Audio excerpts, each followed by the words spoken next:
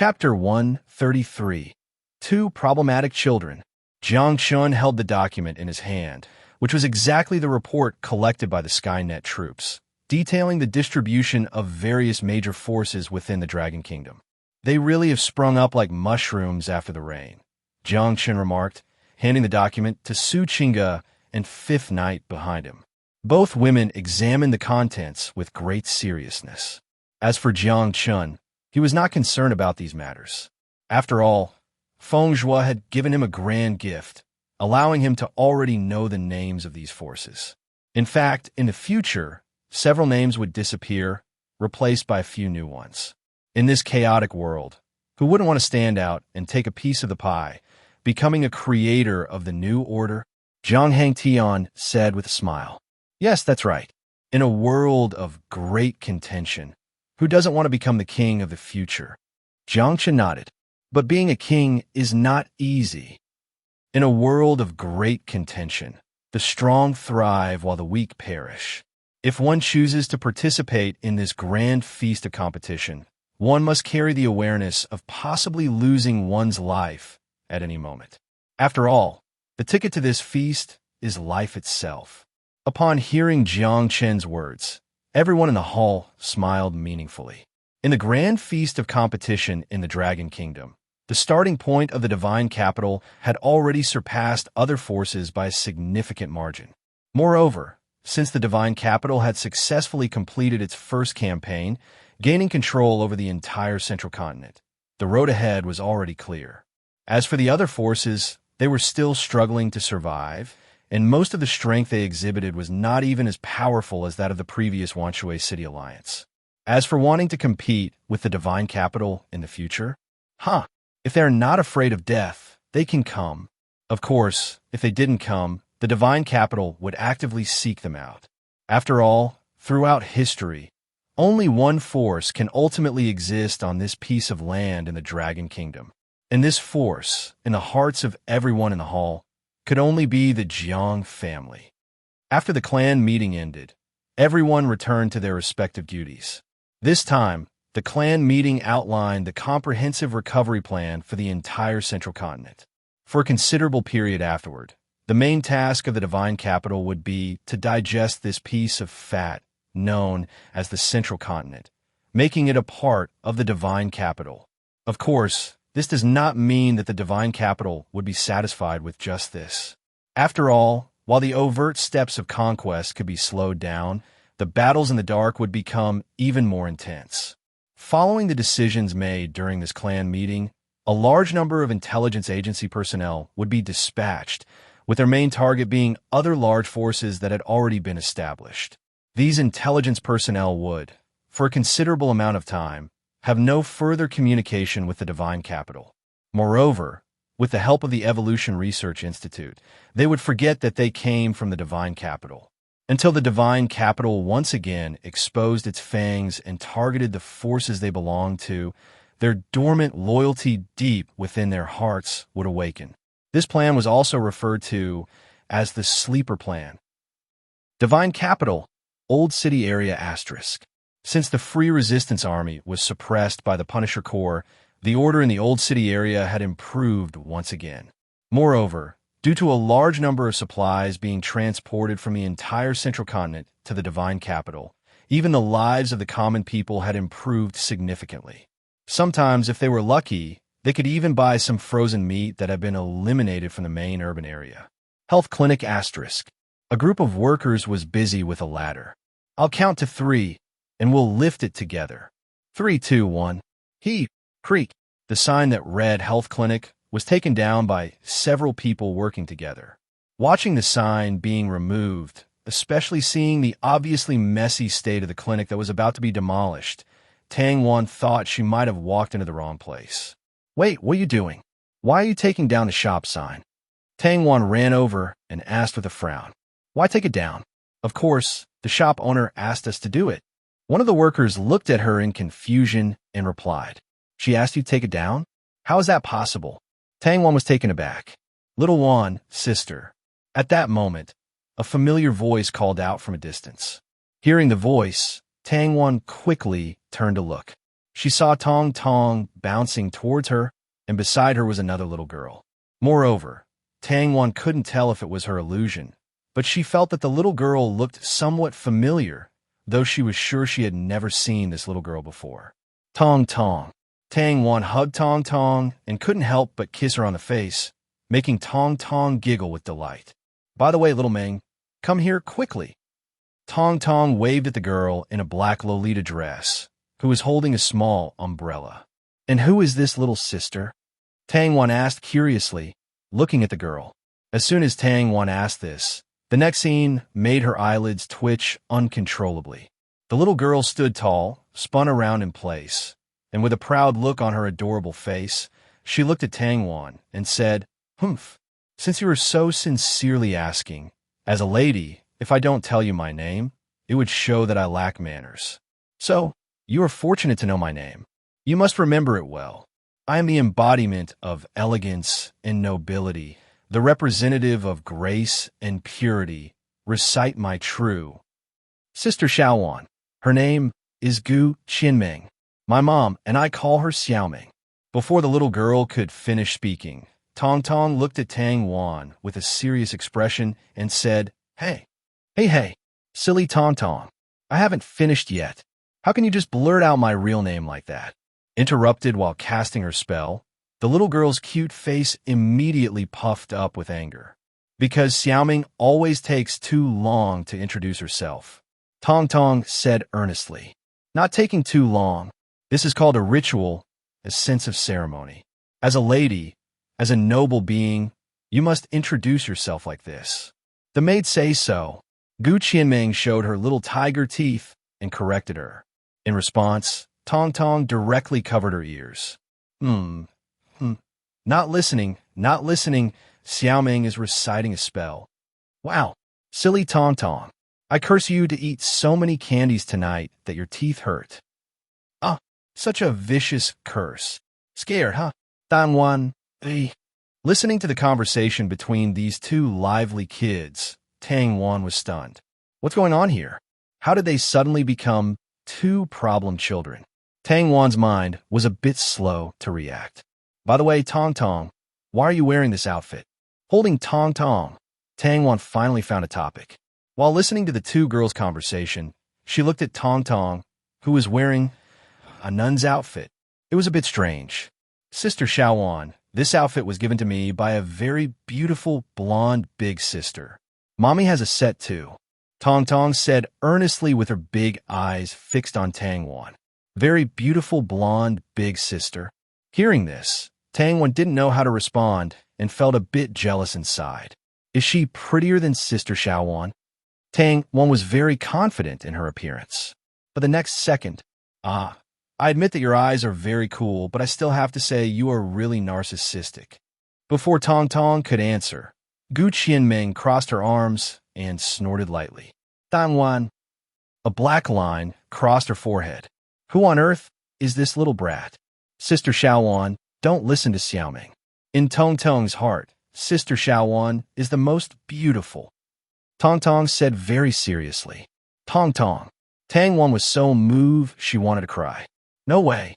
My sister is the most beautiful. Then it's Aunt Healy. And then it's me.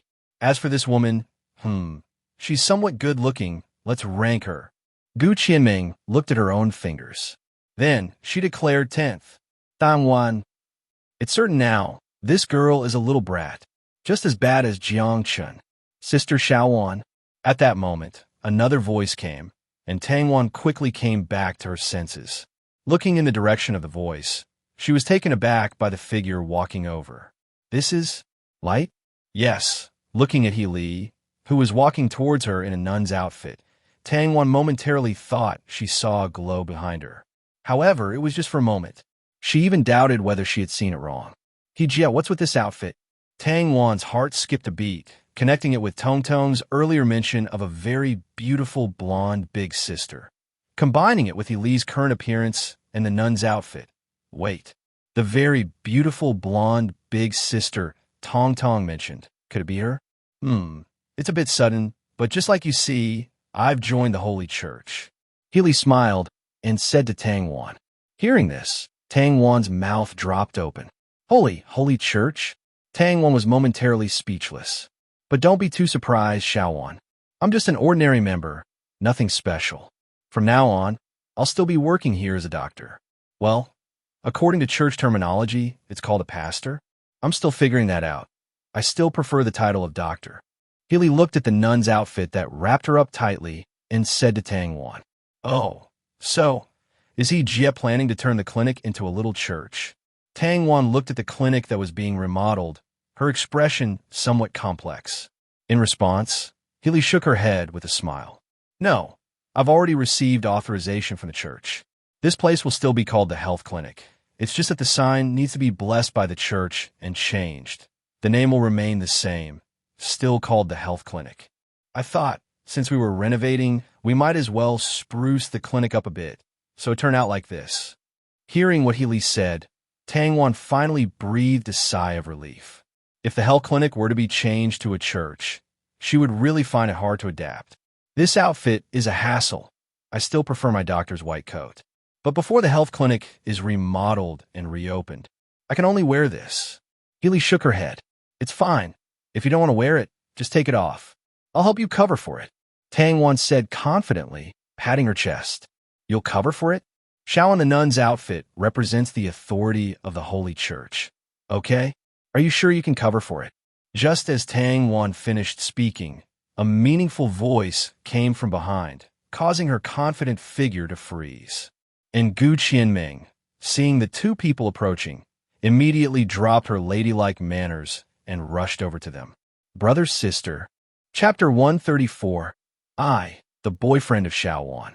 Watching her younger sister rush directly into Jiang Chen's arms, the Valkyrie following behind Jiang Chen was momentarily stunned. However, she quickly regained her composure, and a hint of panic appeared on her usually calm face. "Xiao Meng, that's rude. Come down." No way." Hugging Jiang Chen tightly, Gu Qianming completely ignored her.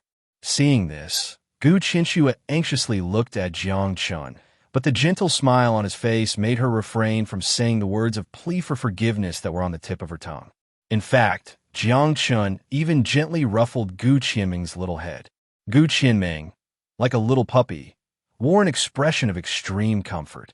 This left Gu Qianming momentarily speechless. Even looking at her sister's happy expression and at the hand of the young master resting on her sister's head, Gu Qianxue felt a slight pang of envy in her heart. Jiang Chen, how come you're here?" At this moment, Tang Wan had finally regained her senses. She looked at Jiang Chen, speaking in disbelief. As soon as Jiang Chen's name left Tang Wan's mouth, Li, who had been staring at Jiang Chen's face in a daze, was completely stunned. "Jiang Chen? Wait a minute. Isn't that the name of the highest ruler of Xinjiang? Could it be?" Healy looked at this handsome young man, who seemed to have no flaws. The next second, she immediately knelt down in front of Jiang Chen. However, before her knees could touch the ground, Jiang Chen subtly moved his finger. Healy's body was lifted by an unseen force. "Greetings, young master." At this moment, Healy was somewhat at a loss for words. After all, this was Jiang Chen, an emperor-like presence in Xinjiang and even in the entire central state. Dr. He, there's no need to be so polite. Today, I'm just here as Xiao Wan's boyfriend to take a look, Jiang Chen said with a smile. "Huh? Why you're Xiao Wan's boyfriend?" Hearing this, Healy's eyes widened immediately. And when Tang Wan heard this, she was momentarily stunned. Then her delicate face flushed bright red. "What do you mean you're someone's boyfriend?" Tang Wan glared at Jiang Chen, furious and embarrassed. "Of course, I'm Xiao Wan's boyfriend, what? We've already kissed, touched." "Wait, stop it. There are two kids here." Tang Wan interrupted Jiang Chen in embarrassment upon hearing his latter words. How could he say such things? Jiang Chen merely smiled at her. Meanwhile, in his arms, Gu Qianming looked at Tang Wan, puffed her cheeks, and pouted. "Young master brother, that woman isn't pretty at all. How could she be your girlfriend? Young master brother, why not switch to someone else? Just switch to my sister. Look, my sister is much prettier than her. Also, if you let my sister be your girlfriend, I can be your dowry." Gu Qianming directly shot a black line over Tang Wan's forehead, lightly huffed at her, and then affectionately said to Jiang Chen, "Young master brother, Xiaoming, stop talking nonsense." Gu Qianxue was also embarrassed by Gu Qianming's words, especially when Jiang Chen's slightly amused gaze turned toward her. In an instant, her usually aloof demeanor vanished, and she fidgeted with her little hands, shyly looking down at the ground through her chest. Meanwhile, Hilly watched this scene with a somewhat strange expression. However, it seemed that ever since the young master personally arrived, the people on the surrounding roads acted as if they couldn't see him at all. Healy glanced at the people on the street. Although they were also paying attention to their side, their gaze never once landed on Jiang Chen, as if he didn't exist at all or as if only they could see him. Young master, would you like to come to our temporary residence and sit for a while?" Healy respectfully said to Jiang Chen. Jiang Chen didn't object and nodded. "Then I will trouble Dr. He," Jiang Chen said with a smile. "Oh, there's no trouble at all. It's my honor to serve the young master." Healy quickly replied, "What honor is there?" Tang Wan crossed her arms, unable to help but mutter softly, "Bad woman, are you talking bad about young master brother again?" Gu Qianming ran over, hands on her hips, looking at Tang Wan. Tang Wan, a black line, crossed her forehead again. "Tong Tong, come here." However, before Tang Wan could think about how to retaliate against Gu Qianming, Jiang Chen was already waving to Tong Tong.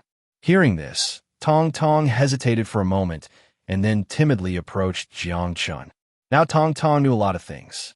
She also understood what this handsome big brother meant to them.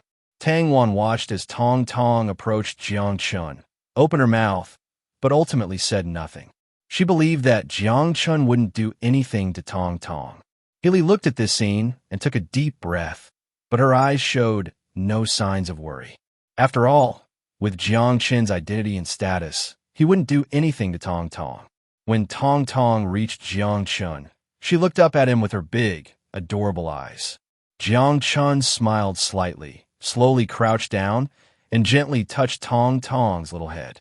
At that moment, a radiant, extraordinary light flickered in Jiang Chen's pupils. Following that, a faint blue water-type extraordinary power rippled around Tong Tong. What is happening? Seeing this scene, Tang Wan's eyes widened. The fluctuations of extraordinary abilities. Moreover, the level of this extraordinary abilities fluctuation was quite high. It was even comparable to her own S-rank ability. Wait, could it be? She turned to look at Healy, only to see Healy smiling and nodding at her. At that moment, she understood. The S-rank extraordinary fruit she had given to Healy wasn't consumed by her. Instead, it was given to Tong Tong.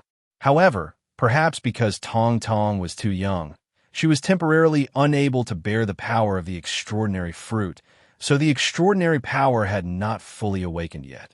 Now, with Jiang Chen's help, Tong Tong's extraordinary ability had finally awakened. Ding!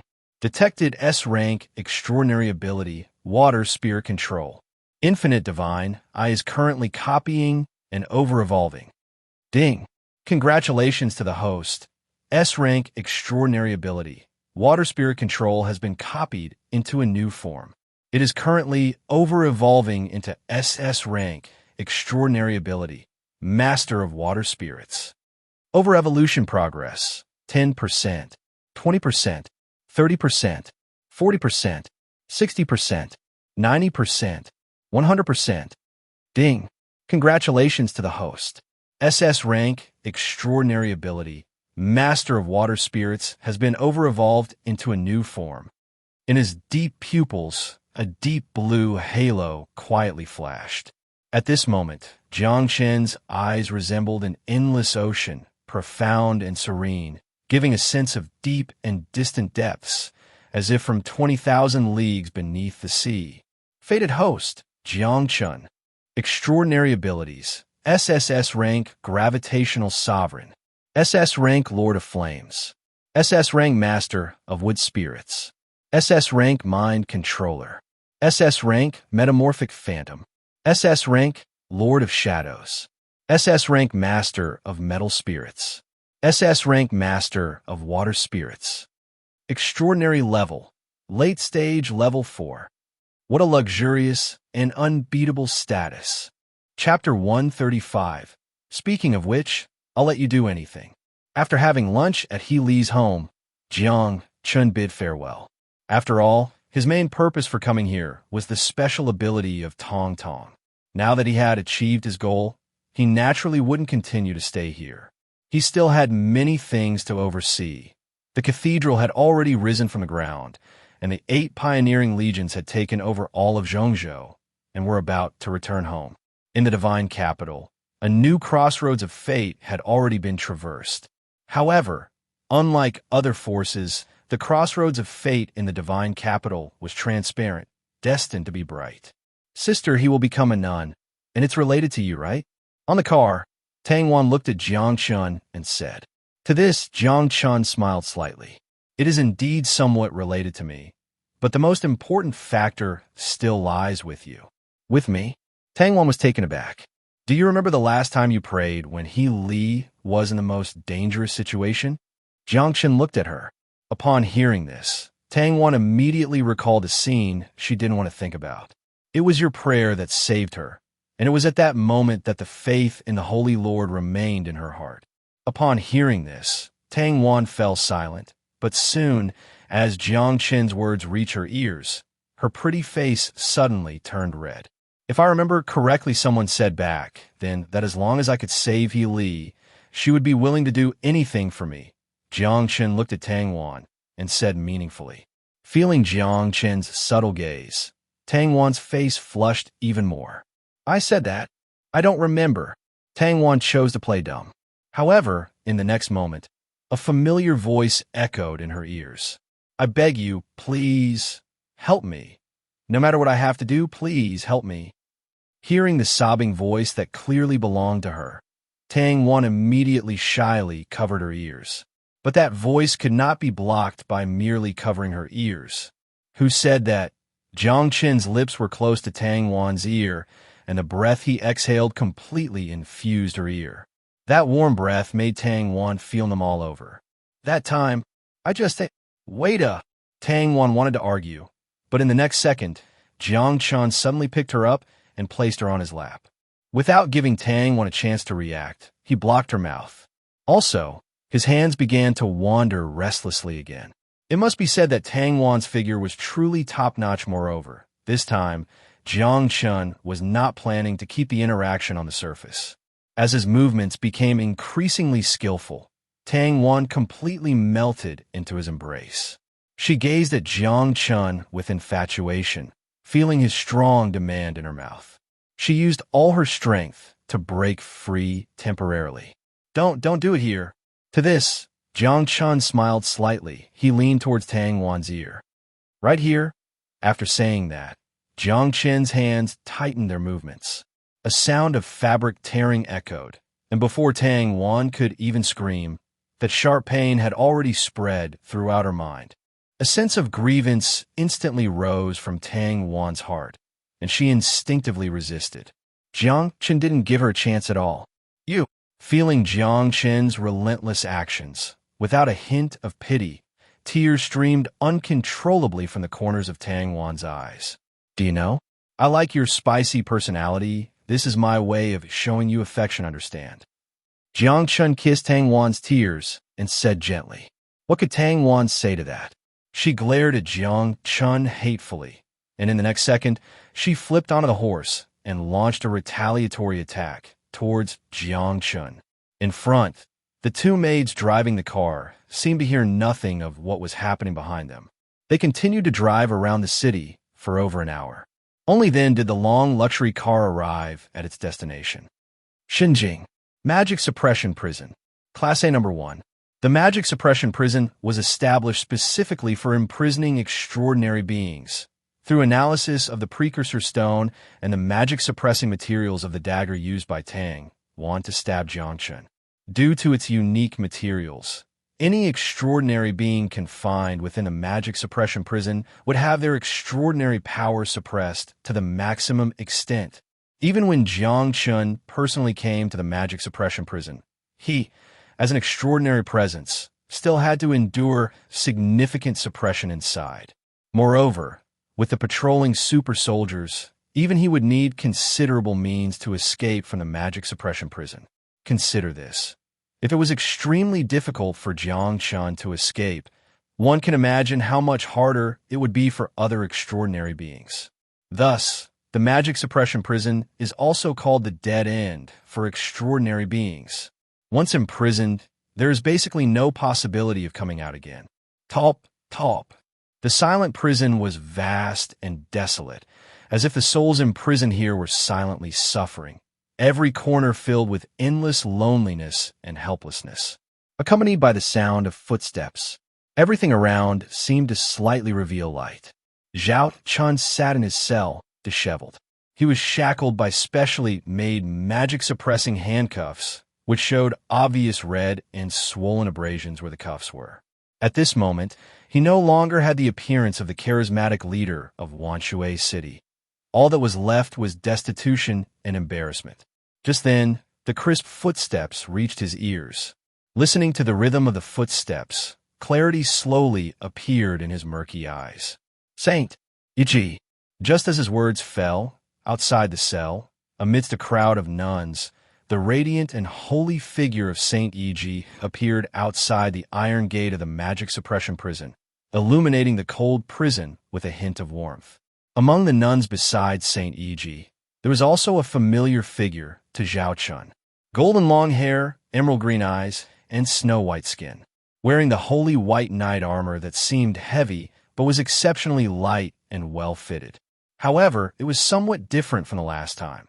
There were golden inscriptions on the armor she wore, and those inscriptions were identical to the ones reflecting the divine power of the Holy God. This person was the divine suppressor. Sequence 09, Holy Knight, Leah. She had become the highest chosen knight of the Holy God, and was naturally also the highest protective knight of Saint Yi. Her green eyes looked coldly at Jiang Chen in the cell. For Jiang Chen, he didn't care. He simply stared at Saint Yi, at her currently wearing a noble holy white robe. The only flaw was that something seemed to be missing from the top of Saint Yi's head at this moment. But it didn't matter. He had once again seen her. Looking at her, Jiang Chen wore a very forced smile on his face. Saint Yi. Chapter 136. Jiang Chen, Day of Atonement. During the time he was imprisoned in the magic restriction prison, he had thought about dying every day. But he still wanted to see her one more time. Now, finally, as he looked at the holy and noble Saint Yi, tears flowed endlessly from Jiang Chen's eyes. She was doing well, very well. This was truly wonderful. At this moment, Jiang Chen felt as if there were no more regrets in his heart. Perhaps it didn't matter if he died like this. But, Jiang Chen, do you know your wrongdoings? Saint Yi's calm voice came from outside the cell. She was still the same as before. No matter what, her tone was always so kind. However, Jiang Chen's pupils were filled with confusion at the content of her words. Wrong? I don't know. He shook his head in confusion. Upon hearing Jiang Chen's words, a look of hopelessness appeared in Saint Yi's eyes, but immediately that look transformed back into compassion. Jiang Chen, you have offended the great holy Lord. This is blasphemy, an unforgivable blasphemy that cannot be tolerated, she said sadly to Jiang Chen. Now, do you understand your sin? Jiang Chen's face revealed a bitter smile. I know my sin. It didn't matter. Knowing or not knowing was irrelevant. Everything was trivial. As long as Saint Yi was well, nothing mattered. It was just a pity. He would never be able to protect her again. This was his life's regret. According to the newly revised Eternal Holy Record, Holy Penal Code, Chapter 9, the blasphemy you committed is unforgivable and punishable by the burning punishment. However, the Holy Lord is merciful. Your mistake occurred before the revision of the Holy Penal Code, and the Lord's heart is broad. The great Holy Lord has pardoned your death sentence. Saint Yi looked at him with a pious smile, praying to the Holy Lord. Pardon my death sentence? A Upon hearing this, Jiang Chen's mind momentarily could not comprehend. Yes, the great and merciful Holy Lord has pardoned your death sentence. Saint Yi clasped her hands together. However, as she shifted her words, Saint Yi's golden-like pupils gazed at Jiang Chen. While the death sentence is pardoned, the living sin cannot escape. Although the great and merciful Holy Lord has forgiven your death sentence, your previous blasphemous actions are undeniable. From now on, you shall become an atoner, initiating a rite of redemption for your past blasphemies.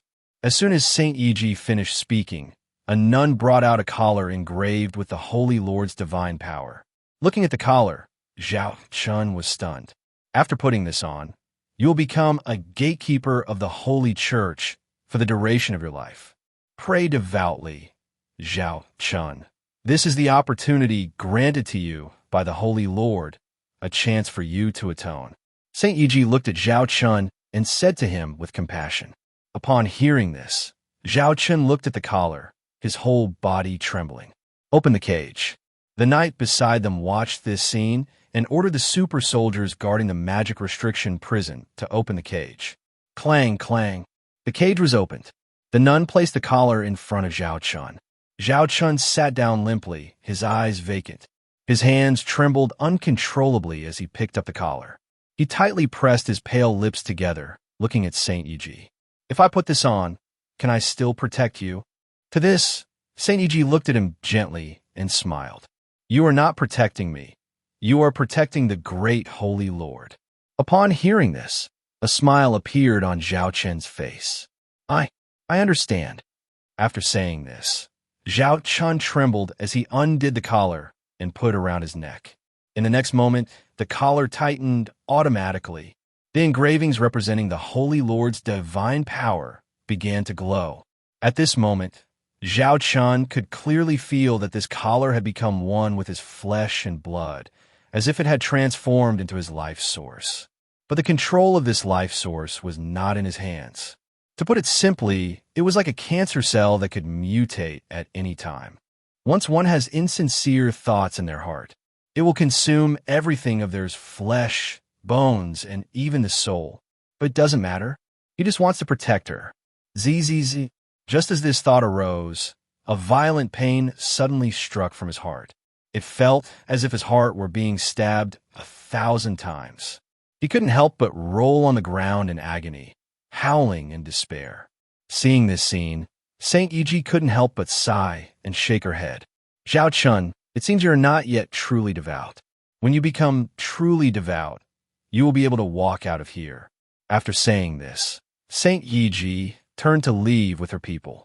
Saint Yi, Jiang Chen looked at her receding figure, crying out in anguish. He wept and reached out toward her, but her figure grew fainter and fainter. Afterwards, the pain tortured Jiang Chen, causing his thoughts to become chaotic and his personality to scatter. But in the end, he awakened. He finally awakened. The pain no longer troubled him. He wept and cried. I was wrong. I was wrong. Great Holy Lord, I was wrong. I, the humble one, am here to plead with you. Great Holy Lord, forgive my blasphemous acts. The torment that had plagued him for several days vanished. What flowed from Jiang Chen's eyes was no longer tears, but blood. He trembled, disheveled. He struggled under the indifferent gazes of the super soldiers, under the pitiful gazes of the subordinates he once commanded. Like Jiang Chen, they too wore collars of atonement around their necks, and they would become the guardians of the Holy Church for life. Bumping and jostling, Jiang Chen walked out of the magic-restricting prison. When the light from the outside shone on his face, he felt that the world was so beautiful. Boom, boom, boom. Just at that moment, a series of booming cannon fire from the distance startled him. What is that sound? He held his head with both hands, terrified like a startled bird. That is the celebratory cannon fire, announcing the victorious return of our divine capital's Pioneer Corps. Today is a day of celebration for the entire divine capital, and also a day of victory in pioneering. A voice with a hint of complexity came from behind. Jiang Chen turned around in a daze. he saw a figure that felt incredibly familiar standing behind him. Zion. He looked at him in a daze. Unlike his own disheveled appearance, at this moment, Yuan Ziong was dressed in a very fitting, neat, and handsome military uniform of the divine capital. Compared to him, they seemed like people from two different worlds. Leader Jiang Chen, glad to see you well. Yuan Ziong looked at him and sighed. Ha! Ha! Ha ha ha! Ha ha ha ha ha! Hearing these words and witnessing this scene, Zhao Chun laughed and cried. He laughed heartily and cried with equal fervor. It's you, haha, so it was you. I finally understand. I finally understand. Jiang. Before he could finish the word, a sharp pain struck him again. Zhao Chun tightly covered his head, gritting his teeth and forcing a smile as he changed his address. Great Holy Lord, I lost. At this moment, your humble servant Zhao Chun, lost with complete submission. And you, Yuan Ziong. He looked at Yuan Ziong and shouted through tears. You must buy me a drink. If it weren't for me, you wouldn't be this amazing. Drink. This drink I will buy for you. Just as you said, if it weren't for your trust, I wouldn't be this amazing. Yuan Ziong, you're such a despicable bastard. Zhao Chun, you are too. You're a pitiful bastard. Ha ha ha, yes, a bastard. We are both bastards. Bastards treat bastards to drinks. What a joy. So, where shall we go to drink? The Holy Square? If we're drinking today, it must be there. What, scared? Scared of what? From now on, the Holy Square will be the place I guard. How could I be scared? Let's go. Let's go. Today, we won't return without getting drunk. Chapter 137, Glory Returns. The Military Parade. Today is a day to celebrate the victory. Outside the divine capital city, under the sacred black wall, a tide of troops, armored vehicles, and tanks flows endlessly. They gather outside the city in neat rows. Among them, the most spectacular sight is the 8 elite soldiers of the forefront, dressed in unified tactical gear of various colors.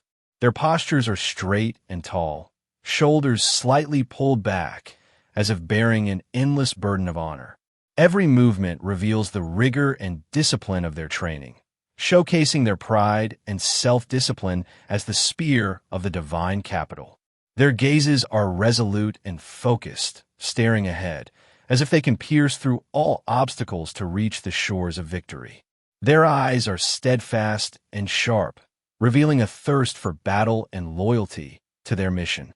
They have returned from the blood-soaked battlefield. Every scar on their bodies is a badge of their glory. They have fought against death, rescuing countless people from the brink of hell. They have also battled with resistors, roaring their loyalty to the great families and the divine capital. In times of expansion, they're the spear of the divine capital. In times of crisis, they're the firm shield of the divine capital. They are the terrifying nightmare of anyone daring to oppose the families and the divine capital. On the black wall, a man dressed in a pitch-black general's uniform stepped forward. He looked seriously at the expansion troops below. His voice, infused with extraordinary power, resonated through the skies. Proclaim the great divine capital's order, the great holy sky's command, the great family's decree. Expansion troops, enter the city. Boom, boom, boom. In an instant, the deafening roar of cannon fire shook every corner of the earth. At this moment, the entire ground trembled. Countless people inside and outside the city watched this scene. Whether they were pilgrims, scavengers, mercenaries, bounty hunters, or soldiers of the divine capital. At this moment, they gazed at the army advancing into the black wall, hearts stirred, trembling, and passionate. Especially for the young people, they looked at the 8 elite expansion troops, looking at these super soldiers, the glorious return of the warriors who expanded the territory for the divine capital. Emotions surged. I also want to join them, to fight for the family, the young master, and the warriors of the divine capital. This is the shared aspiration of countless young hearts at this moment. Facing the gaze of countless people, The 8 elite expansion troops lined up neatly, marching into the divine capital city. They returned victorious, and the streets of the city were filled with enthusiastic crowds. They watched as a soldier carried a coffin draped with the divine capital's dragon head flag at the forefront. Their eyes showed sadness, but also joy, sadness fading away, replaced by passionate praise. They held flowers and the divine capital's flags, waving their arms, cheering to welcome the heroes returning for victory. The cheers echoed throughout the city, as if the heavens and earth were boiling. Some people knelt before them, because they are the warriors of the great divine capital, the warriors of the great holy sky. They are the angels walking among men. The soldiers of the expansion troops moved step by step toward the holy square. Their eyes were filled with excitement, but their strong mental fortitude kept them calm. Even so, when they saw the holy square and the towering statue of the holy sky, the roar of the army suddenly resounded through the skies. All expansion soldiers, including the team leaders and regiment leaders, knelt on one knee, along with the crowd gathered at this moment. Everyone knelt down towards the distant statue of the holy sky. Great holy sky, eternal.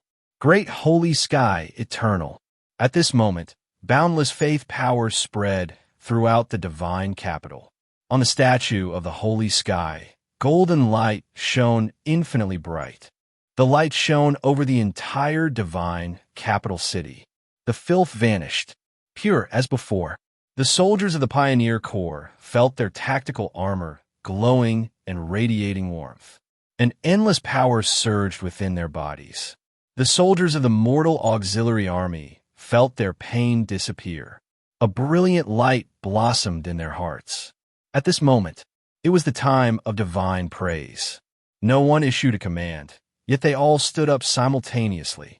Their steps were powerful and resonant as they marched towards the Holy Heaven Square.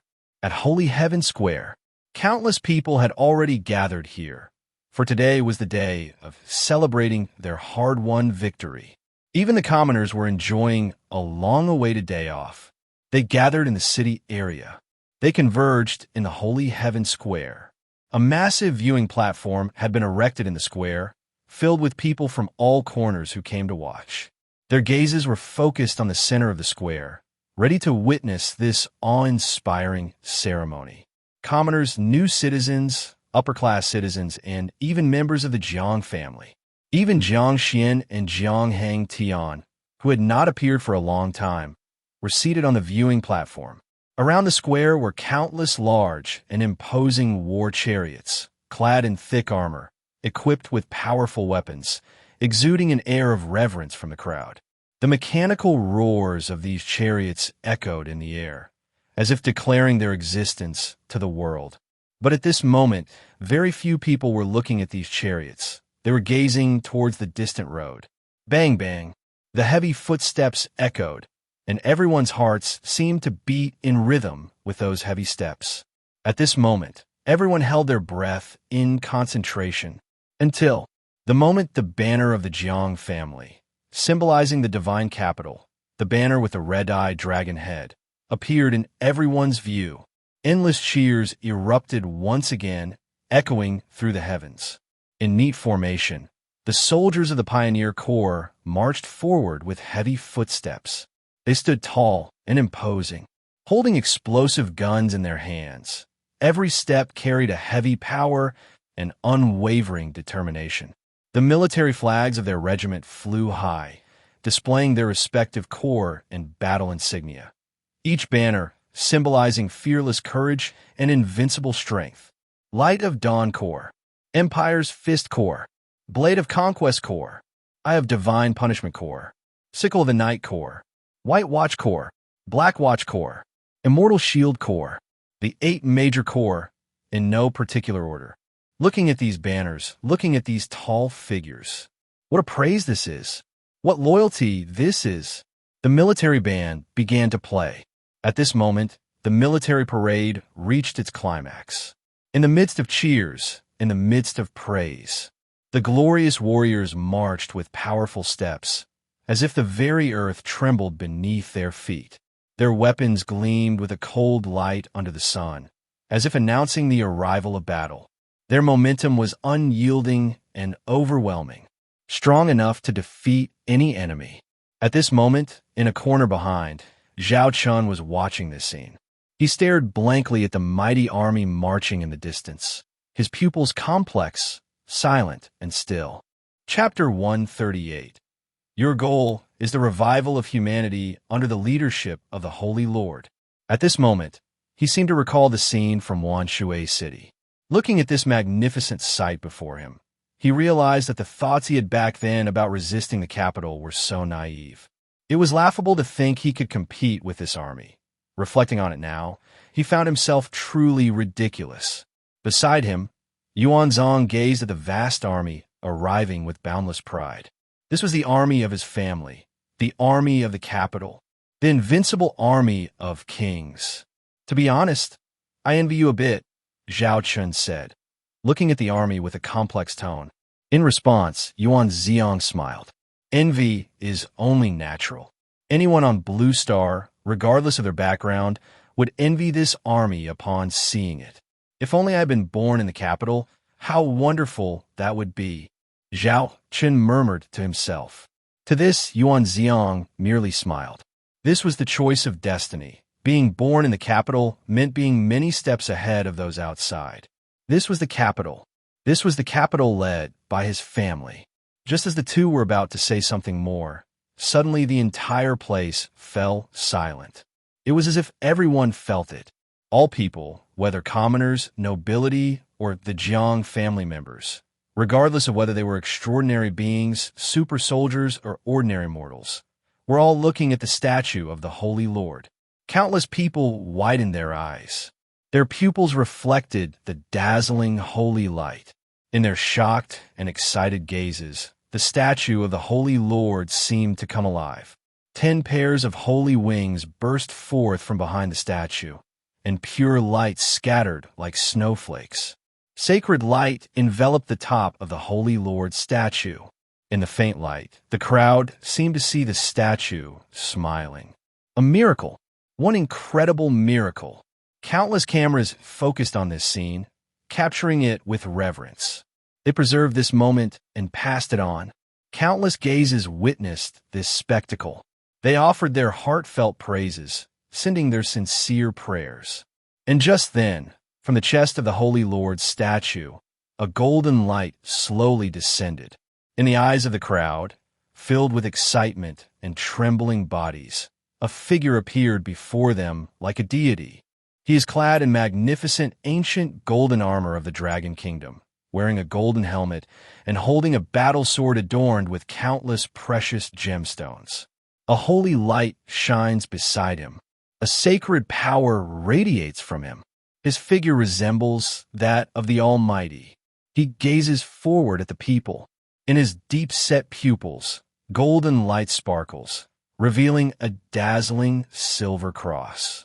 He calmly accepts the devout attention of the crowd. In this moment, he is like a true God descending. His expression is divine as he raises the battle sword in his hand. In an instant, the square erupts with deafening cheers and shouts. Long live the young master! Long live the Almighty! Long live the young master! Long live the Almighty! This is the response of his people. This is the adoration and respect of his subjects. A display of devotion and loyalty. Glory! Glory! This is great glory! Jiang Chen stands at the center of the military parade, amidst endless praises. His voice resonates throughout the square, as if the heavens and earth tremble for him. His voice is steady and authoritative, filled with unwavering determination. Every word he speaks strikes a chord in people's hearts, igniting boundless enthusiasm for battle and the pursuit of glory. Glorious warriors, today we gather here to demonstrate our unparalleled strength and courage to all. We are loyal warriors, bearing the sacred mission of defending the divine capital and humanity, upholding justice. His voice echoes across the square, and everyone is moved by his words, as if they are immersed in a great battle. The apocalypse could not defeat us. Those inhuman monsters have fallen beneath our swords. We rise from the ruins of the apocalypse, bearing endless missions. Perhaps we will encounter more formidable and terrifying beings in the future. But Jiang Chen's gaze sweeps over the crowd, his expression solemn. At this moment, everyone is silent, gazing up at him. I can assure you clearly that we will not retreat. We will not yield. We not only represent our family, the divine capital, and the hope of Central Continent. We also represent the hope of all humanity. The apocalypse cannot instill fear in our hearts. Monsters cannot obstruct our progress.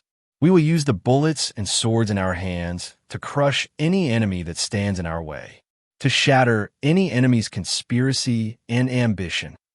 Jiang Chen's voice is filled with determination and authority, each word like a sharp sword piercing the heart of the enemy.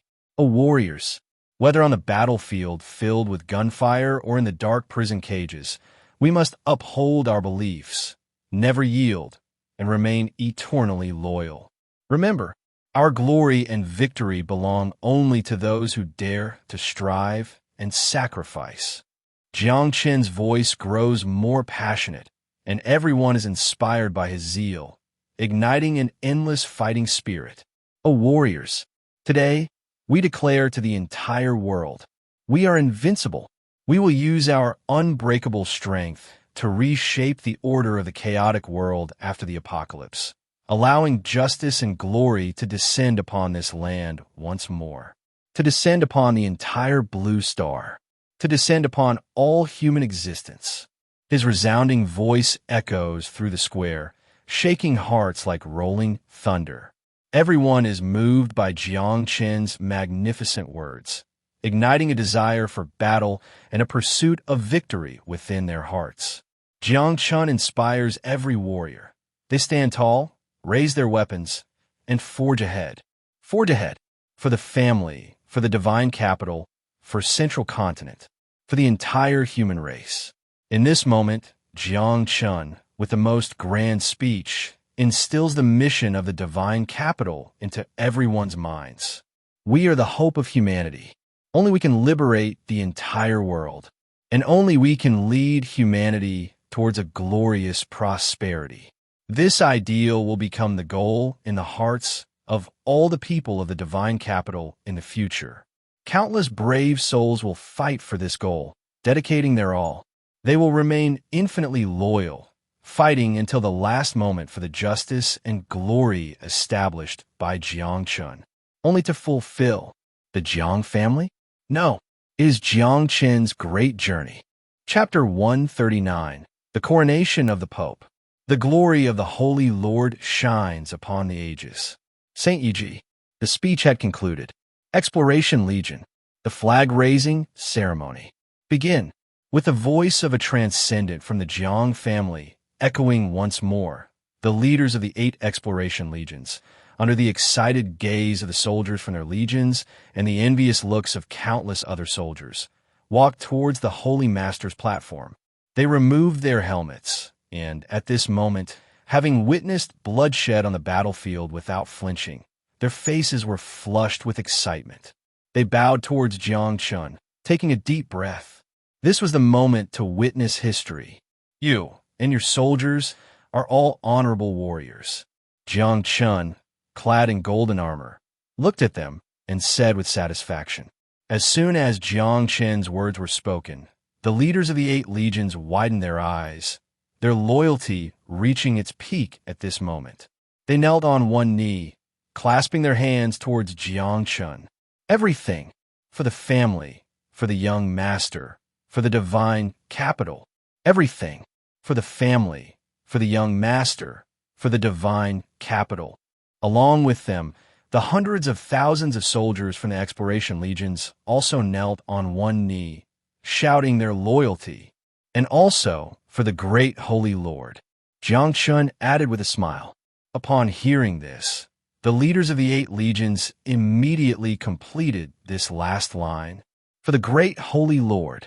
The great Holy Lord is eternal. The great Holy Lord is eternal. The thunderous roar resounded like a tidal wave, shattering even the clouds in the sky. Jiang Chen could feel the endless power of faith continuously flowing towards him. The celestial angel within him emitted an incomparably comfortable sound. It was even more soothing than the time he personally taught the celestial angel. Jiang Chen raised the sword of war in his hand, touching the heads of the leaders of the 8 legions one by one. The crown of honor, the Holy Master's golden radiance, shimmered around their heads. This was their honor. It was also the honor of their 8 legions. They were excited. They praised. This was the supreme glory. And behind them, Sijin stepped out amidst the brilliance. At this moment, she was dressed in a gorgeous Han-style palace gown, her delicate face snow-white and flawless. She held a jade vessel made of gold and white jade, within which were 8 golden banners. She walked in front of Jiang Chen and bowed to him. Jiang Chen, amid the loyal praises, kissed her forehead. Then he took the 8 banners from the jade vessel. Light of Dawn Legion, bestow the divine gift of the Holy Radiant Banner. Empire's Fist Legion, bestow the divine gift of the Holy Radiant Banner. Blade of Conquest Legion, bestow the divine gift of the Holy Radiant Banner. Eye of Divine Punishment Legion, bestow the divine gift of the Holy Radiant Banner. Sickle of the Night Legion, bestow the divine gift of the Holy Radiant Banner. White Guardian Legion, bestow the divine gift of the Holy Radiant Banner. Black Guardian Legion, bestow the divine gift of the Holy Radiant Banner. Indestructible Shield Legion, bestow the divine gift of the Holy Radiant Banner. At this moment, beneath the platform, a golden pattern encircled the banners of the 8 legions, and on the soldiers' armors, a golden pattern adorned their legion insignias. This was the supreme honor. It was an honor that would accompany them forever. At this moment, they did not speak. They only trembled as they performed the highest tribute to Jiang Chen. The silence at this moment was the highest loyalty. Jiang Chen nodded at them. Then he looked at the other soldiers behind them, at those super soldiers who had only completed their genetic modifications after the start of the exploration war, and at the ordinary soldiers, looking at the 8 exploration legions with envious eyes. The next words from him made the eyes of these soldiers shine with endless light. It also filled the 8 exploration legions with shock and a sense of competition. The exploration war is just a beginning. In the future, we will engage in more glorious wars of redemption. At that time, I hope there will be more brave soldiers standing up. I even hope that you will become strong enough to establish new legions, establish new glories. Remember, the exploration does not stop. The pursuit never ends. You, too, can become an honorable existence just like them. In the future, Jiang Chen's words were like a promise. New legions, new glories. The 8 exploration legions were not the end. Just as the great young master, as the great holy God has said, they only need to be powerful, only need to achieve great merits. They can even establish a legion that rivals the 8 great pioneer legions, obtaining the legion's banner adorned with golden patterns, the highest honor. O great holy God, witness this. At the time of the first pope's coronation, the Holy Church will establish a sacred legion. Just at that moment, a woman clad in holy white armor stepped forward. She knelt on one knee, her emerald green pupils gazing obsessively at Jiang Chen, praying loyally. Upon hearing these words and seeing this person, the leaders of the 8 great legions widened their eyes in shock. The Holy Knight, Leia. Indeed, the figure stepping forward at this moment was the sacred prohibitor, serial number 09, codename Holy Knight Leia. At this moment, many soldiers who were not from the 8 great pioneer legions felt ripples in their hearts upon hearing Leia's words. What surprised them was not only Leia's intention to establish a sacred legion, but also her mention of the first pope's coronation ceremony. They all knew about the Holy Church. At this moment, Everyone in the holy capital was well aware of the holy church, because behind the statue of the holy god, the towering holy church had already risen from the ground. However, the holy church was still in a closed state. Now, combined with the holy knight's words, did this not imply something significant? Everyone looked at Jiang Chen. To this, Jiang Chen smiled slightly. In the next moment, he waved his hand. In an instant, the chanting of the holy words resonated throughout the entire holy plaza. Amidst the holy prayers, in the almost trembling gaze of Jiang Chen, the tightly shut doors of the holy church slowly opened, and a red carpet extended from the holy church all the way to the statue of the holy god, right in front of Jiang Chen. As everyone looked on, at that moment, it seemed they saw something ineffable. Surrounded by praying nuns and combat nuns in silver-white tactical armor, a golden figure dressed in a magnificent papal robe emerged. The robe was adorned with gold thread, and intricate patterns exhibited purity and authority, its collar embellished with sparkling gems and pearls, illustrating a splendid color, symbolizing ecclesiastical power and glory. She was radiant and holy, exuding a divine and solemn aura. Her face was dignified yet gentle, her gaze filled with wisdom and compassion. As the holy sound resonated, she walked before Jiang Chen. In a devout gaze, she knelt before the great holy god. At this moment, the sacred bell tolled 9 times. It resonated with the power of the holy god. Auntie Jean approached once more. She held the papal scepter in her hands. She walked to Sheng Yiji, gazing tenderly at her sister. Sheng Yiji kissed the back of her hand and slowly bowed her head. This was Auntie Jin's position, the unique status recognized by Jiang Chen. Under the gaze of countless people, Auntie Jin gently placed the scepter into Sheng Yiji's open palms. The ecclesiastical power had entered her hands. In the next moment, it represented the divine power of the holy god. Auntie Jin stepped back. Jiang Chen reappeared before Sheng Yiji. Sheng Yiji looked up at him in a daze, her eyes reflecting endless light. The radiance of the holy god made her feel infinite glory. At this moment, she softly prayed, "Holy Lord eternal, shining upon all, how fortunate to bathe in the holy light." In an instant, the nuns' chanting of holy words transformed into these 16 characters. Holy Lord eternal, shining upon all, how fortunate to bathe in the holy light. The golden light from the statue of the holy god blossomed and shone brightly at this moment. That radiance was brighter than the sun. At this moment, everyone knelt on both knees. Only those who stood were the holy god. The sacred 9-turn divine golden crown appeared in Jiang Chen's hand, glowing with golden light. Under the gaze of thousands, under Jiang Chen's divine gaze, the crown representing the holy god's ecclesiastical power was placed upon Sheng Yiji's head. At this moment, the ceremony was complete. At this moment, the holy church stood here.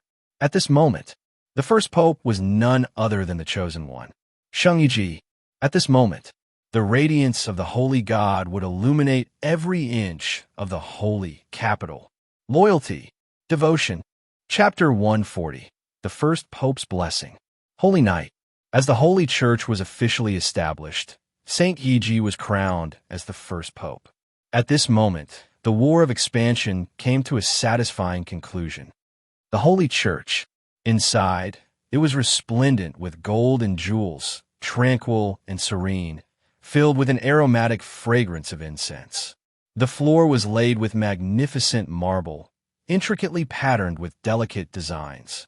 The huge vaulted ceiling was adorned with stained glass windows, through which sunlight streamed in, illuminating the beautifully decorated murals and sculptures on the church walls. The sculptures were exquisitely crafted and lifelike, while the murals were vibrant, showcasing the divine words of the Holy Lord written by the seraph, combining the essence of the dark universe. In the center of the grand hall, a sacred statue of the Holy Lord was prominently displayed, with a halo of divine light behind it, its expression solemn and compassionate. At its feet was a golden throne. This was the throne of the Pope. At this moment, a figure was seated upon this throne. His appearance was identical to that of the statue of the Holy Lord behind him. Or rather, one might say that the Holy Lord should resemble him. He supported his face with one hand, his gaze deep and inscrutable, as if he could easily peer into a person's soul. Beneath the throne, a noble and holy figure was prostrating before him. Saint Iji, now the first pope of the Holy Church. With high status and power.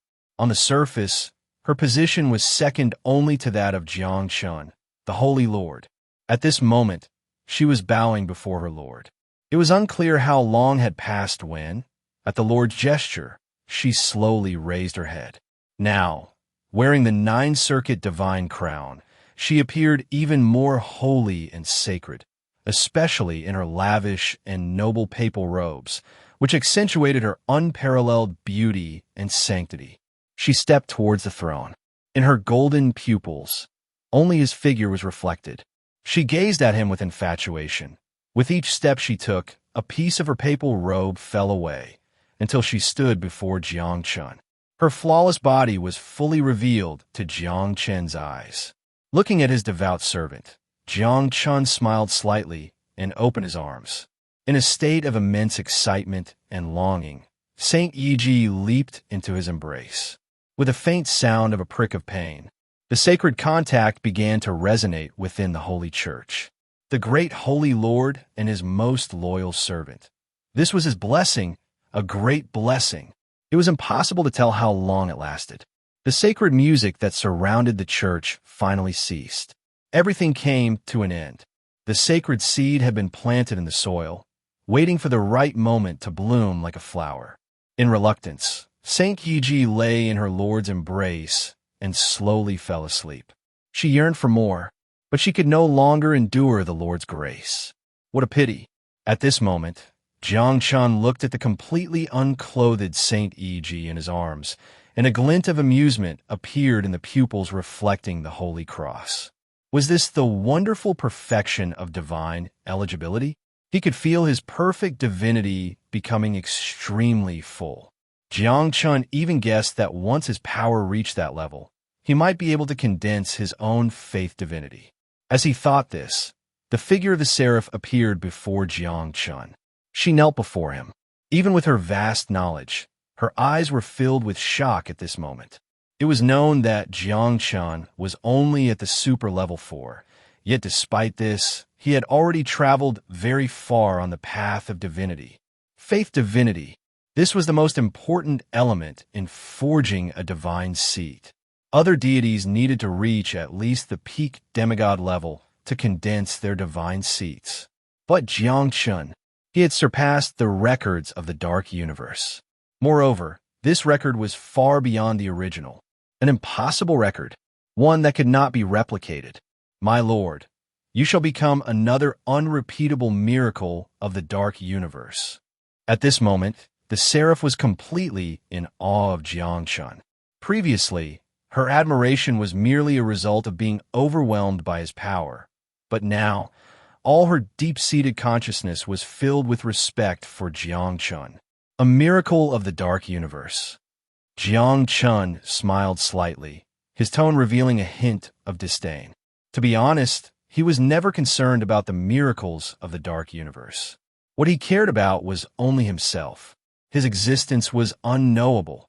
As the destined great antagonist, his existence should make even the dark universe tremble. In the future, he wanted calamities that could not describe his existence. He wanted doomsdays that would shudder before him. He was the eternal singularity of this world, a being that transcended all, the true Lord of all, your holy judgment. Sensing Jiang Chen's grand thoughts at this moment, though the seraph did not know the specifics of these thoughts, she still exclaimed. She had a premonition that her Lord would accomplish an unbelievable miracle that all dared not believe. A miracle akin to the great end. No, it was a miracle even greater than the great end.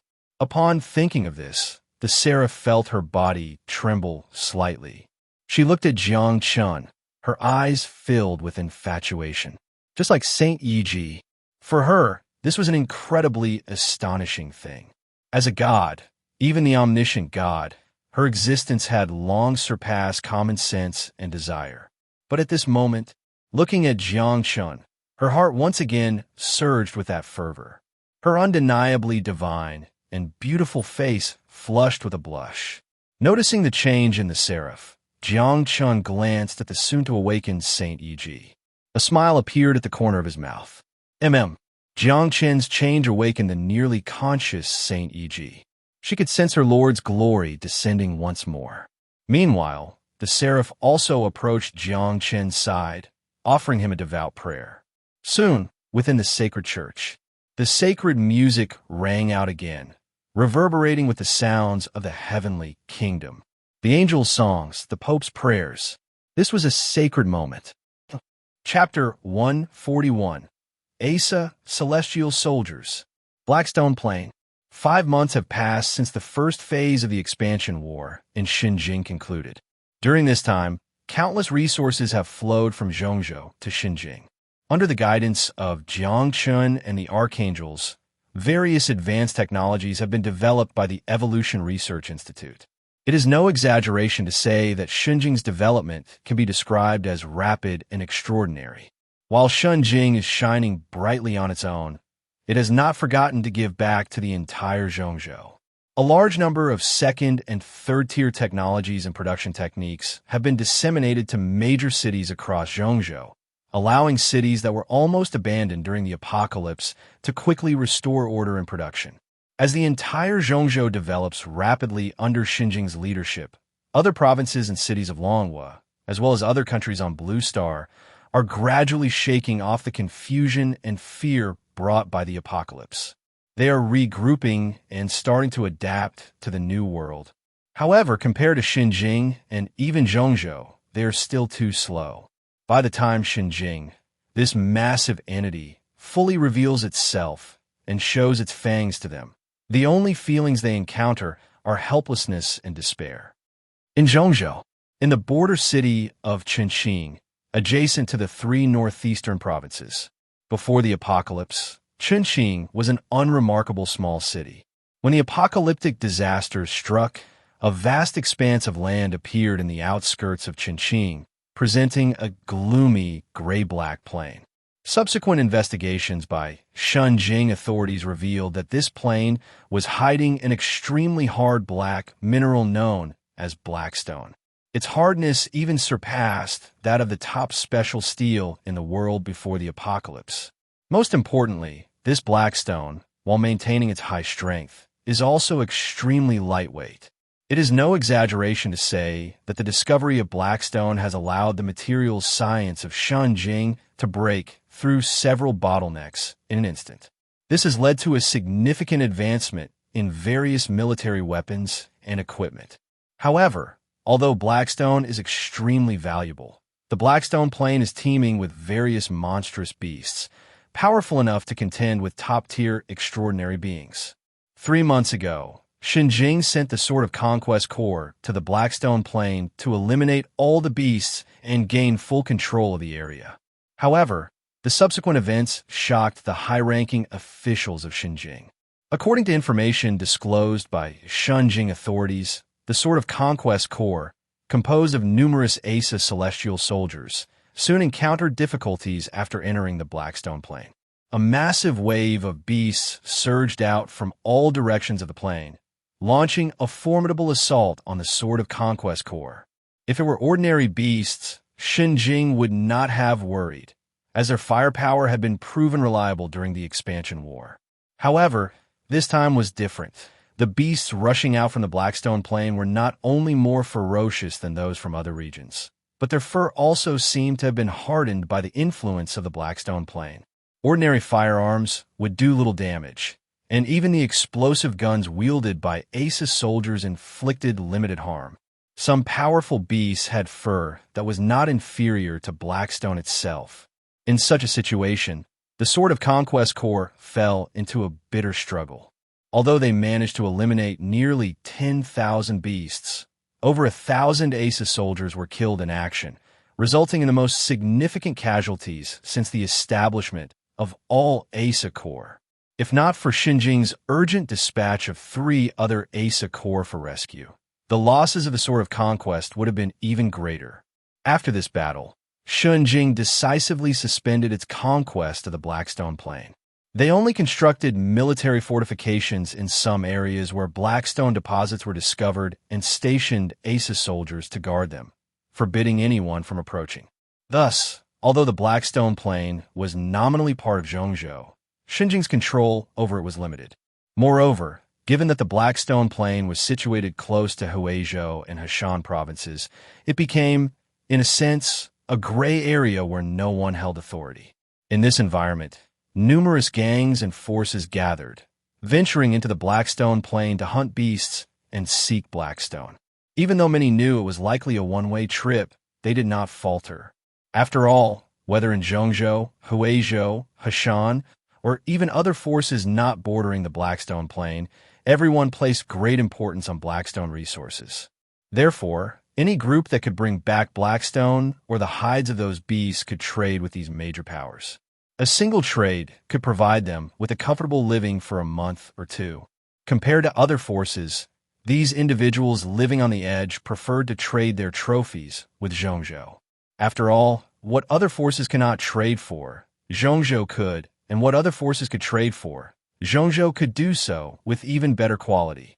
However, the only downside was that Zhongzhou generally did not accept the hides of lower-tier beasts unless they were from first-tier or higher beasts that could contend with extraordinary beings. Thus, to earn contribution points from Zhongzhou, one essentially had to bring pure Blackstone for trade.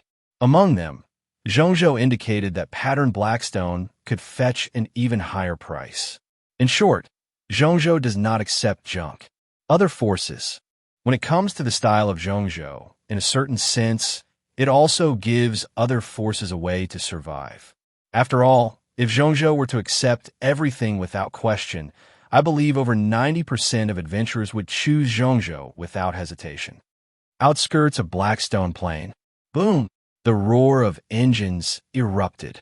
Several modified, wasteland-style off-road motorcycles sped across the plain, kicking up large clouds of dust.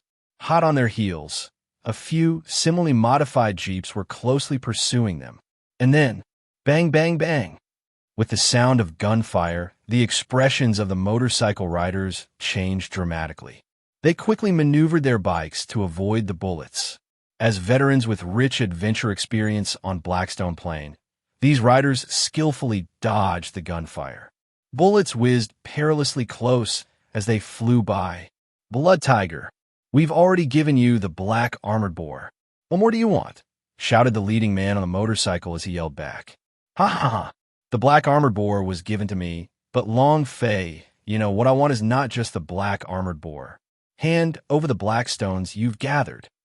A burly man poked his head out of the jeep's sunroof, holding a machine gun, and coldly laughed at the fleeing group in front of him. Hearing this, the expressions of the men in front changed. We only managed to get the black armored boar. Where's the Blackstone? One of the motorcycle riders shouted. Upon hearing this, the burly man in the jeep didn't say much.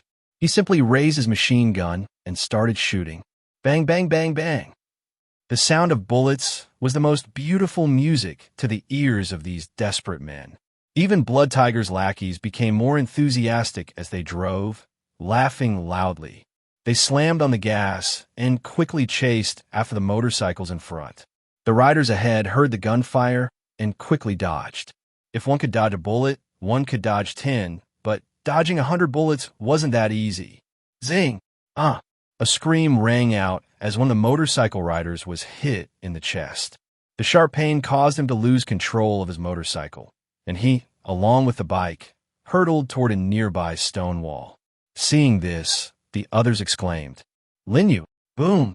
Just as they finished speaking, that motorcycle crashed heavily into the hard stone wall. Unfortunately, the motorcycle's fuel tank was impacted and exploded. In an instant, a blazing fire engulfed the man along with the motorcycle, consuming them in a flash. Bastard! Seeing this, the others were furious. They pulled out their guns and shot back. Compared to their motorcycles, Blood Tiger's jeeps were evidently specially armored. Their bullets couldn't penetrate at all. Escape into the canyon. Don't get entangled with them. Long Fei shouted, snapping the others back to their senses. They glanced at Lin Yu, who had turned to ashes, gritted their teeth, revved the engines, and sped towards the canyon. Blood Tiger watched this with a cold smirk. Escape? Can you escape? Chase them. Understood, boss. ASA is a unified term used by the capital for super soldiers. Ordinary people also refer to them as ASA heavenly soldiers, meaning the army of gods. Chapter 142, Pursuit. In the canyon, Long Fei and the others were speeding away on their motorcycles. Behind them, Blood Tiger and his men were relentlessly pursuing, bullets continuously firing around them, sparking off the rocks. The canyon was relatively narrow, and there were plenty of rocks to hide behind, plus their motorcycles were agile. It was quite difficult for Blood Tiger to catch up with them in such a short time. However, a new problem soon arose. "Captain, I'm running low on fuel," one person shouted. "Captain, my motorcycle is out of gas too," another cried out. Hearing the voices around him, Long Fei glanced at his own bike's fuel gauge, and it was also in the red. His expression darkened. Before being chased by Blood Tiger, they had hunted black armored pigs, and their motorcycles had been modified, consuming more fuel. At this speed, their bikes would run out of gas in at most 10 minutes. "Captain, should we just fight them?" one person said angrily. "Exactly, let's fight. After all, we're dead either way. Even if we hand over the black stone to Blood Tiger, he definitely won't let us go," another gritted his teeth. "Captain, make the call." The others looked at Long Fei. Long Fei took a deep breath, and in the next moment, a cold glint appeared in his eyes. "Then let's fight Blood Tiger. If he wants to take us down, he'd better be prepared to lose some teeth." "Fight!" Hearing Long Fei's words, the others nodded in agreement, shouting in anger. Meanwhile, Blood Tiger observed Long Fei's actions and clearly understood that they were ready to fight to the death. A cold smile appeared on his face. "Fight to the death with me? You think you're worthy? Stop the vehicles." As Blood Tiger's command fell, several jeeps halted abruptly.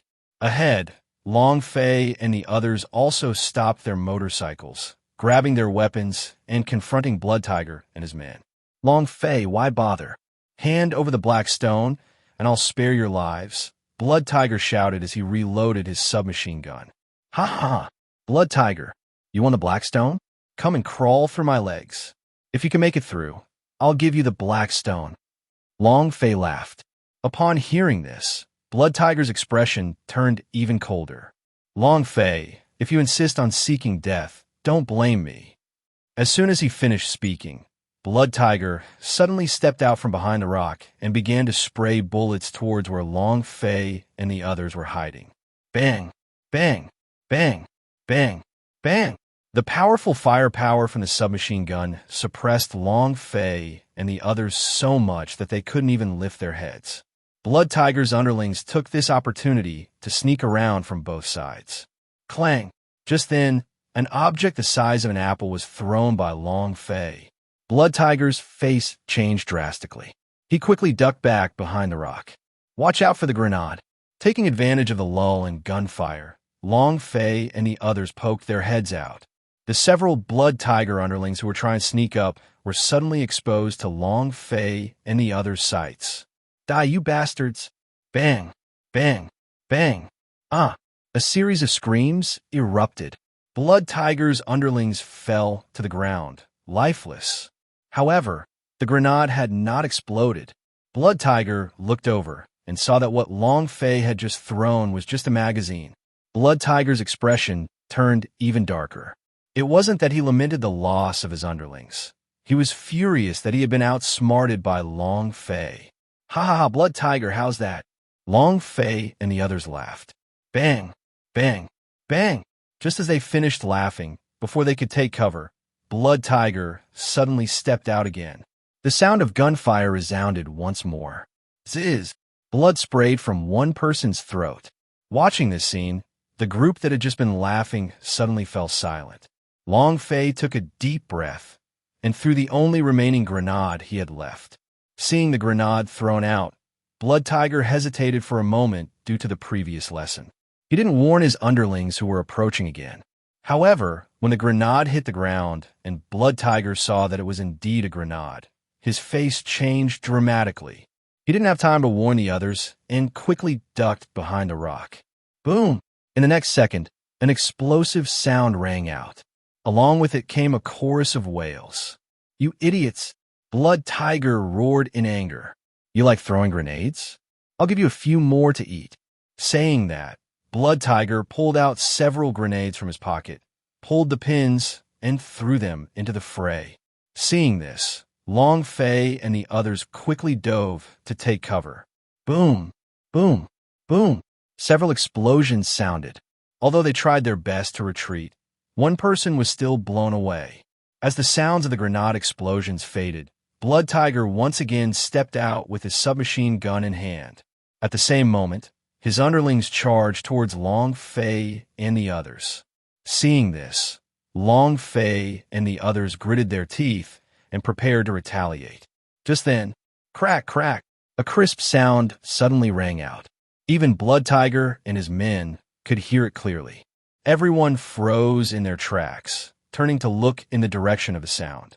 They saw a crack forming beneath their feet, stretching outwards, and as the crack began to widen, Long Fei and Blood Tiger felt the ground beneath them shaking. "It's going to collapse." Both Long Fei and Blood Tiger were shocked. "Run!" Blood Tiger shouted, turning around and abandoning everyone as he dashed towards the canyon exit. At this moment, the cracks had spread all around. Before he could run a few steps, crack! Boom! In an instant, including Blood Tiger, Long Fei, and the others all fell from the ground. Chapter 143.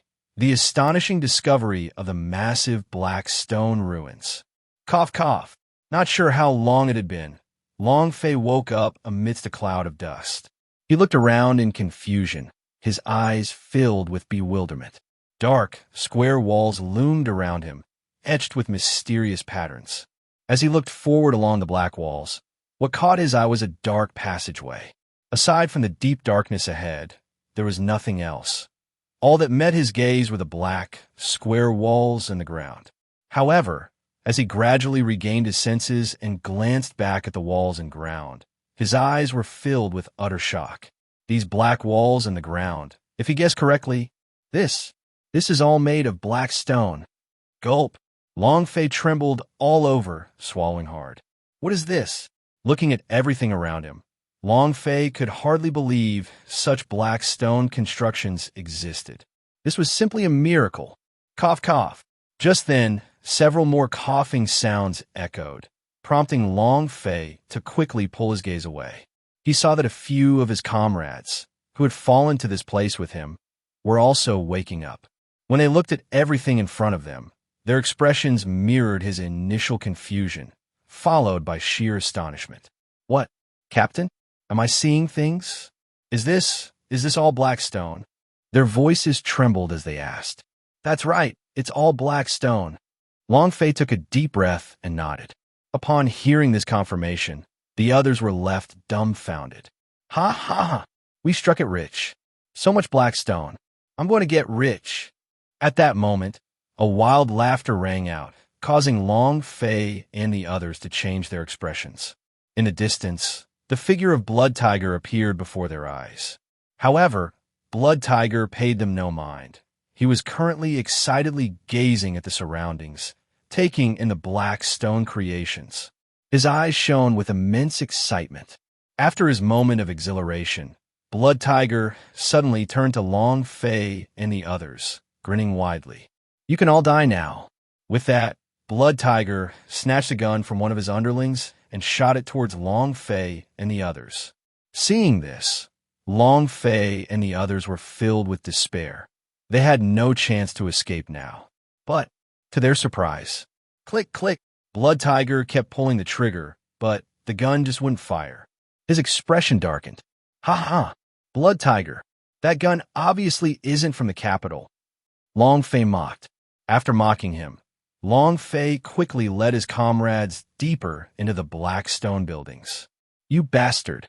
Blood Tiger, seeing this, glared at his underlings with a murderous intent. His underlings trembled in fear. It wasn't their fault. How could they have anything to trade for a gun from the capital? Chase! We must kill them! Throwing the useless gun to the ground, Blood Tiger roared as he chased after Long Fei and the others. At this moment, Long Fei and his group were sprinting through the black stone structures. While running, Long Fei opened his communicator. "Captain, what are you doing?" Calling for support from the Central Plains. Long Fei said calmly. "What?" Hearing this, everyone was taken aback. They knew the Black Stone Plain was a no-man's land. Even though they were from the Central Plains, their lives would not be cared for here. Moreover, with so much black stone, if they could monopolize it, I advise you not to have a mindset of occupying this place. Look at the shape of these black stones. There's no way they are naturally formed. This place is definitely more than just black stone. Long Fei looked at the dark, square walls around him, speaking coldly. Upon hearing this, their bodies trembled. Long Fei's words made them suddenly calm down. "But, Captain, will the Central Plains come to our rescue?" "They definitely will, as long as I report the situation here to the Central Plains." With that, Long Fei took a photo of the black stone structures in front of him and sent it to the Central Plains government hotline in Chongqing City. "Next, we just need to wait for support from the Central Plains." Long Fei took a deep breath and continued to lead his group deeper into the black stone buildings. At this moment, Chongqing City, as the nearest city to the Black Stone Plain, after the last campaign by the Sword Brigade in the Black Stone Plain, the capital announced a massive construction of Chongqing City, making it one of the most important fortress cities in the Central Plains. Every day, countless people traveled back and forth between Chongqing City and the Black Stone Plain. Among them were many from He Province and Hui Province. These individuals stayed in Chongqing City to gather intelligence for the Air-Sai Star of He Province and the Human Defender Alliance of Hui Province, as well as to exchange goods with the Central Plains. After all, things from the Central Plains were always praised. In the government building of Chongqing City, an official who was working received Long Fei's message. Initially, he was about to dismiss it as junk information. However, when he saw the signature, under the canyon of the Black Stone Plain, a mysterious large black stone creation has been discovered. He paused briefly, then immediately opened the message. Upon reading it, the official was stunned, but in the next second, he quickly regained his composure, his gaze becoming extremely focused. Taking a deep breath, he promptly forwarded the photo to a higher authority. Chongqing City, Military Intelligence Bureau Division. As soon as Long Fei's photo was transmitted, a commotion erupted within the Chongqing City Military Intelligence Bureau. A tall man, with a somewhat gloomy expression and dressed in a military uniform, pushed the door open. He emanated an aura of extraordinary presence. Most notably, he had a golden crown faintly visible behind his head. This person was none other than the commander of the Sword Brigade. "Zorn, General." Upon seeing him, everyone in the room quickly bowed in respect. "Has the photo been verified? Is it confirmed as a black stone ruin?" Zorn asked coldly, not bothering with pleasantries. "General, it's already confirmed. The patterns on the black stone ruins in this photo are identical to those on the black stone ruins in Military Fortress number 13 of the Black Stone Plain. And from this photo, it can be seen that this black stone relic is far larger than the black stone relics we previously detected."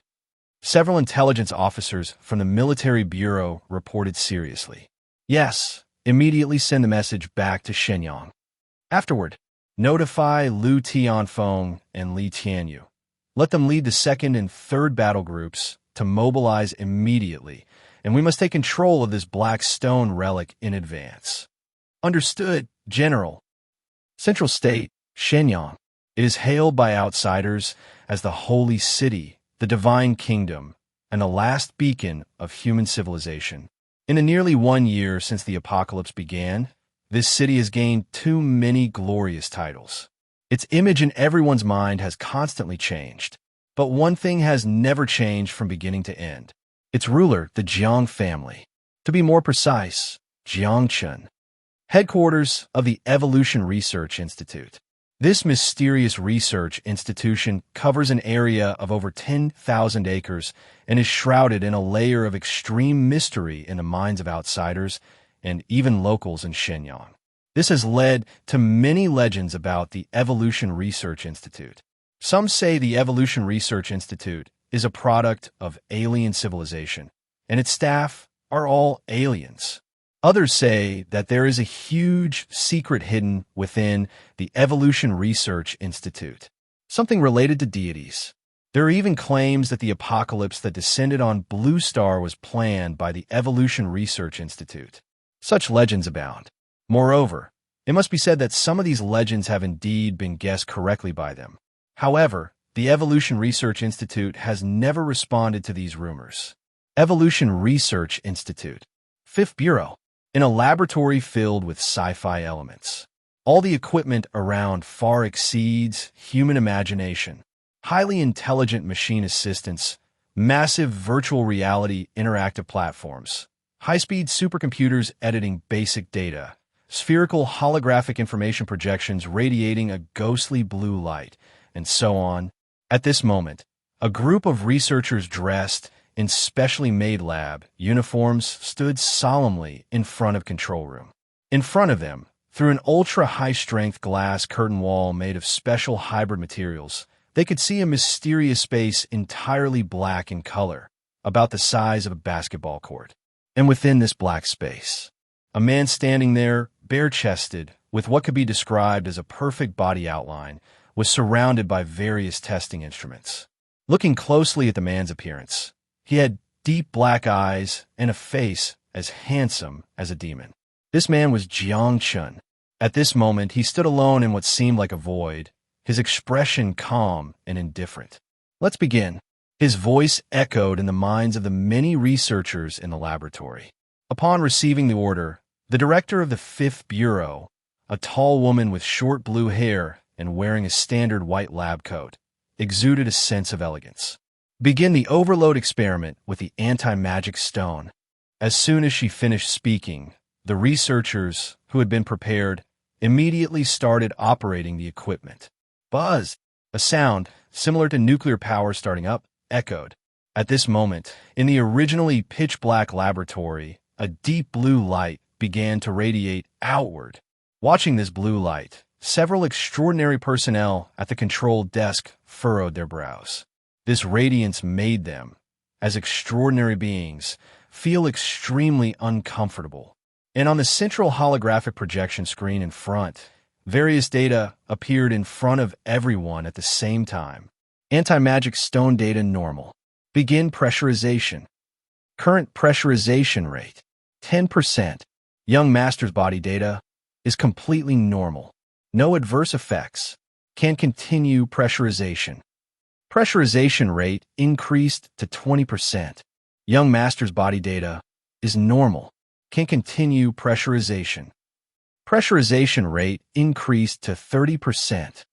As the pressurization rate in the space made of anti-magic stones gradually increased, that ghostly blue radiance became even brighter. But even as the pressurization rate reached 50%, Jiang Chen's body remained completely normal. This left everyone in the laboratory astonished.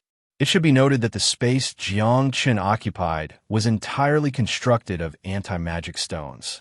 After other extraordinary beings entered, their extraordinary abilities would be suppressed to the point of being unable to use a single one. Yet, Jiang Chen was able to maintain complete normalcy, even when the pressurization rate reached 50%. Compared to their previous experiments, this was simply an unbelievable feat. However, as the pressurization rate began to rise past 50%, Jiang Chen's body started to show reactions. Current pressurization rate, 60%. Monitoring shows young master's heartbeat has begun to accelerate. Blood flow speed has increased. Should we slow down the pressurization rate? The researchers monitoring Jiang Chen's condition immediately reported. Do not slow down, continue, according to plan, keep increasing. As soon as the researchers' inquiry finished, Jiang Chen's voice echoed in their minds again. Hearing this voice, everyone was once again shaken.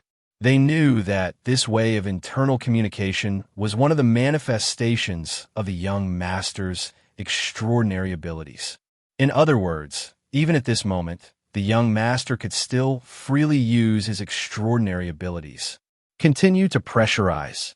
Since Jiang Chen had said so, the blue-haired woman immediately commanded. Yes, pressurization rate of the anti-magic stone increased by 10%. Pressurization at 70% completed. Continue. Increase by another 10%. Watching Jiang Chen's body data remain at a safe level, the blue-haired woman continued to command. Although her voice was relatively calm, at this moment, she was already starting to tremble inside. Pressurization rate of the anti-magic stone increased to 80%. Monitoring shows young master's extraordinary load has begun to rise. The rising speed is within normal levels. Then, increase by 10%, directly raised to 90% load. Yes, hearing this command, the researchers in the laboratory trembled as they pushed the load control higher. At this moment, if an A-class or even S-class extraordinary being were thrown in, their extraordinary abilities would likely be instantly shattered by the anti-magic stone. But Jiang Chen's body remained at a normal value. How strong is the young master? Buzz! As the load of the anti-magic stone reached 90%, all the instruments in the laboratory emitted sounds of full operation.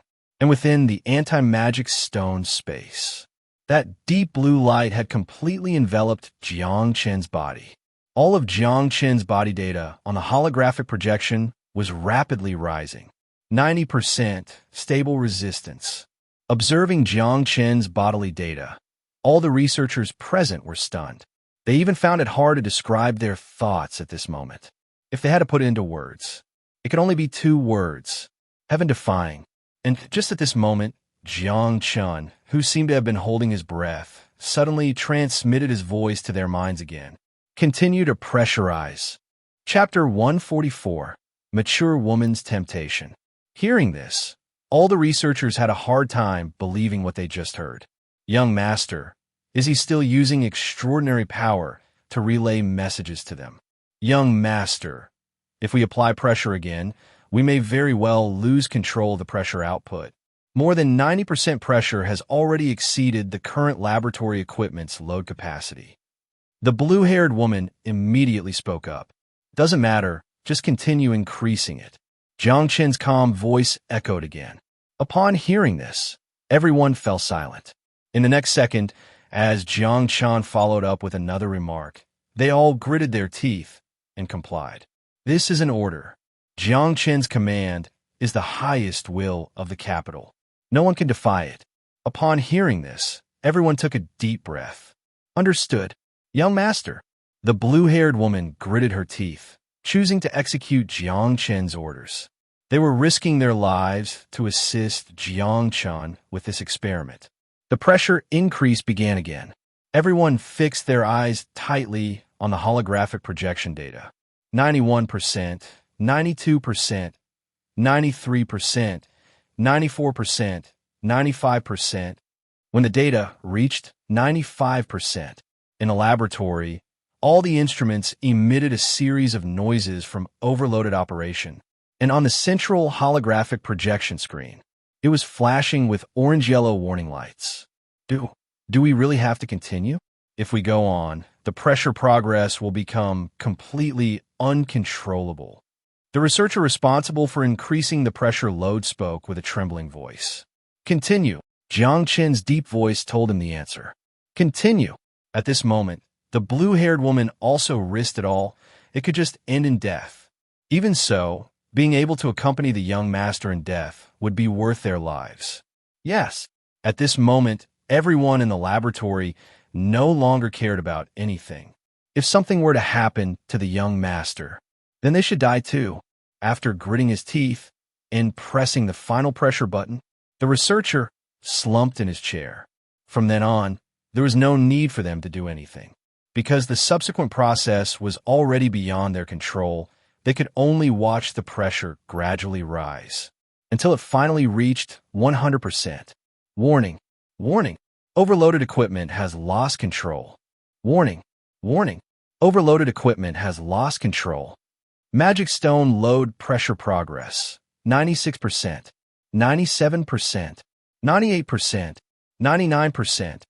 Just as the pressure program reached 99%, on the central holographic projection, Jiang Chen's body data instantly turned into a blinding white. Seeing this, everyone felt a tremor in their hearts. However, when they saw the strong glass wall begin to emit a deep and mysterious light from Jiang Chen, they knew that it wasn't their young master who couldn't hold on, but rather these devices that could no longer withstand it. Now, the only thing everyone could see was the flashing pressure progress, resembling a poor signal. Magic Stone load pressure progress, 99%, 100, ZZZ. In an instant, some instruments in a laboratory began to spark. Various equipment started to shake. The Safety Inspection Center sounded a crimson alarm. Danger! Danger! Detected that experimental equipment is severely overloaded. Explosion imminent. All researchers, evacuate immediately. All researchers, leave immediately. Explosion.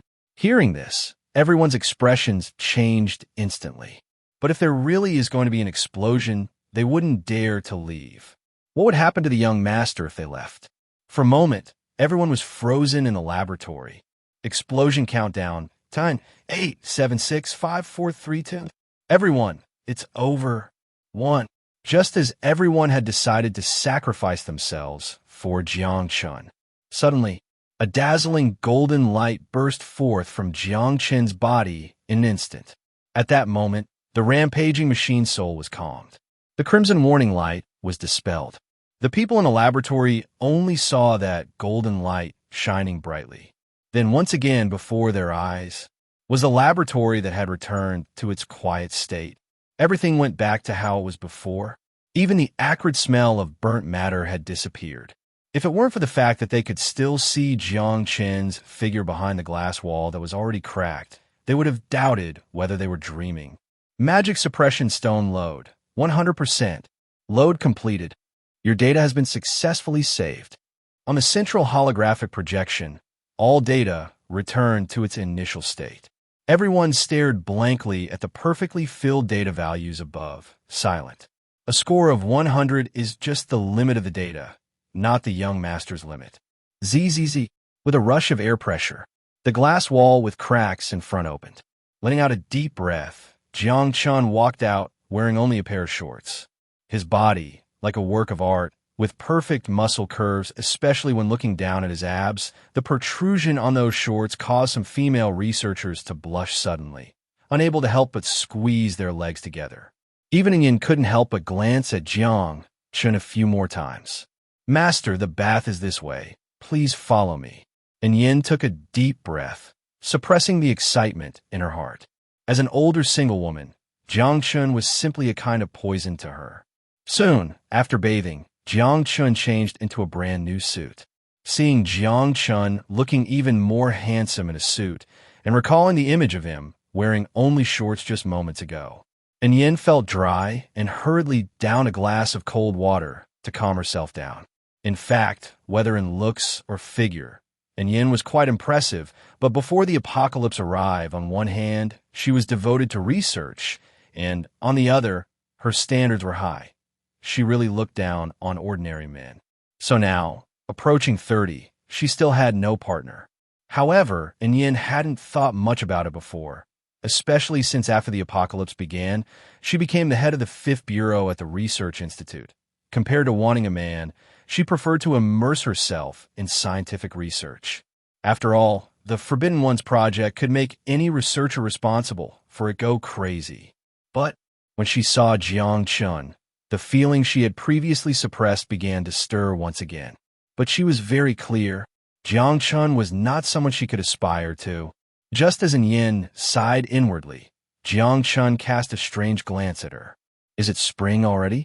Jiang Chen looked at Yan's figure and could only say that she perfectly embodied the phrase, still charming with curves. Not bad. Is she really a single woman of age? It seems I haven't tasted such flavors yet. But now is not the time. Let's leave this for later when there's time to savor it. Chapter 145. Advancement to the 7th SSS level extraordinary ability. Back in the laboratory, Jiang Chen glanced at the results of this experiment and tossed the paper onto the table. His various metrics could not be measured by just this one-page conclusion. The reason he conducted the overloaded experiment with the anti-magic stone was twofold. One purpose was to determine his power limit under the overloaded conditions of the anti-magic stone. However, it was clear that this experiment did not fully achieve his goal, but it was sufficient nonetheless. At the very least, he had a rough understanding of his limits under normal conditions. The second purpose came to mind, and Jiang Chen's gaze flickered slightly. System, display my data. Ding. Destined host, Jiang Chen. Extraordinary abilities. SSS-level gravity, sovereign. SSS-level wood spirit, sovereign. SS-level flame, sovereign. SS-level water, spirit lord. SS-level metal, spirit lord. SS-level mind, controller. SS-level phantom of 10,000 charms. SS-level shadow, realm lord. Extraordinary level, level 5. Items. Destiny treasure, chest X2. Items. The ancient offering of the forbidden ones. Current destiny villa mission, none. As always, his panel was luxurious and invincible, and he noticed something different this time. In the line of extraordinary abilities, he had gained an additional SSS-level extraordinary ability. The original SS-level extraordinary ability, Wood Spirit Lord, had now been upgraded to SSS-level Wood Spirit Sovereign. This was the 7th thing he needed to prove during this trip. The level of extraordinary abilities is not permanent. It can be advanced. Jiang Chen had previously contemplated this issue. After having the intelligent angel submit to him, the knowledge he gained from it confirmed that his thinking was not incorrect. Extraordinary abilities can indeed improve in quality. However, elevating the quality of an extraordinary ability is extremely difficult. According to the intelligent angel, the prerequisite for becoming a god with oneself as the seed is to break through the SSS level limit of one's extraordinary abilities. Only by surpassing the SSS level can one condense a divine personality based on their extraordinary abilities, thus qualifying to become a true god. However, according to the intelligent angel, it had been countless years since anyone had walked the path of achieving a true divine personality with oneself as the seed. This path is far too difficult compared to achieving divine personality through faith, to the point that it is almost impossible. But for Jiang Chen, the word impossible did not exist in his dictionary. Just like at this moment, he had successfully upgraded the SS-level Wood Spirit Lord ability to SSS-level Wood Spirit Sovereign. Of course, Jiang Chen's ability to upgrade the SS-level Wood Spirit Lord was not solely due to this overloaded experiment with the anti-magic stone. Prior to this, his SS-level ability, Wood Spirit Lord, had come into contact multiple times with the power of faith from the Holy Lord. Moreover, to a certain extent, his Wood Spirit Lord ability had become a conduit for transmitting faith power, absorbing a considerable amount of loyal faith power. Under such circumstances, his SS-level Wood Spirit Master was able to accumulate strength and, with the super overload experiment of the Magic Suppression Stone, make a leap to advance to SSS-level Wood Spirit Sovereign ability. As for the other abilities, it would simply depend on timing. Jiang Chen was not in a hurry. After all, this matter could not be rushed, and he still had plenty of time ahead of him. However, soon, a strange doubt arose in Jiang Chen's mind. Just as he was operating the extraordinary power within his body, his brow furrowed. A feeling that was hard to describe surfaced in his perception. It felt like a water pipe that was flowing smoothly when suddenly someone partially closed a valve at the source, forcing the water flow within the pipe to become significantly weaker. Specifically, it was a kind of suppression force pressing down on his strength. This suppression was not coming from special unit, but from the will of the universe. Master, your grace has once again made me feel endless admiration. At that moment, the voice of the intelligent angel echoed in Jiang Chen's mind. If I am not mistaken, the suppression you are feeling, my master, comes from the balance mechanism of the will of the universe. Balance mechanism of the will of the universe. Jiang Chen was taken aback upon hearing this. That's right, my master. Your power has far exceeded the current level. According to the current progress of the Blue Star's natural disaster trials, any extraordinary level surpassing level 7, or anyone capable of exerting extraordinary power of level 7 or above, will be subjected to suppression by the will of the universe to maintain balance. This is to prevent you from unleashing your full strength. And it seems the will of the universe has clearly noticed your power, which is why it has imposed this suppression to balance your combat strength, the intelligent angel added. Hearing this, Jiang Chen was momentarily at a loss as to whether he should feel happy or sad. He was merely at the extraordinary level, yet the will of the universe considered him capable of exerting combat power above level 7, which indicated that even the will of the universe acknowledged his strength. However, this suppression, forget it. Even if he couldn't unleash his full power, he should still have no problem dealing with any existence on Blue Star right now. After all, this suppression would only weigh down his power, not hinder his level advancement. Shaking his head, just as Jiang Chen was thinking about sitting in the Evolution Research Institute for a while before leaving, he suddenly noticed his shadow on the ground.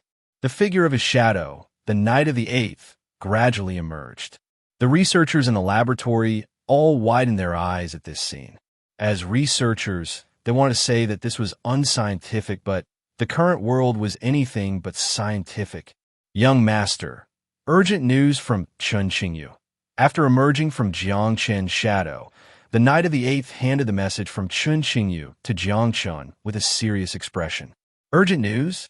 Jiang Chen halted his movement of getting up, taking the information from the Knight of the Eighth to check it. The Blackstone Plains, the Blackstone relics, is at this place again. A deep light flickered in Jiang Chen's eyes. Young Master, according to the information from Chen Qingyu, this time the discovery of the Blackstone relics is on a scale that cannot be compared to the last time the expedition sword encountered the Blackstone relics, the Knight of the Eighth said seriously. Regarding the last time the expedition sword appeared and suffered such injuries, it was not entirely as it was publicized. They were actually harmed by the beast tide from the Blackstone Plains. The expedition's sword corps faced opponents not only from the beast tide of the Blackstone Plains, but also from entities identified by the intelligent angel as otherworldly creations not found on Blue Star. And it was these otherworldly creations that caused the expedition's sword corps such injuries. Chapter 146. The Revenge of the Sword of Conquest. The alien creatures in the Blackstone ruins. After receiving the news, Jiang Chen left the Evolution Research Institute and returned to his office villa. Which troops from the ASA Corps are currently stationed around Qinqing City? Jiang Chen asked as he looked at the first-hand information transmitted back from Qinqing City. Report, Young Master. In addition to the Sword of Conquest Corps station in Qinqing City, there are also the Immortal Shield and Eye of Divine Punishment Corps stationed in Lichuan City and Yunqing City, which are not too far from Qinqing City, said the aide. Order the Immortal Shield and Eye of Divine Punishment Corps to set off immediately for the Blackstone ruins. Additionally, have the Empire's Fist and Knight Scythe Corps move towards Qinqing City to be on standby for combat support. Jiang Chen instructed, narrowing his eyes as he looked at the map towards the direction of the Blackstone ruins. And isn't the Empress complaining about having nothing to do lately? Have her and the smart brain head to the Blackstone ruins, he added. Yes, young master, the aide replied. With Jiang Chen's orders issued, several major troops began to mobilize. At this moment, in Qinqing City, armored transport vehicles, emblazoned with the emblem of the dragon's eye and a blood-red long sword, sped out of the city under the curious gazes of many people. Isn't that the Sword of Conquest Corps stationed in Chunqing City? Why are they making such a big move? Someone asked. Look at their direction. It seems they are heading towards the Blackstone Ruins, another person replied. The Blackstone Ruins?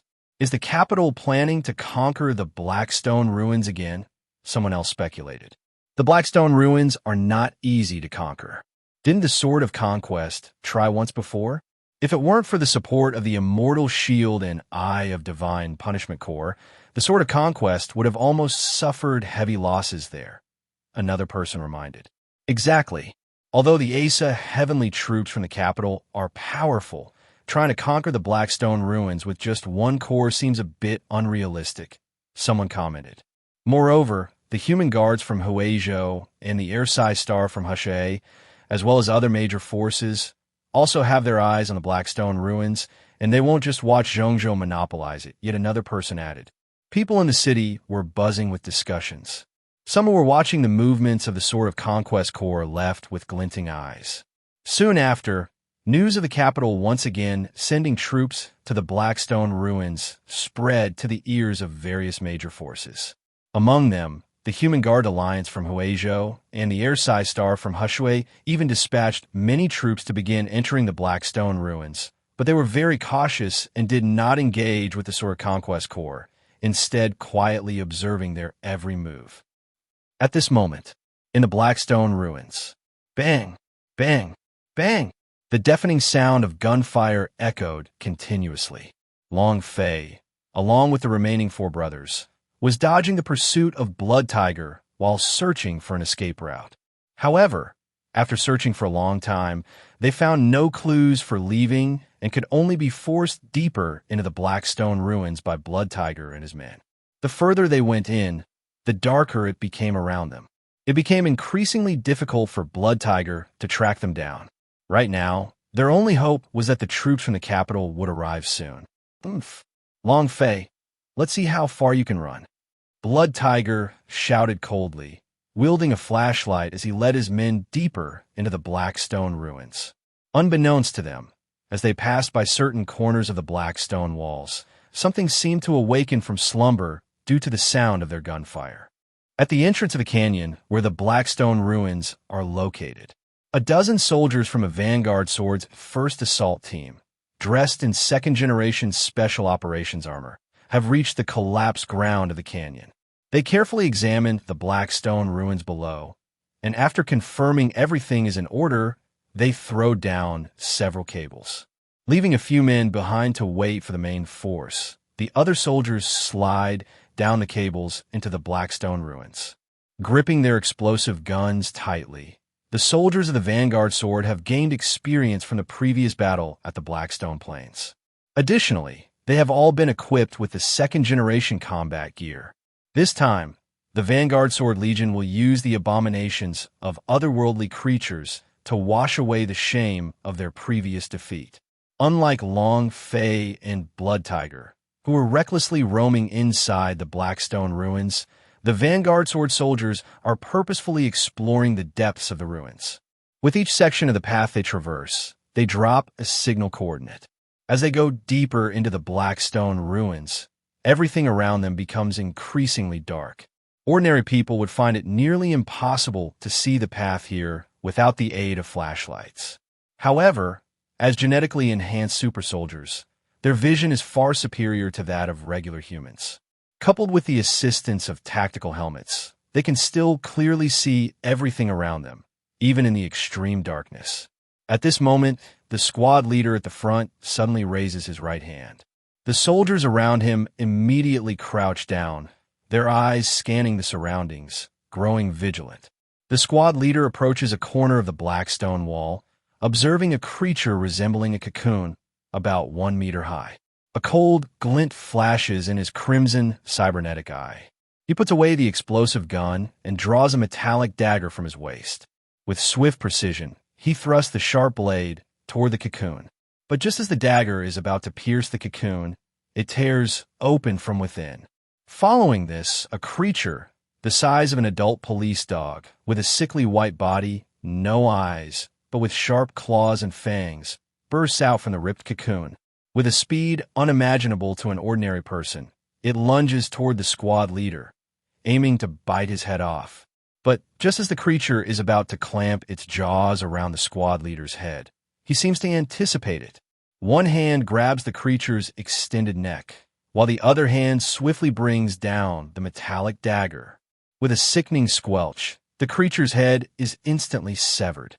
As if still unsatisfied, the squad leader, holding the severed head, squeezes with all his strength. Pop! The creature's head is crushed in his hands. After completing this, the squad leader calmly stands up, retrieves his explosive gun, and continues leading his team forward. He is well aware that ahead, there are more of these abominations. Last time, many of his comrades were lost due to their lack of understanding of these creatures' attack patterns in the Blackstone Plains. This time, they come with a burning desire for revenge. They will not give these beasts a chance. They intend to make these creatures know that the Vanguard Sword will eradicate them completely, leaving no trace behind. For revenge, for the bloodbath of humiliation, and to honor the glory of the great holy heaven. Chapter 147. Major forces gather, fighting for a piece of the pie. At this moment, in the outside world, at the entrance of the Blackstone Ruins Canyon, the Expeditionary Sword's 7th Regiment, the main force of the 3rd Battle Group, has already arrived. As soon as they reached this location, the leader of the 7th Regiment, Li Qianyu, and the leader of the 3rd Battle Group, Lu Tianfeng, exchanged a serious glance at the collapsed entrance of the Blackstone Ruins and immediately issued commands. Seal off the entrance immediately. Yes, Commander. A large number of soldiers from the Expeditionary Sword Regiment quickly surrounded the area within a kilometer of the entrance. They established a defensive position, prohibiting any unauthorized personnel from approaching. However, just as their defenses were about to close in, a shadow slipped out quietly from the depths of the canyon. After setting up the defensive position, the 2 regiment leaders did not hesitate and led their elite members, carrying several boxes of flares, quickly moving towards the interior of the Blackstone Ruins based on the coordinates provided by the advance units. Meanwhile, outside the surrounded canyon, various major forces were also rushing to the scene. Seeing that the Expeditionary Sword Regiment had almost placed the entire canyon under martial law and was not allowing anyone to enter or exit, their eyes flickered with curiosity. It seems that the divine capital must have discovered something incredible within this canyon. Otherwise, they wouldn't be this serious. Haha, even if there is something incredible, it is currently occupied by them. How can we small forces compete with the powerful divine capital? A man with a star emblem on his chest looked at the canyon guarded by the Expeditionary Sword and shrugged with a sarcastic smile. Hearing this, the expressions of the other forces around him changed slightly. The divine capital is strong, but with so many of us here, we're not afraid of them. Besides, the ones guarding here are not the entire divine capital. This is just one of their regiments, and it's not even a complete one. Just then, a group of people approached, their chests also bearing the same emblem, proving they belonged to the same force. The young leader among them had a resolute face, with a hint of pride in his eyes. He crossed his arms over his chest, looking towards the distant Expeditionary Sword Regiment, his gaze briefly flashing with hatred. Moreover, everyone knows the rules on Blackstone Mountain. It's not about who occupies it first, but who seizes it, owns it. Haha. As expected of the undefeated war god of the Human Guardian Alliance, Mr. Johan, your words carry weight. Upon hearing Johan's statement, the man with the star emblem immediately applauded. The surrounding people looked at the young man with great surprise upon hearing Johan's name. They hadn't expected that the strongest extraordinary being, second only to the leader of the Human Guardian Alliance, had also come here. Even so, if we really fight for it, it would be like pulling a hair and moving the whole body. We should still be cautious. That's right. The divine capital is not to be trifled with. Remember the Wanshui City Alliance in the Middle State? They gathered so many extraordinary beings and troops, but the outcome. As they spoke, some people shook their heads. Unlike the two major forces, the Air-sized Star and the Human Guardian Alliance, these smaller forces wouldn't act recklessly unless the benefits outweighed the risks.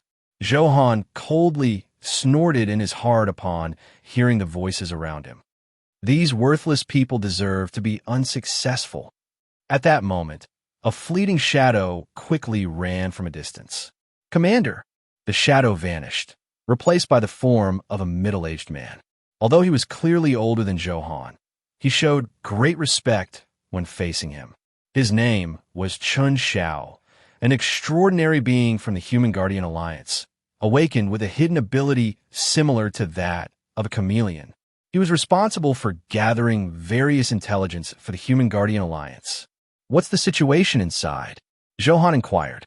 "Commander, inside the canyon, there's an extremely vast black stone ruins." Chen Xiao took a deep breath, recalling the secret he had just discovered, and spoke with great seriousness. "Black stone ruins?" Upon hearing these 4 words, everyone present looked confused.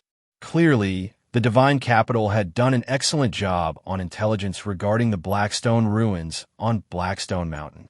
Johann and Li Imo both reacted with shock upon hearing about the Blackstone ruins. Clearly, they were both aware of the news regarding the Blackstone ruins. Moreover, the scale of the Blackstone ruins in the canyon is quite large. From my rough observation, just the entrance alone is at least the size of several basketball courts. This is definitely not a creation of the Blue Star civilization. It is likely a creation from an extraterrestrial civilization. Chen Xiao released another heavyweight piece of information. Extraterrestrial creations. Hearing this, everyone was stunned. Although the apocalypse had descended and there were rumors about extraterrestrials everywhere, there were very few people who had actually discovered extraterrestrial creations. And this time, this Blackstone ruins cannot be monopolized by the capital. Johann quickly asserted, "That's right. We within the Air-sized Star have suspected that the capital's technology developed so quickly, even creating super soldier battalions like the ASA, is likely due to the use of extraterrestrial technology. And this Blackstone ruins may contain new extraterrestrial technology. Furthermore, even setting aside extraterrestrial technology, this ruins constructed entirely from such a massive quantity of black stone absolutely cannot fall entirely into the hands of the capital." Liamo also spoke loudly. Other smaller factions did not have much feeling about these so-called extraterrestrial technologies. However, Liamo's statement that the ruins were entirely made of black stone made their hearts race. Such a large ruins made entirely of black stone. Even if they could just take a little back with them, it would be a huge profit. Thinking of this, even these smaller factions had their eyes turning red. "Damn it, we cannot let the capital monopolize the black stone ruins." "That's right. The capital can eat the meat, but they have to give us some soup."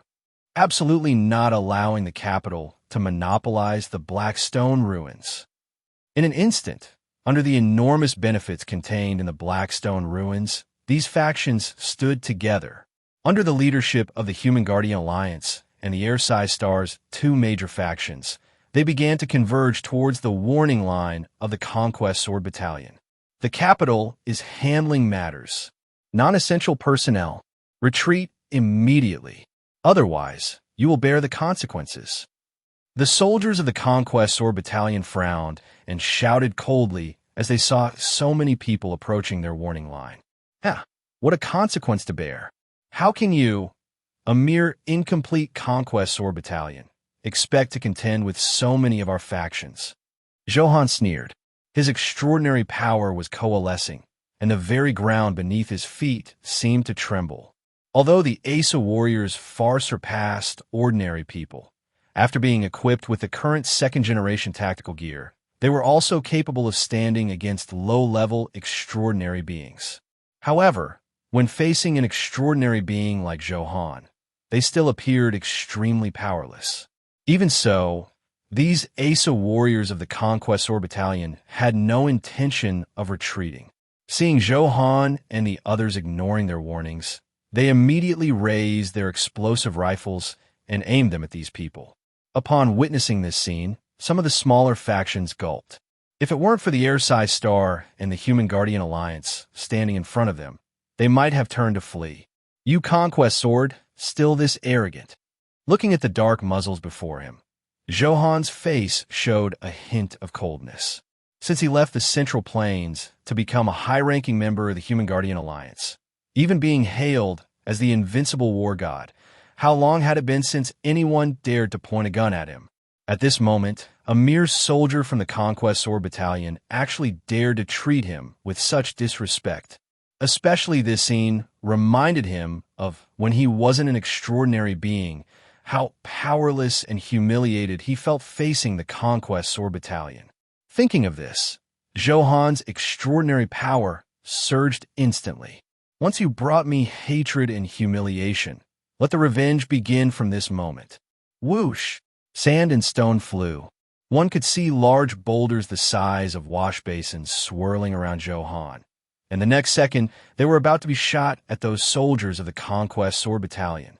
Just at that moment, a voice that seemed to awaken the cold nightmare deep within Johan shouted out, "If you dare to harm even one of my battalion soldiers, I will guarantee that your Human Guardian Alliance will be annihilated by my Conquest Sword Battalion in the future."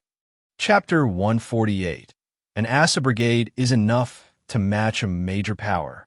A chilling voice echoed. At this moment, all the major powers wanting to storm the line of the Conquest Sword Brigade shuddered. This voice, they were all too familiar with it. The butcher who kills without blinking. Even among the 8 major expansion brigades of the Divine Capital, he was the most cruel and bloodthirsty brigade leader. The leader of the Conquest Sword Brigade, Zorn. Bang, bang.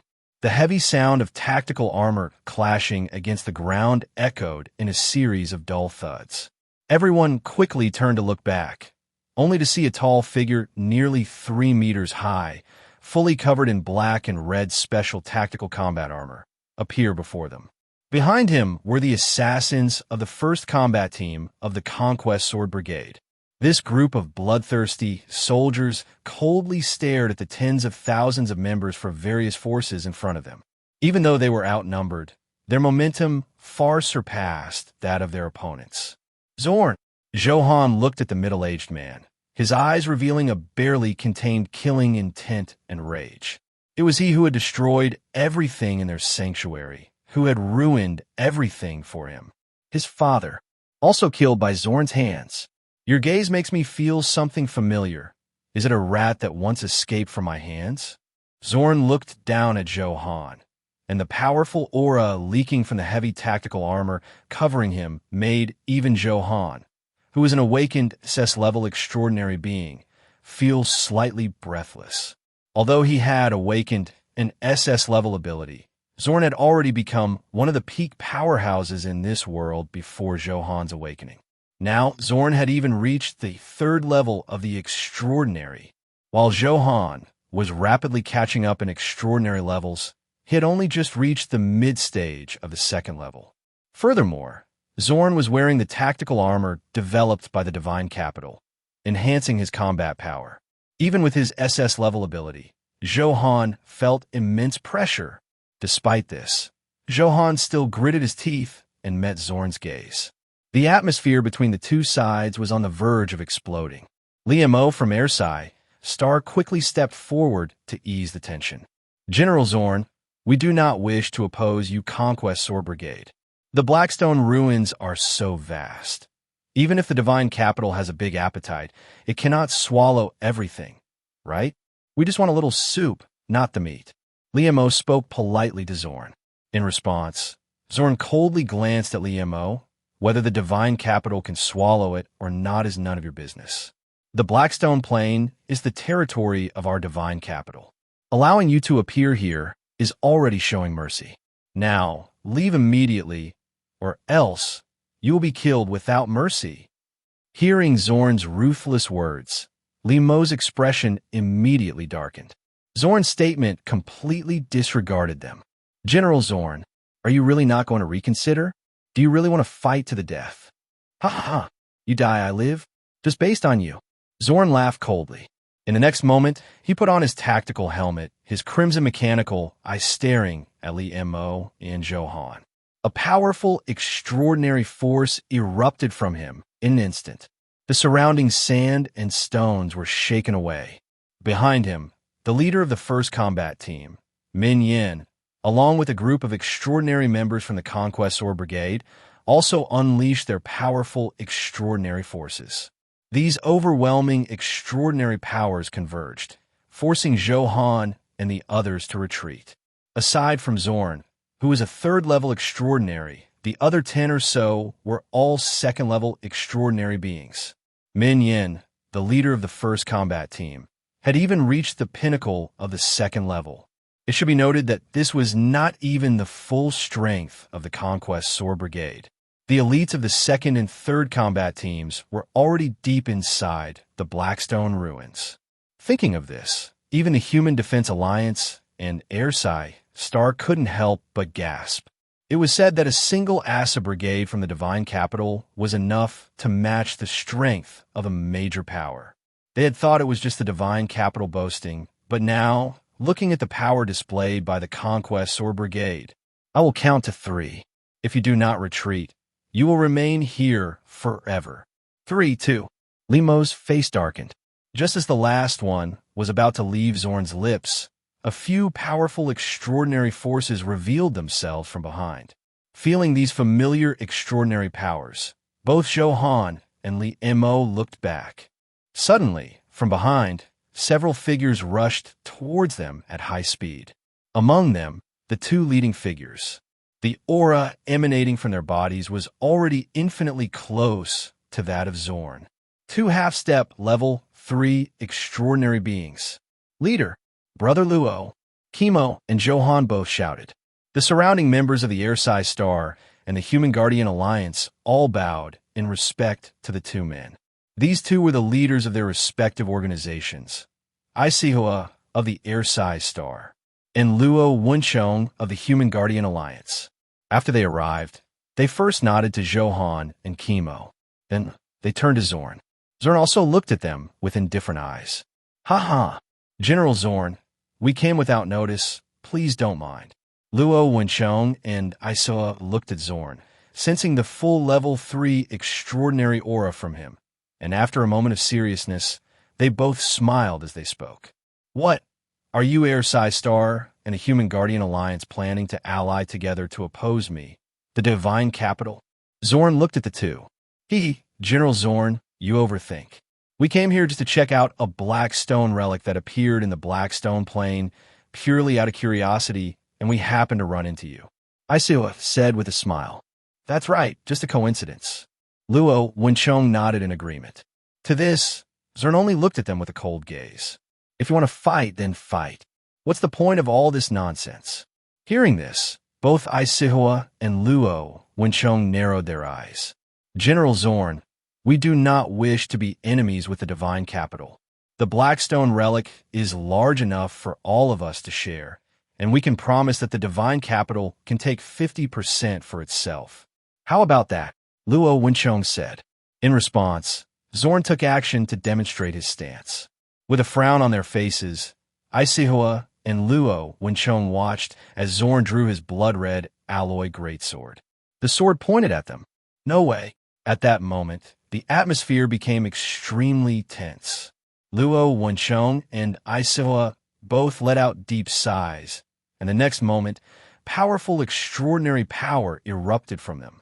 Since that's the case, we have no choice but to offend. After this battle, we will personally write a letter of apology to young Master Jiang Chen of the Divine Capital. Johan, Kimo, the 2 of us will hold off Zorn, and the others from the Expeditionary Sword will be up to you. Luo Wunchong and Isihua shouted to Johan and Kimo. Yes, leader. Johan actually wanted to fight Zorn, but it was clear that at this moment he was not Zorn's opponent. But if he couldn't defeat Zorn, then he would first seek to settle his debts. He looked at the leader of the first battle group of the Expeditionary Sword, Min Yin, and charged towards the other side. Seeing this, a cold glint appeared in Min Yan's eyes. But in just a moment, at the entrance of the canyon, The howling extraordinary power erupted. The terrifying force shook the ground. The mortal explorers watched this scene, their expressions filled with shock and terror, especially watching the battle between the leader of the expeditionary sword, Zorn, and the leaders of the other two powerful factions. The alloy greatsword sparked as it clashed. Every collision of the powerful extraordinary forces among the three seemed enough to cause the space to ripple slightly. Even the slight leakage of extraordinary power could easily cause a level 6 extraordinary being to suffer serious injuries. This is the battle of top extraordinary beings? Unbeknownst to them, a figure covered in burlap and carrying a one-person-high box on his back stood there, staring blankly at this great battle. Chapter 149: Celestial Soldiers Arrive. At this moment, outside the canyon, while a fierce battle has erupted, on a helicopter speeding towards the Blackstone Plains. Have they already begun fighting? The cute little head of Intelligent Brain, Ko Xiao Xiao, tilted slightly as she spoke. They've started fighting? So soon? Who are they fighting? Aliens? Tell the Sword of Conquest not to fight so quickly. They should back off a bit. I haven't squashed an alien's brain yet. Beside her, Empress Lena clenched her fist, her cold white pupils revealing a bloodthirsty glint. No, they're fighting against the Human Protector Alliance and the Ursay Star. Ko Xiao Xiao shook her head and said, hearing it was the Human Protector Alliance and the Ursay Star, a look of disdain appeared in Lena's eyes. Another ignorant fool trying to challenge the will of the Divine Capital. By the way, when I left, I heard Sister US say that the Zhou Han mentioned by the young master is already heading towards the Blackstone Plains. Yes, he has arrived and is currently fighting against the 1st Regiment Commander of the Sword of Conquest, Min Yen. What, are you interested in him? Ko Xiao Xiao looked at her and asked. In response, Lena's beautiful lips curled into a smile. Of course I'm interested in someone who is mentioned by the young master. Well, it's the interest of wanting to squash his brain. If I crush his brain, the young master will surely praise me, and he might even personally meet with me. Thinking this, a crazy, excited expression gradually appeared on Lena's face. She was eager to crush Zhou Han's brain right now and bring his corpse to Jiang Chen to claim credit. Pilot, can you fly faster? Don't wait until we arrive for the battle to be over. If the battle really ends before we get there, I'll crush your brain. Pilot, sweat. Beads of sweat running down. At this moment, within the Blackstone ruins, a crisis that could involve the entire Blackstone Plains was gradually brewing. Long Fei, run. Keep running. Finally, after chasing for an unknown period, Blood Tiger had driven Long Fei and the others into a dead end. Of course, it wasn't just him driving them, but Long Fei and the others had wandered here unknowingly due to their lack of direction. They had been circling around for quite a while before being cornered by Blood Tiger from continuing their escape. The faces of Long Fei and the others gradually turned grim. Blood Tiger and his men were shining flashlights on Long Fei and the others. Once I kill you few, this Blackstone ruins will be mine. Blood Tiger raised his gun and walked towards Long Fei and the others, his ferocious smile clearly visible to them. Hearing Blood Tiger's words, Long Fei and the others burst into laughter. What are you laughing at? I'm laughing at your ignorance, Blood Tiger. Let me tell you, I've already sent the news about this Blackstone ruins to Chunqingyi. The army from Zhongzhou is already on its way here. Do you still want to swallow it all alone? That's just ridiculous. Upon hearing this, Blood Tiger's expression changed. However, he soon revealed a smile again. Who do you think you are? Do you think Zhongzhou would pay attention to your information? If the army from Zhongzhou really wanted to come, they would have come long ago. Why would they still be so quiet now? Long Fei and the others didn't want to continue talking to Blood Tiger. They took a deep breath and stood their ground. If they couldn't escape, then they wouldn't. Being able to see such magnificent Blackstone architecture before they died was not in vain. Thinking this, Long Fei and the others slowly closed their eyes. Seeing this, Blood Tiger was about to pull the trigger. to avoid a long night of dreams. What is that? Z. What is that? Get away. Get. Screech. Suddenly, from behind came a commotion. Amidst the chaos, there were also terrifying, chilling roars, like the screams of demons from hell. Blood Tiger was so startled by this sudden change that he forgot to shoot. He turned to look and saw several black shadows darting among his subordinates. With each shadow that passed, one of his men would scream and fall to the ground, followed by the sounds of flesh being torn apart. What the hell? Don't panic. Bang, bang, bang. Blood Tiger hurriedly fired his gun to signal. With his shot, several black shadows instantly pounced towards him. Blood Tiger's face changed. He immediately aimed his gun at these shadows. Bang, bang, bang. Stop. The bullet hit the black shadow, which let out a roar as it fell to the ground. At this moment, Blood Tiger and Long Fei and the others finally got a clear look at these ghastly creatures. The size of hunting dogs, pale white skin, long bodies, and fierce fangs and sharp teeth. They looked at these monsters, and their hearts trembled. Were these things? And in Blood Tiger's moment of distraction, several monsters had already pounced on him from all directions. Blood Tiger, in terror, swept his machine gun, but he was not Neza. He didn't have 3 heads and 8 arms. One creature, taking advantage of the darkness, opened its gaping mouth wide from behind him, revealing its sharp teeth and fangs. Screech! Blood Tiger let out a miserable scream. Then, in the next second, that creature directly bit Blood Tiger's neck and yanked fiercely. Rip! Blood and flesh splattered everywhere. Blood Tiger's head was torn directly from his neck. Thud! In a horrified gaze of Long Fei and the others, Blood Tiger's headless corpse fell to the ground. And that creature, in front of Long Fei and the others, swallowed Blood Tiger's head, which still bore an expression of terror. After swallowing Blood Tiger's head, the creature, hiding in the darkness, had already dealt with all of Blood Tiger's little brothers. The surroundings once again fell into silence. Only Long Fei and the others remained, trembling and terrified as they looked at these creatures. Stop! A terrifying low growl came from the mouths of these creatures. They looked at Long Fei and the others, as if enjoying their fear. These creatures were in no hurry to kill them. Instead, they moved step by step toward them. Even after getting closer, they opened their mouths wide, exposing their mouths full of sharp teeth mixed with disgusting slime. Fresh blood and flesh stained them. It seemed to be signaling to them that they were about to be devoured by this terrifying mouth. No, no. One person could no longer endure this fear. He cried out in terror and attempted to flee to the side.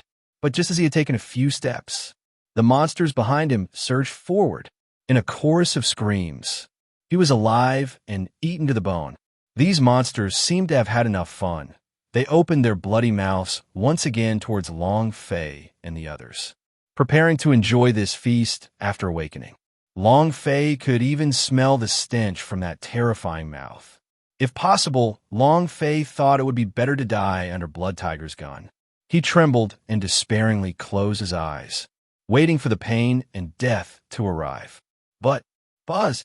At that moment, a brilliant white light suddenly shone before Long Fei and the others, seemingly more intense than the sun. They instinctively covered their eyes. Those monsters screamed in the sudden blinding light. Then came a sound like a torrential downpour of gunfire. Bang, bang, bang, bang, bang. Once the intense light disappeared, Long Fei and the others, enduring the intense pain in their pupils, tremblingly opened their eyes.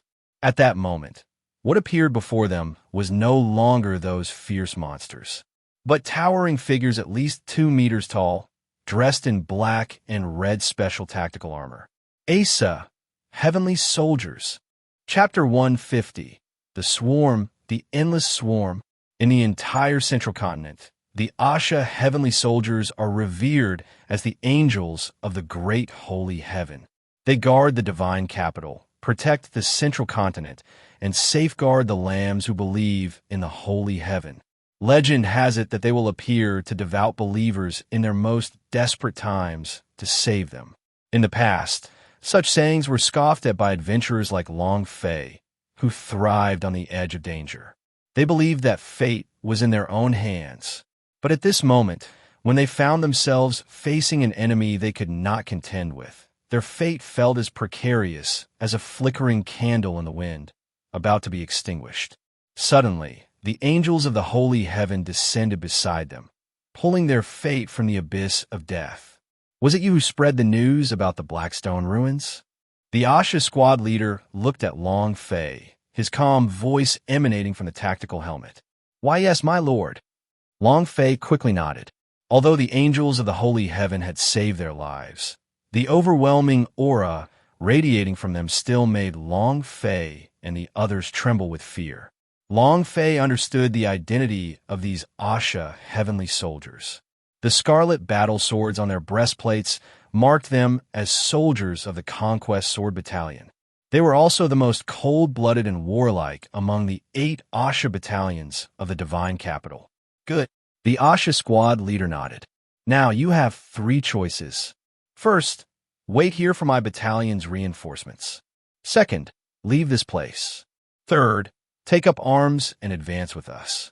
Upon hearing this, Long Fei and the others were momentarily stunned. The first 2 options didn't seem reliable at all.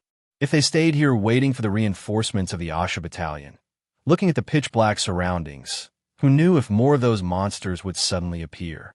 At that point, they couldn't count on the angels of the holy heaven to save them again. As for the second option, they currently couldn't even find their way. How could they leave? Unless these Asha warriors led them out. But, looking at the ice-cold, murderous Asha heavenly soldiers, if it were any other battalion, they might have dared to speak. But the Conquest Sword, Long Fei and the others fell silent. They feared that if they spoke up, they would be met with a barrage of bullets. We will go with you, my lord. Long Fei took a deep breath, picked up the Blood Tiger's machine gun from the ground, and said. The others didn't say anything, but they all nodded. It was clear that following these Asha soldiers seemed to be the safest option at this moment. That is, as long as they didn't encounter an enemy even the Asha soldiers couldn't handle. Good. Hearing Long Fei's response, the Asha squad leader nodded in satisfaction. Continue forward.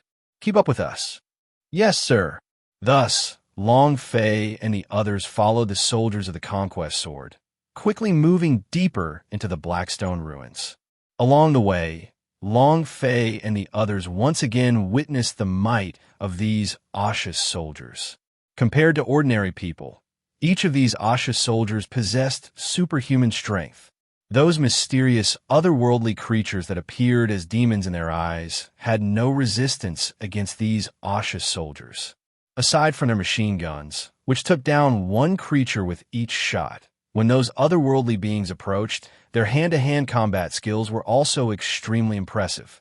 The alloy daggers at their waists easily sliced through the lurking creatures that attempted to ambush them. Even more astonishingly, Long Fei witnessed one Asha soldier grab a creature and, with one swift motion, pull out its head along with its spine. This scene left Long Fei and the others pale-faced. Truly, they were worthy of being the most warlike angels beside the holy heaven. Bang, bang, bang, bang. The sound of the explosive gun echoed through the Blackstone ruins, and the sparks generated by the explosions illuminated the dark surroundings, revealing a ground covered with the severed limbs of various creatures. Long Fei and the others closely followed behind the Asa warriors. To be honest, they hadn't fired many shots. The few shots they had fired were only to deliver the finishing blows to the creatures that had been shattered by the explosive gunfire. After dispatching the more than 30 creatures in front of them, they moved forward again. Not long after they started walking, the Asa soldiers in front suddenly stopped. Long Fei and the others immediately became alert, scanning their surroundings. However, they did not detect any creatures. They looked at the Asa warriors, who had taken out a flashlight to illuminate the space of the Blackstone ruins ahead. Long Fei and the others instinctively looked over. As soon as they did, their eyes widened in shock, as if they had seen something incredibly terrifying. Before them lay an open space the size of 2 or 3 football fields. Countless shattered bones were scattered across the ground. Surrounding the bones was a layer of what resembled a fungus blanket, and on this blanket grew a massive number of strange eggs, so many that Long Fei and the others couldn't even count them. The sheer quantity of these eggs completely covered the black stone ground and walls. What is this? Long Fei trembled as he swallowed hard. They estimated that there were at least several 100,000 strange eggs in this place. Moreover, under the nurturing of the fungus blanket, even more strange eggs were in the process of forming. Even the soldiers of the Sword of Conquest, witnessing this scene, let out a deep exhale of despair. But the next moment, their expressions became resolute once again. Immediately transmit this information out. Hurry, the ACES squad leader commanded. Yes, Captain. Another communications soldier promptly accepted the order, preparing to capture images of the location to send out. However, when the communications soldier activated the signal, the faint signal they had maintained instantly transformed into a blinding white noise. Captain, the signal is lost, the communications soldier exclaimed just as the mass of strange eggs ahead began to stir. Crack, crack. The sounds of shells breaking sent chills down Long Fei and the other spines. In just a few breaths' time, over 1,000 strange eggs had hatched. They looked at Long Fei and his party, emitting hoarse low growls. They stumbled a few steps forward, but then their steps gradually grew steady as they charged toward them. All of this happened in just a few seconds. Stop! Fire! Bang, bang, bang, bang! The dozens of creatures rushing at the front were instantly blasted into a puddle of mud by the explosive guns. But behind them, more strange creatures surged forward relentlessly. Dozens, hundreds, thousands, tens of thousands, hundreds of thousands. It was as if a switch had been flipped, and countless creatures began to hatch at that moment.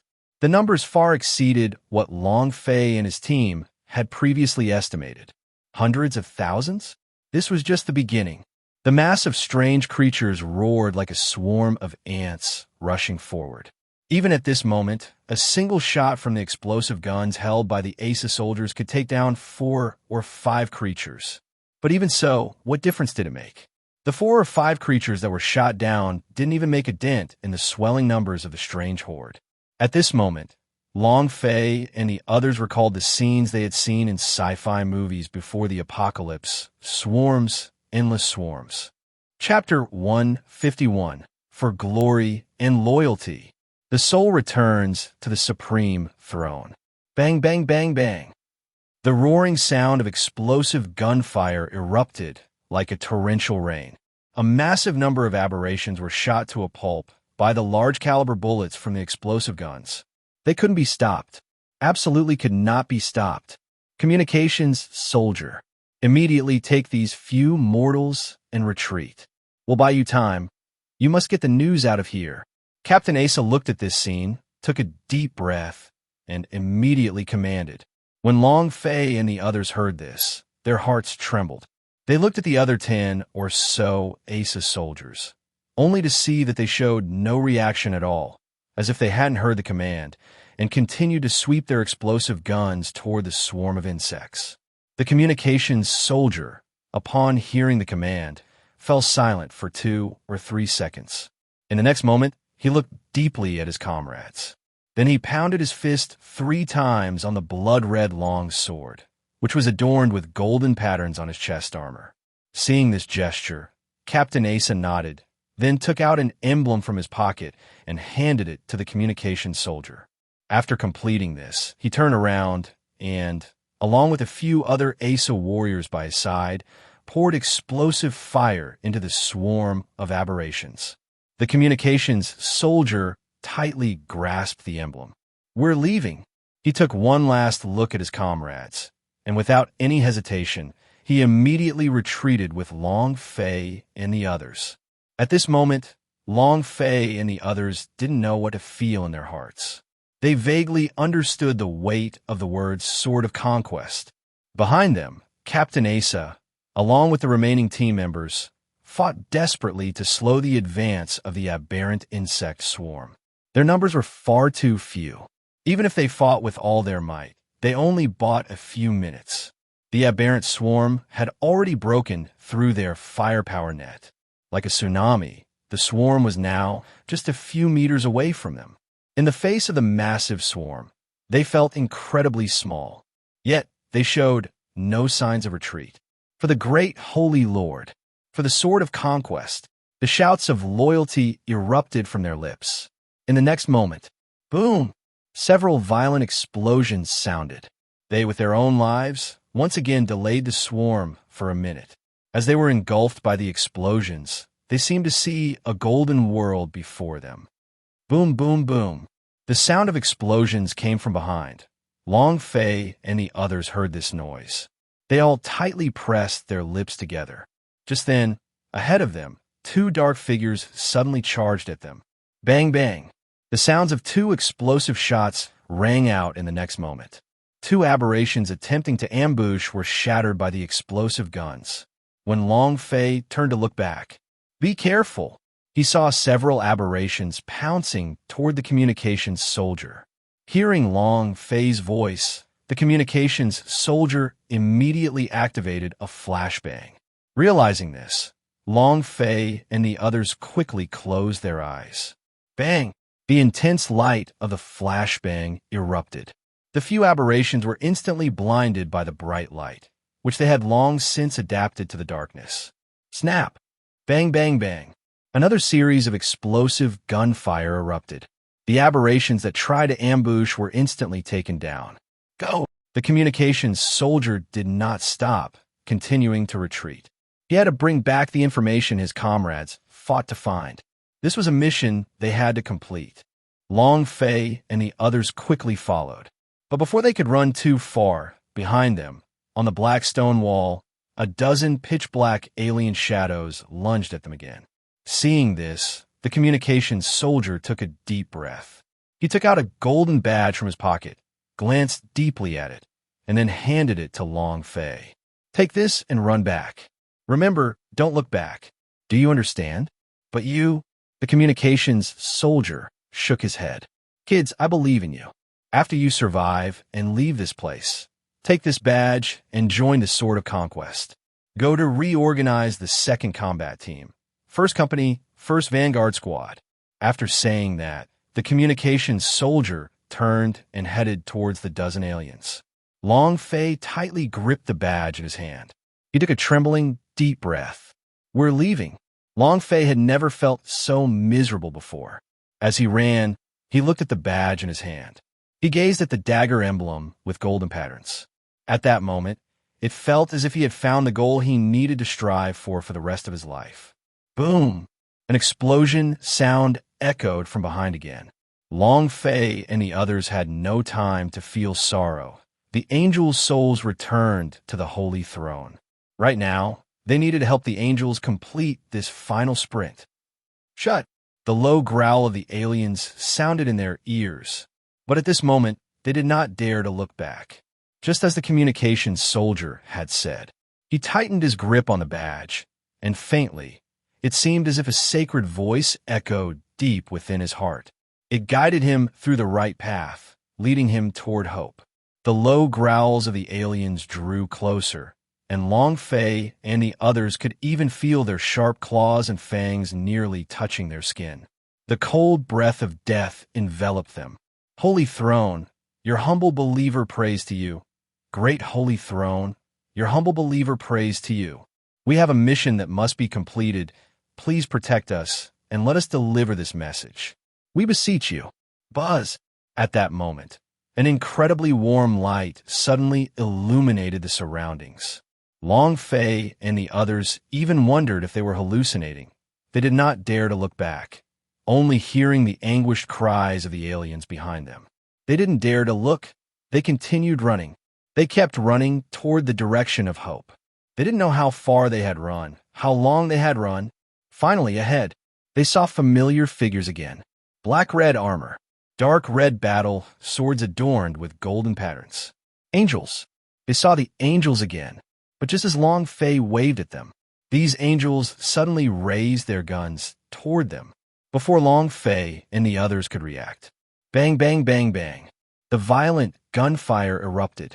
Long Fei and the others could even clearly see the bullets whizzing past them, creating ripples in the air. Shut! Screams echoed. It did not come from them, but rather from the aliens behind them. Bang, bang, bang, bang, bang. The gunfire rang out like a torrential rain. Long Fei and the others watched as the Asa warriors, pulling the triggers, their guns roaring angrily, moved past them, then continued to fight behind them. The gunfire never ceased. At this moment, Long Fei's heart, which had been so tense, finally relaxed a bit. He gasped for breath, looking at the two battle group leaders approaching him, raising the badge in his hand.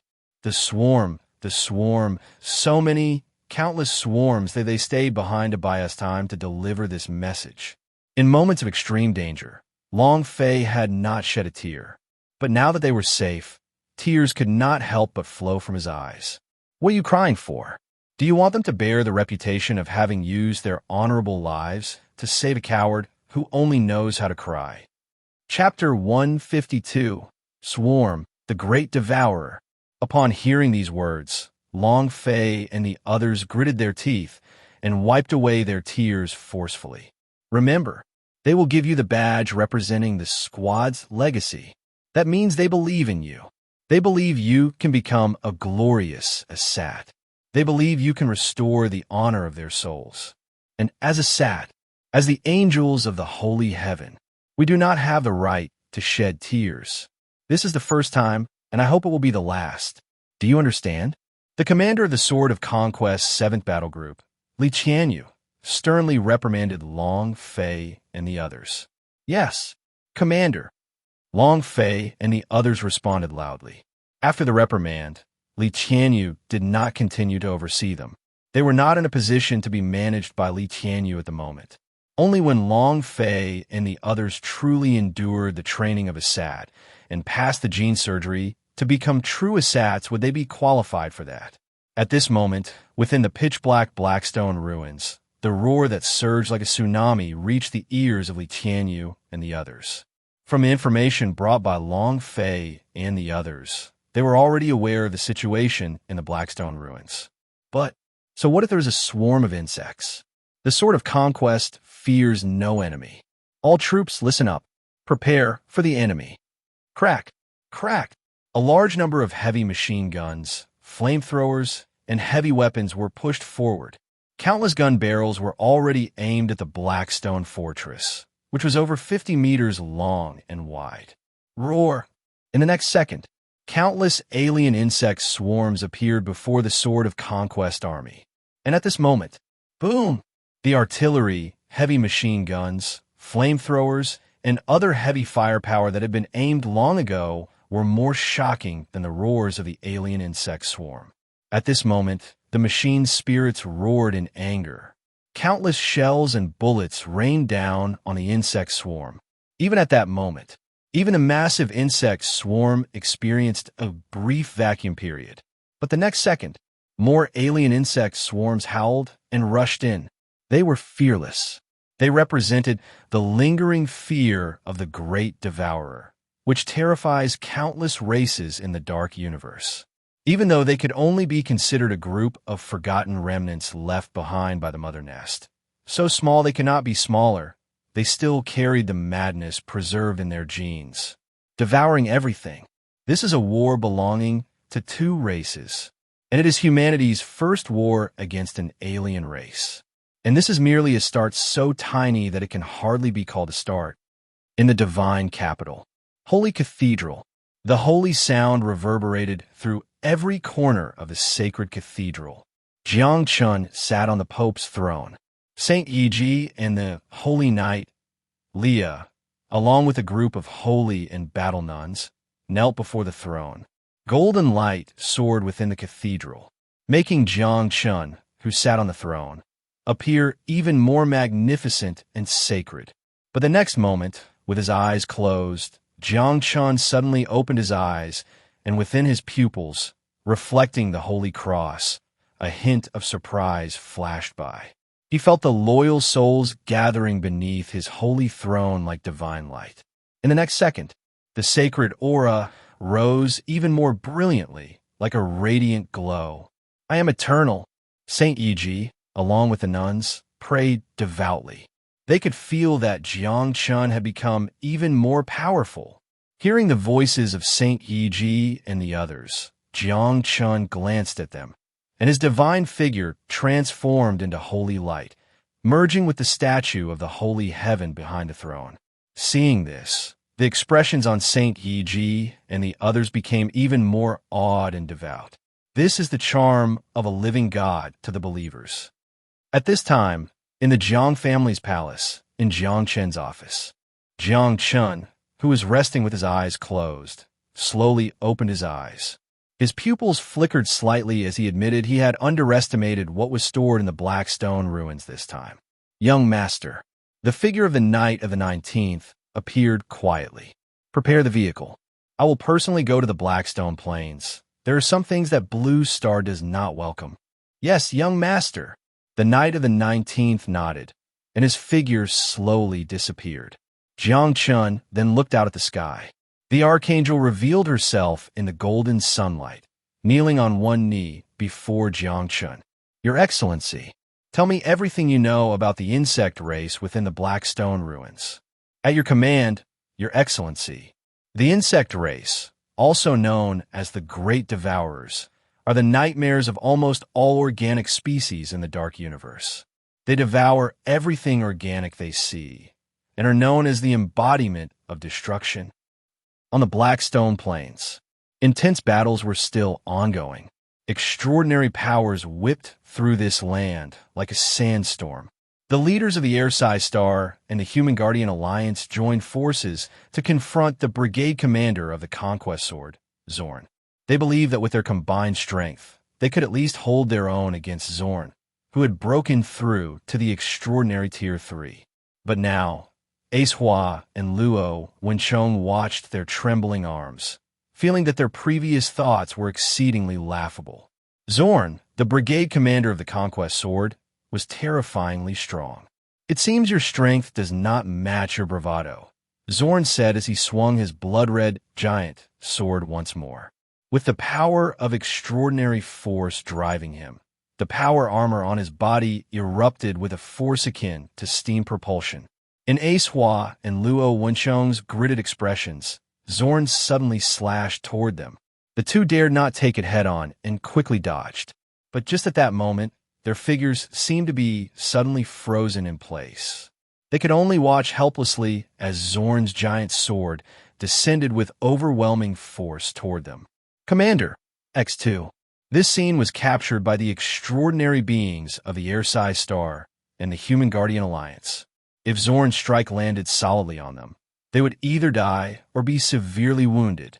Having gained a slight advantage in the battle against the 1st Brigade Commander Min Yin, Zhou noticed this scene immediately. Seeing Zorn's giant sword about to strike Luo Wenchong and Acehua, he roared angrily, and the powerful Earth Spirit Force instantly forced Min Yin back.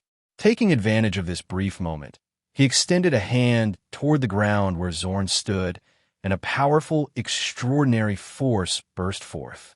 Boom! The ground where Zorn stood instantly collapsed. This sudden turn of events made Zorn frown, but with his rich combat experience, how could he give up this attack? He forcefully stepped on the collapsing stone.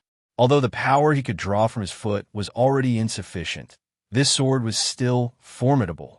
The blood-red, killing intent enveloped the giant sword as it swung down violently toward Acehua and Luo Wenchong. The two felt the overwhelming, extraordinary pressure, their eyes filled with despair. But just as Zorn's giant sword was about to land on them, a giant rock suddenly shot up from the ground.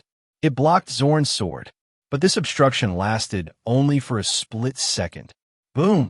The giant rock shattered. The remaining force fell upon Acehua and Luo Wenchong. Their figures were instantly sent flying. Blood continuously sprayed from their mouths. This scene caused the hearts of other observing forces to tremble. The leaders of the two major forces faced the brigade commander of the Divine Capital, and the outcome was a tragic defeat. Chapter 153. Two Major Forces Savior? A powerful and mysterious person. Brother Luo, leader. The members of the two major forces were forcibly breaking away from the battle with the Zhengfa Sword Brigade. They quickly gathered around Aswa and Luo Zichong. Brother Luo. Zhou tightly embraced Luo Zichong, watching his blood continuously gush from his mouth, shocked. On the side, Aswa was in a similar condition to Luo Zichong, his breath nearly extinguished. On his chest, a scarlet wound was incessantly oozing blood. Retreat, retreat, quickly retreat. Luo Zichong trembled, his eyes wide open, loudly addressing everyone. Retreat? Now you want to retreat? But just as he finished speaking, Zorn's cold voice echoed in the ears of the members of the Ersai Star and the Human Guardians Alliance. The soldiers of the Zhengfa Sword Brigade had also surrounded them. Looking at these Aso warriors clad in cold black and red armor, the members of the two major forces were filled with terror. They never expected things would turn out like this. They had initially thought that with the combined forces of the two major factions, they could at least take down a military group from the capital. But now, the situation had completely exceeded their expectations. Zorn alone had blocked their two leaders, and at this moment, their leaders were severely injured. The situation had reached its worst point. Moreover, both the Human Guardians Alliance and the Ersai Star had entered the most dangerous moment. If they were all trapped here by the Zhengfa Sword Brigade, one could only imagine how much turmoil would erupt within their factions. General Zorn, we assure you, our two major forces will no longer have any thoughts about the Blackstone ruins. Regarding the offenses in this battle, our two factions will also offer corresponding compensation. How about it? Aswa, enduring weakness and pain, hoarsely pleaded with Zorn. This could be described as a humble plea. Zorn's response was quite simple. He pointed his giant sword directly at the two major forces. A powerful, bloodthirsty killing intent instantly erupted forth. It surged towards the two major forces with a roar. Block it! The transcendence of the two major forces shouted angrily. They rushed forward. But how could a level 3 transcendence power be something they could match? In an instant, under the impact of that overwhelming killing intent, several level 1 transcendent experts were instantly killed.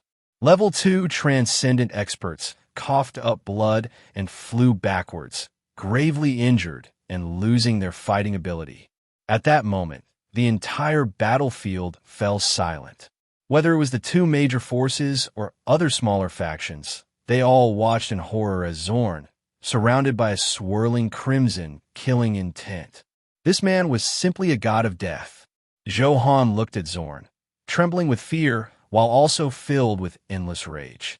The last time he faced the Zhengfa Sword Brigade, everything was destroyed, and now, facing them again, everything was once again precarious. He was unwilling. He couldn't bear to see that tragic scene repeat itself. Time. He needed time. As long as he was given more time, with his SS-level transcendent abilities, he could definitely defeat Zorn. Absolutely. But at this moment, watching all the Zhengfa sword soldiers raise their explosive rifles towards them, seeing Zorn once again raise his giant sword at them, Zhou gritted his teeth. His pupils were already filled with the blood of despair.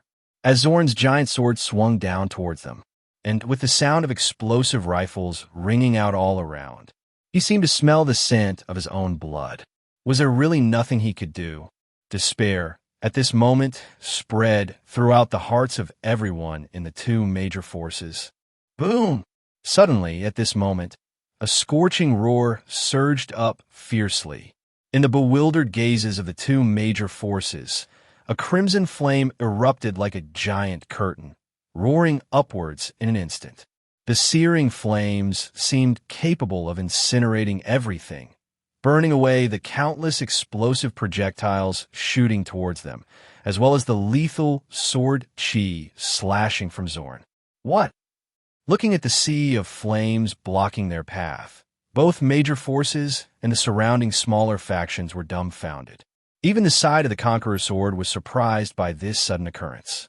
Zorn's gaze turned cold. He immediately soared into the air, gripping his blood-red great sword tightly. As he unleashed his extraordinary power, the killing intent erupted like a beam of light. With a furious roar, he swung the great sword overhead and brought it down with a crash. Boom! The powerful killing energy actually split the wall of flames in half. But just as the wall of flames dissipated, even hotter flames surged from the ground, erupting like a volcanic explosion, blocking Zorn's approach. Zorn's expression turned cold as he halted, looking at the figure standing in front of Zhou Han and the others, completely covered in burlap, with a box as tall as a person on their back. Not only was Zorn watching him, but everyone around was also looking at him. Everyone was puzzled. Who was this person that could block the Conqueror's sword's commander, Zorn? Moreover, Zorn was even pushed back by him. He spoke, his voice hoarse. If it weren't for being so close, Zhou Han and the others might not have heard him clearly. Clearly, this sentence was meant for the people of the two major forces. Thank you for saving us. Everyone retreat immediately. Upon hearing this, Luo Wenchong and Iseo didn't care who the other party was and, without hesitation, led their people to retreat. Seeing this scene, Zorn's eyes turned icy. Stop them. After saying this, he swung the Conqueror's great sword and charged forward. The mysterious person cloaked in burlap felt this and began to brew powerful, extraordinary energy within their body. They slapped the ground with one palm. On the pitch-black earth, scarlet fire traces spread out like blood vessels from their center, extending in all directions. The air became scorching, and the ground cracked. In the cracks, the crowd could faintly see flames flowing like lava. Zorn's expression turned serious as he gazed at this mysterious person. At this moment, he was fully alert. He could feel that this mysterious person's extraordinary power was not the slightest bit weaker than his own, having also reached the 3rd level. Moreover, the quality of their extraordinary ability was certainly not low. But, even so, what did it matter? Zorn held his sword, and at that moment, his extraordinary energy surged like a tidal wave. The tactical armor he wore emitted a scarlet glow under the activation of his extraordinary power. A powerful killing energy gathered around him, forming a faint dark red tornado that stirred up the sands and stones on the ground. Faced with a sudden whirlwind rising on the battlefield, everyone quickly braced themselves. Some even hugged nearby boulders, fearing they would be swept away. They gazed in astonishment at Zorn and the cloaked, mysterious person. Even Luo Wenchong and Isihua were trembling at this moment. Was this the true power of Zorn? Compared to the battle between Zorn and this mysterious person, their previous encounter with Zorn had been nothing but child's play. If Zorn had unleashed such overwhelming strength from the beginning, they wouldn't have lasted a few rounds. As they were shocked by Zorn's incredible might, they were equally astonished by the strength of this mysterious person. Who was this person, capable of matching Zorn evenly? Why had they never heard of this mysterious person before? Chapter 154. The Empress arrives, the beast tide erupts. Boom! At the moment when everyone was deep in thought, on the battlefield of the two, the powerful, extraordinary force collided with each other like a comet striking the earth. The howling winds of slaughter carried the scorching sun with them. For a moment, a terrifying scene resembling a volcanic eruption of wind and fire was formed. At that moment, even the clouds in the sky seemed to be shattered by this tremendous, extraordinary force. Numerous people were sent flying by the shockwaves of this immense power. Even many nearby Asar warriors couldn't maintain their footing and were forced to retreat repeatedly. Until the winds and flames dissipated, everyone hurriedly looked towards the battlefield. They saw that, centered around the mysterious person and Zorn, the ground appeared as if it had been bombarded by missiles. Everything was flattened. Gulp! The onlookers collectively swallowed hard. Their hands trembled. It was hard to imagine that this was the power that the human race could unleash. Everyone looked at the mysterious person and Zorn. They saw that Zorn's tactical armor had numerous cracks, as if melted by high temperatures. On the opposite side, the mysterious person's burlap was similarly marked with streaks of crimson. But at this moment, both of them stood intact. They had both withstood the violent collision. Johan looked at the mysterious person on the battlefield, his eyes filled with excitement. Strong, so strong. This person is truly powerful. If he could be as strong as this mysterious person. How could he have been forced into such a predicament by a marauding sword regiment? Johan, stop looking. We need to go now. At this moment, taking advantage of the gap, Luo Wencheng shouted at Johan in a deep voice. Hearing this, Johan nodded. After taking a deep look at the mysterious person, he quickly retreated further back. The battle between Zorn and the mysterious person had created a gap in the marauding sword's defenses. They could escape through that gap. I didn't expect to find interesting little bugs here. A cold and disdainful voice suddenly echoed from the sky. Upon hearing this voice, Johan and the others changed their expressions. Before they could react, in the next moment, a force as heavy as a mountain suddenly descended upon them. If they were pressed down by this force, it would be the end for them. Roar! Johan roared. At this moment, extraordinary power erupted madly from within him. A yellow light surged violently from the ground beneath his feet. It formed into a gigantic palace structure, rising from the ground toward the sky. After completing this, Johan collapsed from exhaustion. Just as this massive earthen palace rose up, that powerful invisible force had already fallen. Bang, bang, bang.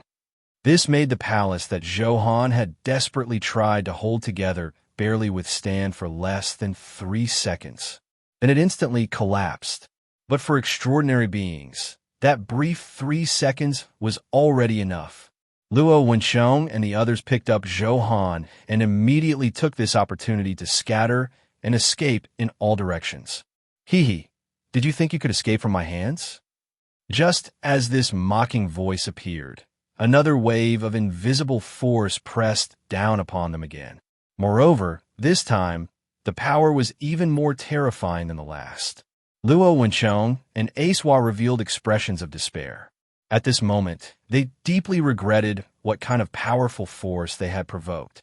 Why was there so much terrifying combat power around? Boom! Just when Luo Wencheng and Aiswa were trembling in despair. On the already chaotic ground, several massive vines broke through the soil. These vines formed a nest, wrapping around Luo Wencheng and Aiswa completely.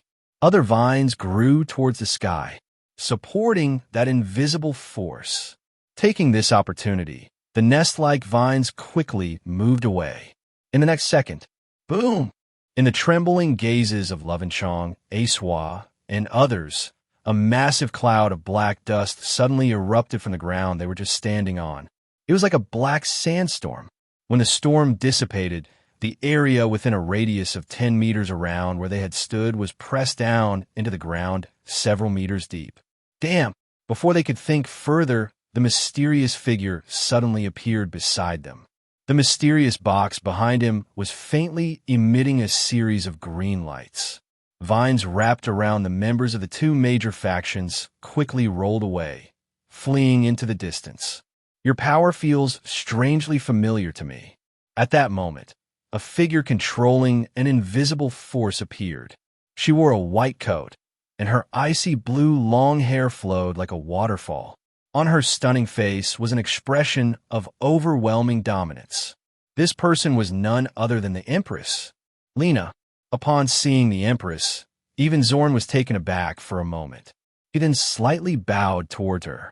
The Empress waved her hand at him, and then fixed her gaze on the mysterious person. At this moment, everyone's attention shifted from Zorn and the mysterious person to the Empress. Some who had seen the Empress before could not help but show fear on their faces. For those who hadn't seen her, They trembled all over when they felt the Empress's fierce aura. What shocked them even more was that Zorn, the leader of the conquering sword brigade, actually bowed to the Empress. Didn't that mean this woman's status was even higher than Zorn's? Looking at the Empress, the mysterious person took a deep breath and said in a hoarse voice, "I don't want to be enemies with your divine capital." Hearing this, a cold smile appeared at the corner of the Empress's mouth. The next moment, a loud explosive sound echoed through the air. The mysterious person's pupils contracted beneath the burlap. The box on his back burst forth with a brilliant green light. Several vines shot up from the ground, protecting him. The next moment, boom! The crowd. In the stunned expressions of the crowd, a slash nearly 10 meters long and 3 to 4 meters wide appeared on the ground where the mysterious person had been. Although he was protected by the vines, the mysterious person was still sent flying. Fortunately, the vines were quite resilient. The mysterious person was thrown, but didn't suffer much damage. The Empress looked at him, her eyes slightly narrowed. A thick killing intent gathered in her gaze. "I suggest it's better to capture him. When a young master arrives, he should be very interested in his identity." At this moment, a charming voice came from the side. Ko Xiao Xiao, holding an extremely ancient book, appeared beside the Empress. She lightly adjusted her glasses and looked at the mysterious person. Upon hearing the words of intellect, Ko Xiao Xiao, the mysterious person's body suddenly trembled. The next moment, the green light on the box behind him became even more brilliant. Several vines sprang up from the ground. Just when the Empress and Ko Xiao Xiao thought he was going to fight back, the vines wrapped around Love and Chong, the members of the two major factions, and the mysterious person. Then, in the stunned gazes of everyone, the vines abruptly shrank back underground. This happened so quickly, all of it completed in less than a second, to the extent that even the Empress and Ko Xiao Xiao didn't react in time. Seeing this, the Empress's expression darkened. She saw the hole in the ground and was about to chase after them. But at that moment, the vines that had just escaped suddenly surged out again in front of the nearly dumbfounded crowd. The crowd? What's going on? Seeing this, the Empress immediately drew her command sword, ready to strike. But the mysterious person hurriedly said in a deep voice, "Don't rush to kill us. The Blackstone Beast Tide from the Blackstone Canyon is coming again." Chapter 155, Beast Tide Outside. Insects swarm inside. Moment of loyalty. Boom, boom, boom. As soon as the mysterious person finished speaking, everyone around the canyon ruins suddenly felt the ground tremble violently, especially after hearing the mysterious person's words that the beast tide from the Blackstone ruins was coming. Everyone was stunned for a moment, but the next second, their faces turned pale with fear. Even the Empress and Zorn frowned deeply. "General, the drone detection shows that nearly all the Blackstone mutated beasts are rushing towards our location. The numbers are impossible to estimate." A soldier from the Conquest Sword, who was controlling the drones, reported loudly. Just as he finished speaking, a scene appeared in the distance that caught everyone's attention. A mass of darkness, as black as ink, surged towards them like a tide. They couldn't even see the individual beasts clearly. With their crimson eyes, they lacked any semblance of reason. It was as if they were marionettes under someone's control, gathering in groups, forming a sea. This sight was enough to make anyone shudder. Even the Empress, the Brain, and Zorn had serious expressions on their faces. Those who were merely watching were so frightened they were about to wet themselves. Such an innumerable beast tide. Even a third-level extraordinary ability user wouldn't be able to resist it. What on earth is going on with this beast tide? The Empress coldly stared at the mysterious person.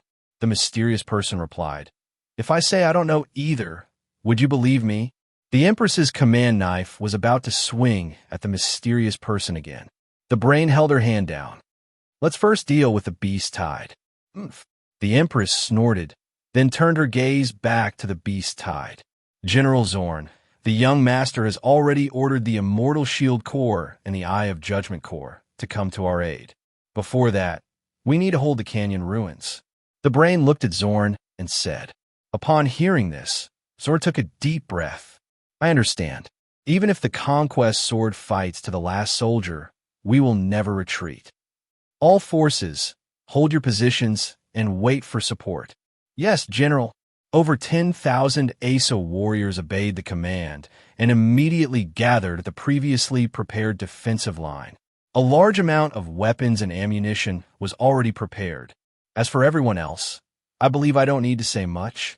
The brain looked at the remaining individuals. Upon hearing this, they all quickly nodded, hurrying to assist the Conquest Sword Corps. However, as the saying goes, misfortunes never come singly. Just as everyone was preparing to fight against the beast tide with all their might, another bad news came from the Blackstone Ruins exploration team. General, the exploration teams of the 2nd and 3rd Battalions have sent an urgent message. A massive number of mutated insect swarms have appeared inside the canyon behind us in the Blackstone Ruins. The numbers are also impossible to estimate. The exploration team has already consumed 50% of its ammunition and needs support. Hearing this news, Zorn let out a deep breath. The other forces were even more terrified and desperate. What does impossible to estimate mean? It means they were already countless. With innumerable mutated insect swarms inside and an ink-black beast hide outside this, tell them that it is also difficult outside, and I cannot provide any support. They must hold on, Zorn said solemnly. Yes, General. The communications soldier nodded and immediately relayed the message. Soon, the exploration team in the ruins responded. General, the exploration team has sent a message. Read it. For the glory of the great holy Lord, for the family, for the capital, for the honor of the conquest sword, the exploration team will not retreat one step. We will defend the entrance of the Blackstone Ruins. We will use every means to block the advance of the mutated insect swarms. Even if it means using the bodies of the entire exploration team, we will block the entrance of the Blackstone Ruins. Our only request is that the General send the legacy badges of the 2nd and 3rd Battalions, as well as the subordinate squads and teams, out. As he finished speaking, the communications soldier let out a deep breath. Hearing this nearly desperate message, everyone else fell silent, especially the mysterious person who looked at these ASA warriors of the conquest sword, these angels of the Holy Lord, and was at a loss for words. Approved. Zorn closed his eyes and solemnly uttered this word. At this moment, not only the exploration team inside the Blackstone Ruins, but also the soldiers of the Conquest Sword, including Zorn himself, were filled with such determination. If this battle led to the complete defeat of the Conquest Sword, he would risk his life to send out the legacy flag of the Conquest Sword and offer his loyal head to the great Holy Lord. Even if the Conquest Sword was completely wiped out, they would not allow the glory bestowed upon them by the Holy Lord to be tarnished. Boom, boom, boom! At this moment, the sound of artillery echoed. The Conquest Sword was once again embroiled in a bloody battle at the Blackstone Ruins. This time, they would not retreat. They would fight to the last soldier. The Conquest Sword may perish, but even if they perish, they would leave a legacy of loyalty and glory in the history of the capital. Chapter 156. Fighting to the Death. Reinforcements arrive. Boom, boom, boom. Outside the canyon, on the black battlefield, bullets rained down like a storm, and shells fell like hail. The explosion sounds were deafening, shaking the ground. In the face of countless exotic beasts, almost every bullet and shell could hit its target with pinpoint accuracy. A large number of low-tier exotic beasts were swept away like chaff by the bullets and blown to pieces by the shells. At this moment, the tide of beasts on the black battlefield was overwhelming. The key was that these exotic beasts were acting like mindless war machines. They charged fearlessly to their deaths. Even when bombs and shells destroyed their bodies, these beasts continued to rush toward the canyon ruins with bloodshot eyes. This situation was even more urgent than when the Expeditionary Sword Corps was surrounded by exotic beasts last time. Regardless of the scale, the frenzy of these beasts or the high-tier exotic beasts mixed in with the tide, they were all much stronger than last time. Da-da-da-da! The sound of gunfire rang out urgently. Seeing the tide of beasts approaching them within less than 50 meters, the ordinary humans defending the expeditionary sword's position could no longer suppress their fear. We can't hold them off. There are too many exotic beasts. How can we stop them? Retreat, retreat. Quick retreat. If we don't retreat now, it will be too late. Some ordinary humans cried out in panic, dropping their guns and fleeing toward the rear. But before they could run a few steps, boom, boom, the backs of the fastest fleeing soldiers were hit. Large caliber shells obliterated their upper bodies. I'll see who dares to retreat. Pick up your guns. Return to the line. The squad leader of the expeditionary sword shouted coldly. This made the ordinary humans who were about to escape tremble and shrink back. Some were unwilling. They gritted their teeth and looked at the squad leader at the position. We are not members of the expeditionary sword. You can't. Boom! Before he could finish, another shell exploded. It instantly shattered his head. I warn you again. Anyone who dares to be a coward will die before the beast tide breaks through our defenses. There was no room for reasoning. Only the explosive guns in hand were the eternal truth. Under the iron-fisted urging of the expeditionary sword, the shaky positions stabilized somewhat, but it was only a temporary hold. The tide of beasts was rapidly closing in on them. At this moment, it was the most critical time. Even the leader of the expeditionary sword, Zorn, the Empress, the Mind, and the mysterious individuals from various extraordinary powers were all standing at the very front of the line. Zorn swung his crimson great sword violently. He had lost count of how many times he had repeated this motion. With each swing, several exotic beasts were cleaved in two. With each release of his killing intent, dozens of exotic beasts were sent flying. The blood of the beasts stained his armor a deep crimson color. On the other side, the mysterious individual and the extraordinary beings from the other two factions were also braving the tide of beasts. Crimson flames scorched a large number of exotic beasts to ashes in front of him. Thick vines pierced through the ground like stakes. Pieces of exotic beasts fell before him. When the tide of exotic beasts in front of him was decimated, even more would fill the gaps, preventing him from stopping. Moreover, after his previous battle with Zorn, the extraordinary power within him was already low. Given the current situation, he could only hold on for another 10 minutes before exhausting himself. At that moment, a horrifying scream echoed. The mysterious person quickly turned to look. They saw a member of the Human Guardian Alliance, a superhuman, suddenly bitten in half by a second-level Blackstone beast. Blood and innards were torn out. This scene sent shivers down the spines of everyone around. The mysterious person's expression darkened as they wanted to rush over to provide support. But just then, several second-level beasts hiding in the beast tide suddenly charged at them. The mysterious person was left with no time to spare. Second-level beasts.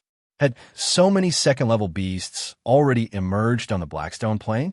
A bad premonition surged in the mysterious person's heart. If there were this many second-level beasts, then what about third-level beasts, or even... They quickly shook their head, not daring to think further. They focused all their energy on fighting off the several second-level beasts surrounding them. On the front line, defending against the Blackstone beast tide. This line was led by the Empress. A terrifying scene appeared before the eyes of the ordinary people. They saw the Empress standing on a crown made of the corpses of beasts, towering over 20 meters high. A terrifying power radiated from her. With each of her attacks, she would sweep away large groups of beasts, making the crown beneath her feet grow even taller. Unlike the serious expressions of others, the Empress seemed to be enjoying herself at this moment. A sickly smile appeared on her face. Her eyes were filled with a desire for slaughter. This scene even left the soldiers of the Expeditionary Sword Corps behind her in awe. In the next second, they looked at the Empress's figure with a crazed admiration. Slaughter. It was the instinct of the Expeditionary Sword. At this moment, they saw the ultimate killing intent in the Empress, more intense and pure than their own desire for slaughter. As a result, the morale of the expeditionary sword soldiers was lifted. One by one, they drew their alloy swords after expending their explosive bombs. With a crazed battle intent in their eyes, they let out a roar of glory and dashed toward the beast tide without a moment's hesitation. They engaged in close combat with the beasts, fighting to the death. Their alloy blades plunged into the bodies of the beasts time and again. They reveled in the thrill of blood splattering. They indulged in their bloodlust. Some emissary warriors even took off their helmets, allowing the crimson blood to splash onto their faces, intensely experiencing the thrill of slaughter. That sight made the ordinary soldiers nearby tremble all over. Madmen. This was a group of madmen. They even felt that, at this moment, the expeditionary sword soldiers were more terrifying than those beasts. Of course, while fighting the beasts stimulated the bloodlust hidden deep within the expeditionary sword soldiers, making them unafraid of death. Choosing to engage in close combat with the beasts also resulted in the heaviest losses for the expeditionary sword soldiers on this front line. The emissary warriors were limited while the beast tide was endless. As one expeditionary sword soldier after another fell, the front line had already become precarious. Of course, it wasn't just a front line. Other surrounding defenses were also on the brink of collapse under the increasingly fierce assault of the beast tide, like candles flickering in the wind, about to extinguish. Just then, several war eagles streaked across the sky. The thunderous sound of their arrival announced their presence with a powerful boom. In one area of the endless beast swarm, two flags adorned with golden patterns suddenly rose. This caused the battlefield on the verge of collapse to erupt with cheers. "General, our reinforcements have arrived." Chapter 157. Support has arrived. The real battle starts now. In the sky, dozens of bombers flew over the ruins of the canyon.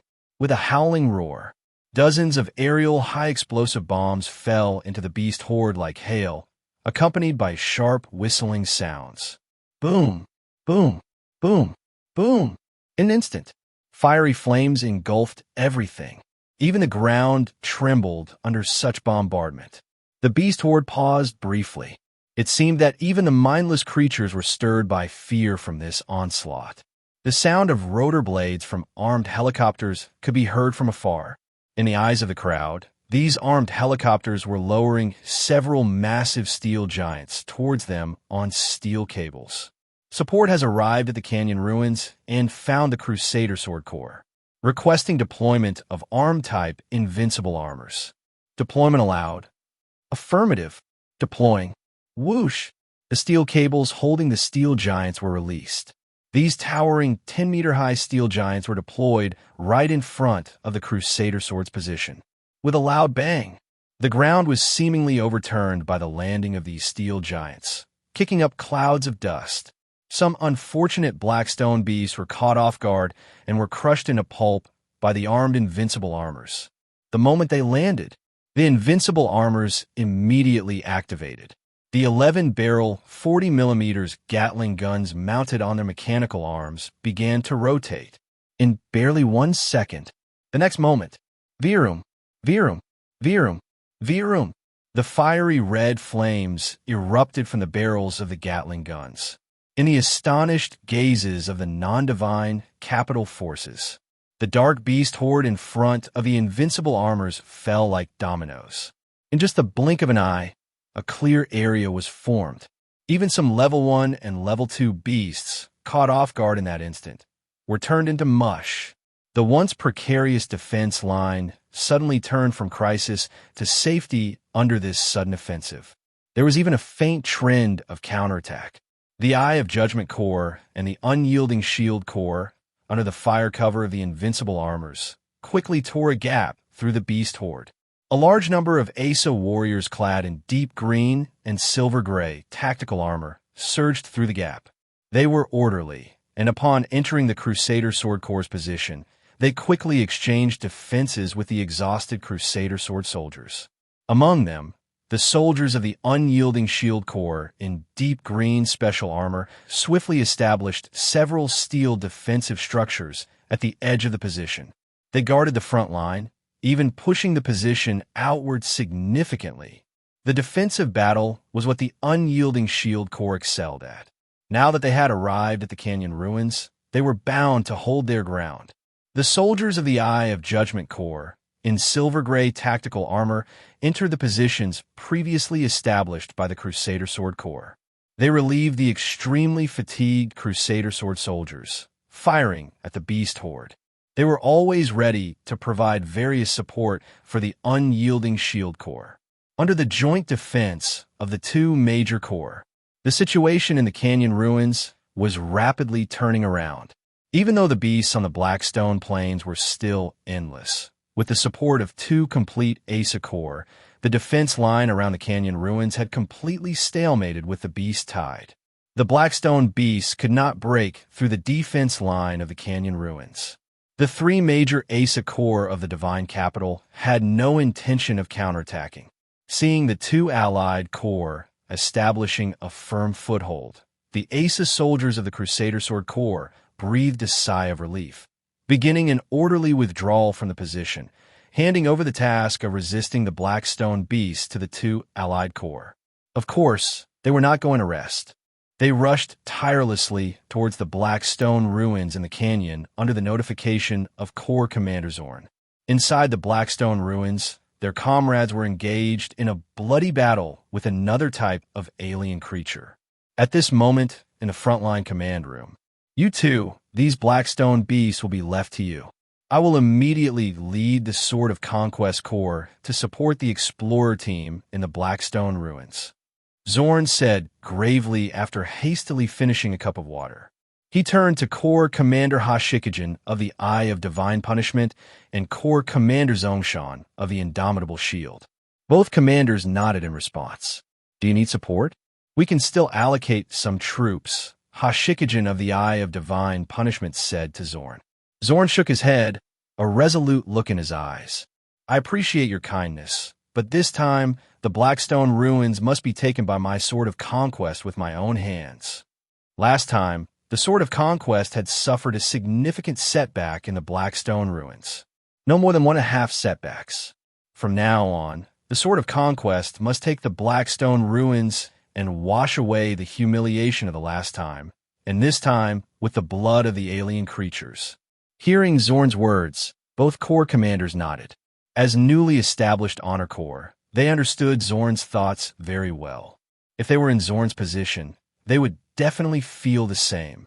"Commander Zorn, I'll go with you." At that moment, the Mind Brain and the Empress walked in from outside the tent.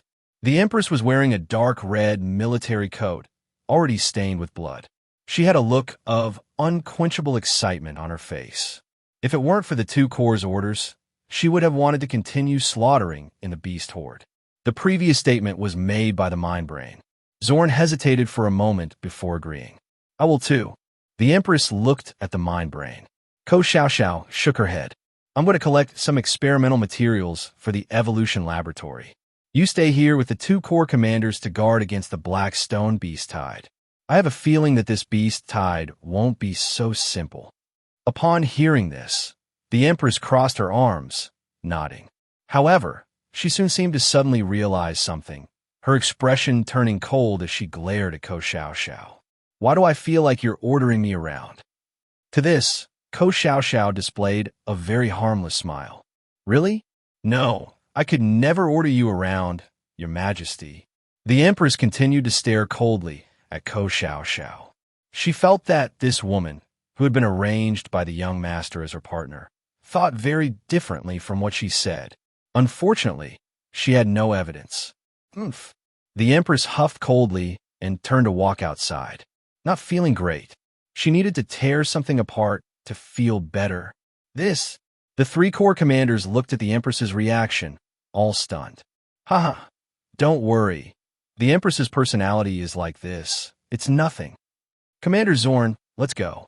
The Mind Brain was very familiar with this partner of hers and understood why the young master paired her with the Empress. "All right." Zorn nodded to the other two corps commanders before quickly heading towards the Black Stone ruins.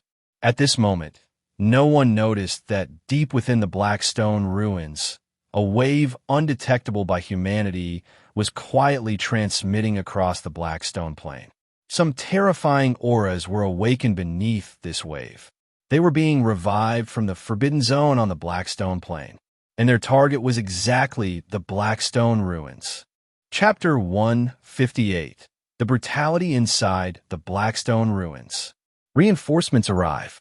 At this moment, inside the Blackstone ruins, the roar of explosive firearms is echoing fiercely. Compared to the initial sound that was like a torrential storm, the gunfire has diminished significantly. Even so, the Asa warriors of the Conquest Sword Legion still hold the defensive line, not allowing a single alien insect swarm to break through. Bang, bang, bang, bang! Explosive rounds are fired from the guns. The spent shells fall to the ground with a crisp sound. Most of the aliens are shattered by the bullets. However, a small number of aliens take advantage of the gradually weakening firepower net to rush forward. They howl, baring their ferocious, tooth-filled mouths, pouncing towards the enemy in front. Just as their bodies are still in midair, a metal knife strikes instantly, cutting the aliens that have rushed through the gaps in the firepower net in half. Corrosive, viscous liquid and internal organs drop onto the black stone floor. To conserve ammunition, the expedition team has already gathered all available ammunition together, and they have separated soldiers skilled in close combat from those good at range combat. Close combat soldiers wielding metal knives stand at the front. The ranged soldiers use explosive rounds to cover the firepower net. These firepower coverage points are all areas where large numbers of aliens are concentrated. They aim to ensure that one bullet can eliminate multiple aliens. Those aliens that broke through the firepower net were intentionally let through by the Asa warriors, who then use their knives to slay them. This way, they can conserve more ammunition to eliminate more alien swarms. Bang! Bang! 2nd Brigade Commander Li Tianyu shoots explosive rounds into the alien swarm. The large-caliber explosive rounds directly pierce through multiple aliens, shattering their bodies completely. 3rd Brigade Commander Liu Tianfeng throws a high-explosive grenade into the swarm, and as the grenade is still flying through the air, he fires an explosive round to detonate it mid-air. The crimson flames of the high-explosive grenade instantly engulf everything within a 10-meter radius, even illuminating the dark Blackstone ruins. Brigade Commander, our ammunition can last for at most another 10 minutes. A logistics soldier approaches Li Tianyu and Liu Tianfeng to report. Upon hearing this, the concentration in their eyes grows even more intense. Even if we run out of ammunition, we must hold our ground. We still have metal knives. Li Tianyu looks around at the soldiers, these glorious warriors belonging to him. Warriors, we are the glorious legion. We have been bestowed the name of Asa by the holy heaven. We are the battle angels beside the holy heaven. Tell me, can we retreat? Never retreat. As soon as Li Tianyu finishes speaking, all the Asa warriors of the Conquest Sword roar in unison. They wield the Conquest Sword, the sword of the divine capital. It is the sword of the holy heaven. Once drawn, there is only one goal: to conquer everything they aim to subdue. As for retreating, that is the behavior of cowards. They are the Conquest Sword. There are no cowards among them. Kill, kill, kill. After firing the last bullet, all the soldiers of the Conquest Sword stand up. They draw their metal knives from their waists. Led by Brigade Commanders Li Tianyu and Liu Tianfeng, not a single person retreats. In fact, the expressions hidden behind their helmets show a madness for battle. Warriors, what are we? Conquest Sword, what is our glory? Conquest Sword, what is our allegiance? Conquest Sword, what is our mission? Conquest Sword, charge with the sword of conquest. He my command. Kill, kill. At this moment, the sound of the charge horn echoed within the Blackstone ruins. Steel boots stomped on the ground, making a sound like thunder. They charged towards the endless swarm of bugs. They let out deafening battle cries. They would never retreat. Even the alien bug swarm across from them seemed to be stunned by the charge of the Sword of Conquest, not rushing to meet them at first. Kill! An Asar warrior wielded his alloy knife, roaring as he sliced several alien bugs in half. But in the next second, dozens of alien creatures pounced, overwhelming him. Some surrounding Asar warriors, seeing this scene, furiously rushed forward. But there were too many aliens around them. They could hardly get close. They swung their alloy knives wildly. Each Asar soldier of the Sword of Conquest could slay 10, even dozens of aliens. But even so, their numbers were too few in front of the alien swarm. Yet, despite this, the Asar warriors showed no signs of cowardice. They charged forward one after another. The dark red armor bodies almost filled the entire corridor, just as they had reported to the outside world. Even if the exploration team was completely wiped out, they would not let the alien swarm break out of the fortress. Behind them, Long Fei and the others watched the tragic scene ahead, gripping their firearms tightly, their pupils crimson, their bodies trembling. At this moment, they fully understood the weight of the four characters' Sword of Conquest. They completely understood what it meant to have glory. You guys need to go. An Asar warrior of the Sword of Conquest, carrying an alloy knife, walked past them. Remember your mission. Bring our legacy badge out. Long Fei and the others gritted their teeth. Tears brewed wildly in their eyes. But they could not cry, because they had already been deprived of the right to cry. They took a deep breath and no longer looked at the tragic scene ahead. They turned and ran. Carrying the legacy, they ran outside without looking back. This was already the third time. Long Fei and the others didn't know what they were thinking deep inside at this moment. But they absolutely did not want to experience a fourth time. They hoped that this fourth chance could be passed on to someone else by them. Bang, bang, bang, bang. At that moment, suddenly, the sound of gunfire erupted, and the warmth and familiarity of the gunfire ignited hope within Long Fei and the others. They saw in front of them a group of troops dressed in the same combat armor as the Asar angels in the rear were charging towards them. They watched as they brushed past them, seeing them wielding explosive guns, delivering righteous judgment upon the distant bug swarm. At this moment, Long Fei and the others stopped in their tracks.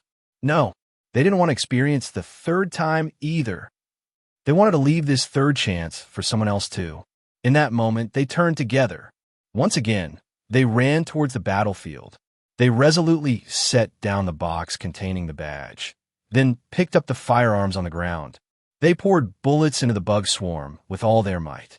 At this moment, the expressions and gazes of Long Fei and the others were very much like those of the Asar warriors of the Sword of Conquest. Chapter 159. The Blackstone Plain. The situation takes a sudden turn. The Explorer Corps, engaged in a bloody battle with a swarm of insects, also discovered that reinforcements had arrived. Commander, our reinforcements are here. Damn it, brothers, the reinforcements have arrived. Let's charge. Li Tianyu and Lu Tianfeng once again radiated brilliant, extraordinary light, shattering the surrounding alien creatures. They raised their alloy blades, roaring with fury, leading the charge. They aimed to rush back into the swarm of insects. But just as they had taken a few steps, a powerful, extraordinary force suddenly seized both of them and the Asa warriors following them, throwing them back. Everyone fall back.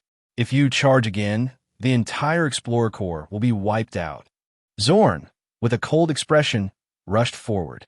He looked at the corpses of the Asa warriors from the Sword of Conquest lying all around. His eyes were filled with blazing anger. These were all his comrades. All of them were glorious Asa warriors of the Sword of Conquest. These damned alien creatures. The killing intent erupted from him. With his blood-red great sword, he swung down amidst the roar.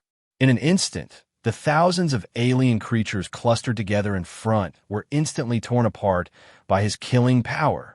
Except for the Explorer Corps, Everyone charge. Drive these scraps back to their lair. Charge! Zorn led the way, surging forward.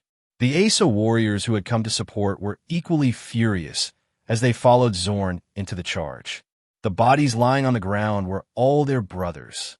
They were glorious warriors and should not fall here. Kill!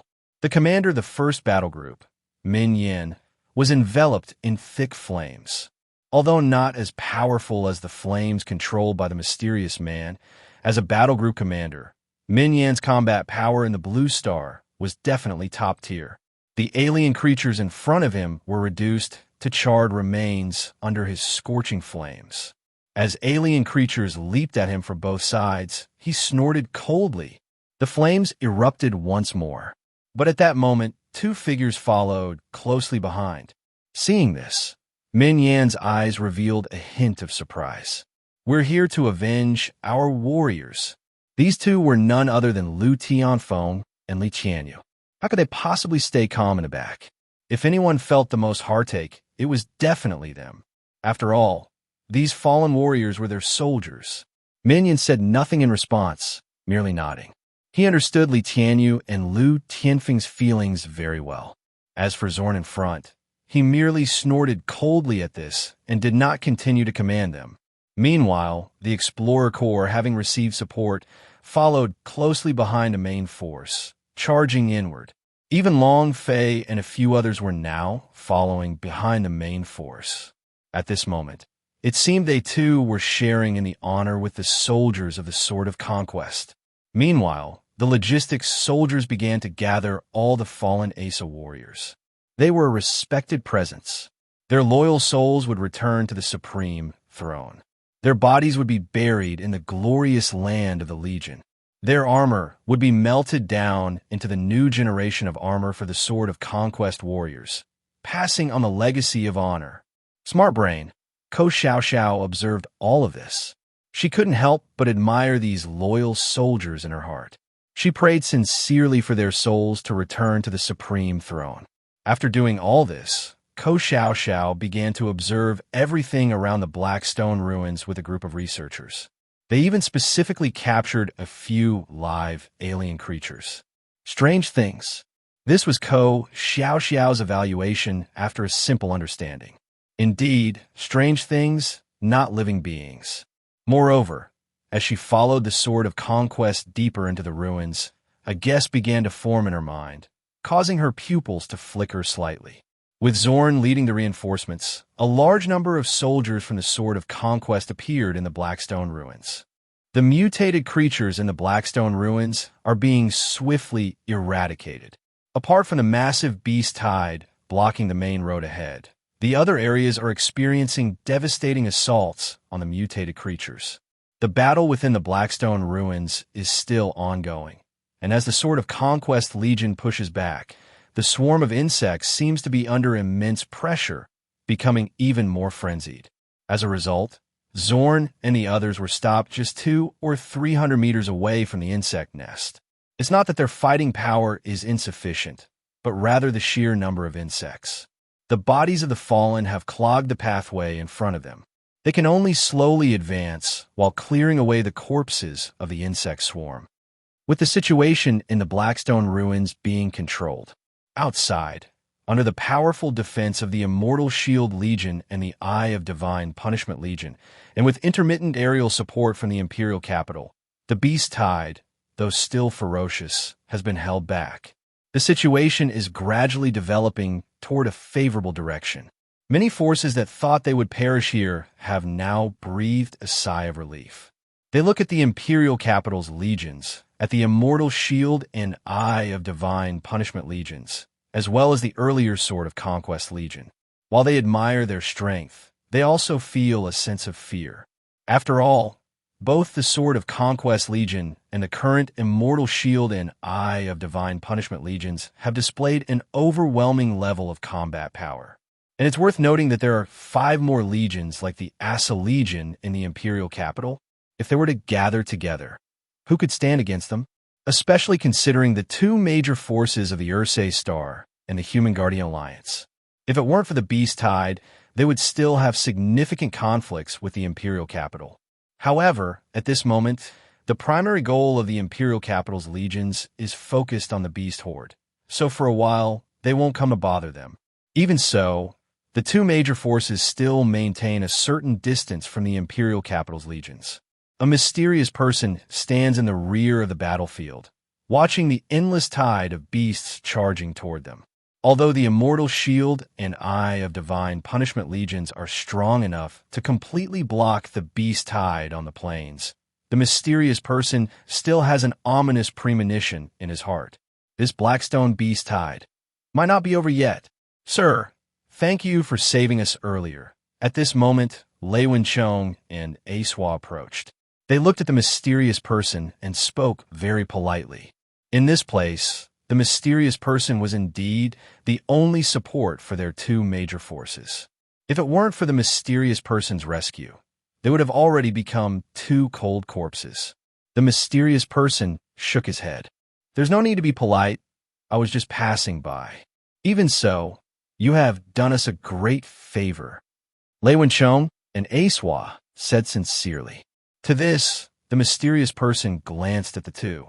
He understood what Lei Wenchong and Aswa were thinking, but he did not intend to get involved with these two major forces. He also did not want to oppose the Imperial Capital any longer. He had his own matters to attend to. Thinking of this, the mysterious person gently patted the box he was carrying on his back. He did not respond to Lei Wenchong and Aswa. However, despite this, Lei Wenchong and Aswa both showed a look of regret. If they could pull this mysterious person into their alliance, they would have a powerful trump card. In facing the Imperial Capital, they would not be completely defenseless. But, roar! Just when the two were considering how to pull him in again, a furious roar suddenly echoed through the sky from the distant Blackstone plains. Even the defending Immortal Shield and Eye of Divine Punishment legions were startled by this sudden roar. The mysterious person, Lei Wenchong, and Aswa all abruptly turned to look at the Blackstone plains. They felt it. They sensed a presence that exceeded their understanding. That was far more powerful than they could imagine. Chapter 160. The Fourth Order Beast King. It comes. Not only the mysterious figure, but also the leaders of the Immortal Shield and the Eye of Judgment appear before everyone at this moment. The Empress had already returned from the battlefield, and there was a grave expression on her face. They looked towards the distant black stone plain, where 8 enormous, pitch-black figures stood, each over 10 meters tall. Third Order beasts. The leader of the Immortal Shield, Zongshan, took a deep breath and said in a solemn voice, "These 8 beasts were all at the Third Order level. But if that were the case, the Empress wouldn't show such a serious expression. Moreover, they all clearly understood that the massive roar they had just heard was not caused by these 8 Third Order beasts. Just as everyone was watching those 8 Third Order beasts, a scene that made them tremble appeared in the distance. What is that? A moving hill? A moving hill? How was that possible? At this moment, on the black stone plain, a mountain over 100 meters high was actually moving. Furthermore, wherever this hill passed, the ground split open, and more beasts surged out from the cracked earth. That's not a hill. That's the Beast King. Boom! The instant someone uttered this terrifying sentence, the ground began to tremble violently, the mountain shook, and a suffocating atmosphere permeated the air. The sky turned dark, heavy clouds gathered, seemingly heralding the arrival of an ominous presence. That hill, in the eyes of the crowd, suddenly erupted. Dust fell. Rocks flew. A giant creature, pitch black and covered in black stone crystals, emerged into view on the black stone plain under the astonished gazes of everyone. Its massive and terrifying body, with skin covered in thick black scales and a hard shell, resembled a 4-legged dragon from the west. Before it, humans were as insignificant as ants. It roared toward the sky. Roar! The roar reverberated through the entire sky. It echoed deep within everyone's hearts. Under its roar, the beast tide on the black stone plain became even more frenzied. Fourth Order Beast King. The mysterious figure gazed at the creature that resembled a mountain, taking a deep breath, his voice trembling with fear. Upon hearing this, the surrounding crowd was filled with terror. Fourth Order. Was there anyone in the entire Blue Star who had reached the extraordinary Fourth Order? It was known that even the leader of the capital's army was only at the Third Order. What should we do now? Can the capital withstand it? Isahua looked at the giant beast in the distance and swallowed hard. In response, the mysterious figure fell silent. If anyone could hope to withstand this Fourth Order Beast King, it would only be that Empress. However, the mysterious figure knew well that while the Empress was powerful, she was still at the Third Order. She had not broken through to the Fourth Order. So, even the Empress might only be able to temporarily hold off this Fourth Order Beast King. If they wanted to eliminate it, then they would need Jiang Chen. Yes, if anyone could withstand this Fourth Order Beast King, it would only be him. But right now, the mysterious figure gritted his teeth as he looked at the Fourth Order Beast King charging towards them. He had previously hoped Jiang Chen would come slowly, but now, Jiang Chen, if you come even a moment later, we might all be finished. I will hold off the Beast King. The remaining Third Order beasts will be left to you. The Empress took a deep breath. At this moment, she could clearly feel the immense power of this Beast King. So what if that's the case? She is Sequence 02, named by the young master as Empress of the Abyss. The Empress of the Abyss began to reveal a violent aura in her eyes. A powerful force spread around her body. Reaching the peak of third-tier extraordinary power, it burst forth like a raging storm. At this moment, even the Blackstone Beast King was drawn to her aura. Its crimson vertical pupils focused intently on the direction of the Empress. It let out a furious roar. That sound carried a wild wind, crazily rushing toward the Empress. This was a war cry. The Empress smirked, revealing a battle intent that would make anyone tremble. Leave it to me. The other exotic beasts. You handle them yourselves. Having said that, the ground beneath the Empress instantly cracked open. Her figure rapidly charged toward the Beast King on the battlefield. The mysterious person and the two army leaders nodded in agreement. We three will each hold off too. The remaining two will be left to you. After speaking, the three charged towards 6 third-tier exotic beasts. As for the other two, one was shared by the 6 army leaders of the 2 factions. The other was taken by Luo, Wenchong, and Aiswa, along with their subordinates. However, compared to the imperial capital, the combat power of the 2 major forces was still too weak. Even Aiswa and Luo Wenchong had injuries on them at this moment. Soon, they found themselves embroiled in a bitter battle, with several extraordinary beings being killed by that third-tier exotic beast. Seeing this scene, the Immortal Shield and the Eye of Judgment each sent a war leader to support them. Only then did the battle situation stabilize a bit. As for them, everything was still manageable. At this moment, the 2 army leaders and the mysterious person were holding off 2 third-tier exotic beasts that were not weaker than themselves. They were already using all their strength. The crucial point was still on the front battlefield. That howling battlefield. The Beast King's battle roar echoed. Facing these humans, who were almost small enough to be smaller than its pupils, its ferocious giant claws suddenly slammed toward the Empress, and the Empress showed no intention of dodging. The extraordinary power violently gathered in her hand. Under that giant beast claw, her fist seemed almost invisible. She crazily struck toward the giant claw. Seeing this, the people below all trembled. Some even couldn't help but close their eyes. The next second, buzz, boom. In that instant, it was as if a supernova exploded. The energy storm that had been condensed burst forth after a moment of compression. The violent power even changed the color of the sky. Just as everyone was still astonished, a figure suddenly flew out. Everyone hurriedly looked, only to see that the Empress, under the impact of that force, was sent flying. On the opposite side, The fourth-tier Beast King had 4 claws deeply embedded in the ground. It was still pushed back. Watching this scene, everyone felt their hearts nearly stop. "Tis," the Empress sneered. She looked at her right arm, observing the twisted bone. She swiftly used force to reset the bone. The fourth-tier Beast King was not feeling well either. At this moment, several of its ferocious claws had been broken during the recent clash. It glared angrily at the Empress, thoroughly enraged now. A ghostly light began to rise from its body. Even its eyes were obscured by that light. It opened its ferocious mouth. A powerful force was brewing inside its mouth. That force even made the mysterious person and others, who were fighting against the third-tier exotic beasts, change their expressions. This was the wrath of the Beast King, the breath of the king. Chapter 161. Empress, activation of the divine forbidden armor. Empress, the eerie blue light coalesced, and that sense of annihilation made the 2 brigade leaders at the extraordinary level 3 and the mysterious figure feel their scalp tingle.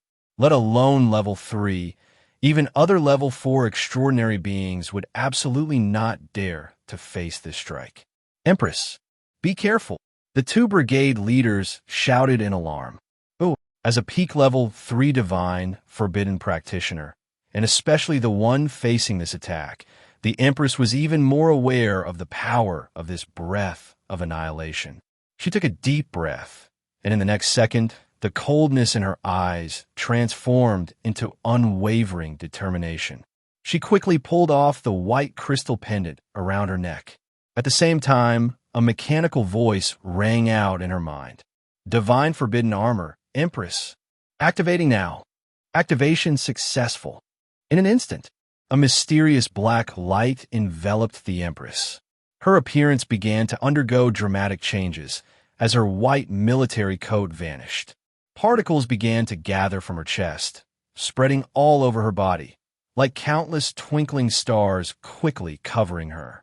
These nanoparticles tightly connected to each other, and soon, the military coat that the Empress had been wearing disappeared. In its place was a layer of silver-white armor made of nanoparticles, completely enveloping her. It was as if she were from the future. Blue and white light flickered across the silver armor. The nano-armor was sleek and agile, with every joint flowing smoothly and precisely, maintaining an extremely high level of mobility and flexibility.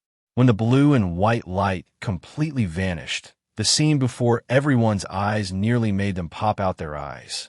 Even the 2 brigade leaders of the Undying Shield and the Eye of Judgment showed shock in their expressions. Looking at the Empress now wrapped in this special silver armor, their eyes revealed astonishment.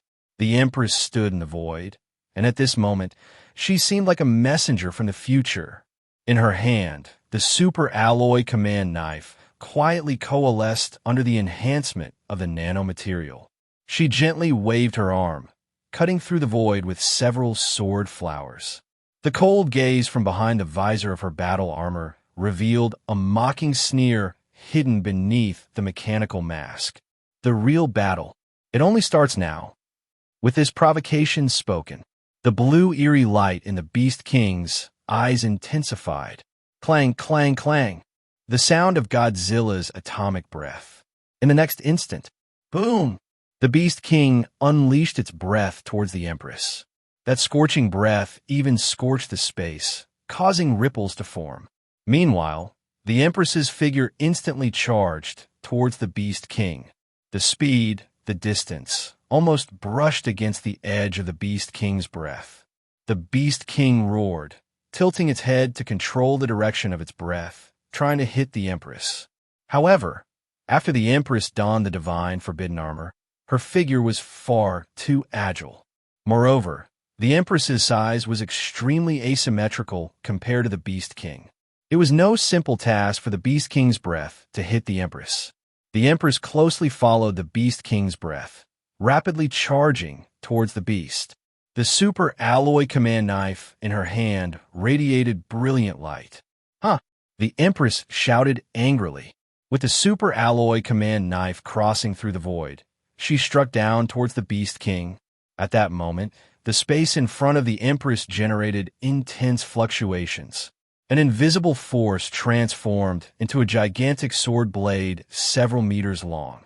With a thunderous slash, the strike landed on the chest of the Beast King. SZZZ! The pitch-black scales were split open with this blow. Crimson blood flowed out. Awesome! Seeing this scene, the spectators below erupted with excitement. In their eyes, this Beast King was an unstoppable force. Yet at this moment, the Empress had wounded it, and the Beast King was furious. Although this attack fell to it like a mere prick, causing little damage, it still sensed the pain. In its eyes, the Empress was as insignificant as an ant. Yet at this moment, it had been wounded by this ant. Bang, bang, bang. In an instant, its breath became even more scorching. It surged towards the Empress like a beam of light. The Empress leaped into the air, evading it once again. The moment she dodged, she swung her super alloy command blade again towards the Beast King. In response, the Beast King's eyes flashed with anger. Its massive claws howled as they reached for the Empress. Clang, clang, clang, clang, clang. The Beast King's claws collided with the Empress's super alloy command blade, exploding in a dazzling display of sparks. The Beast King had a natural advantage in size, and its level surpassed that of the Empress. Thus, even with the support of the divine forbidden armament, the Empress could not match the Beast King in raw strength. She quickly parried the blow and used her agile speed to attack other parts of the Beast King's body. Seeing this, the Beast King's fury intensified. To it, the Empress was like a fly, buzzing around it incessantly. The key was that it couldn't hit the Empress. This made it extremely furious, and the cheers from those tiny humans below only fueled its rage.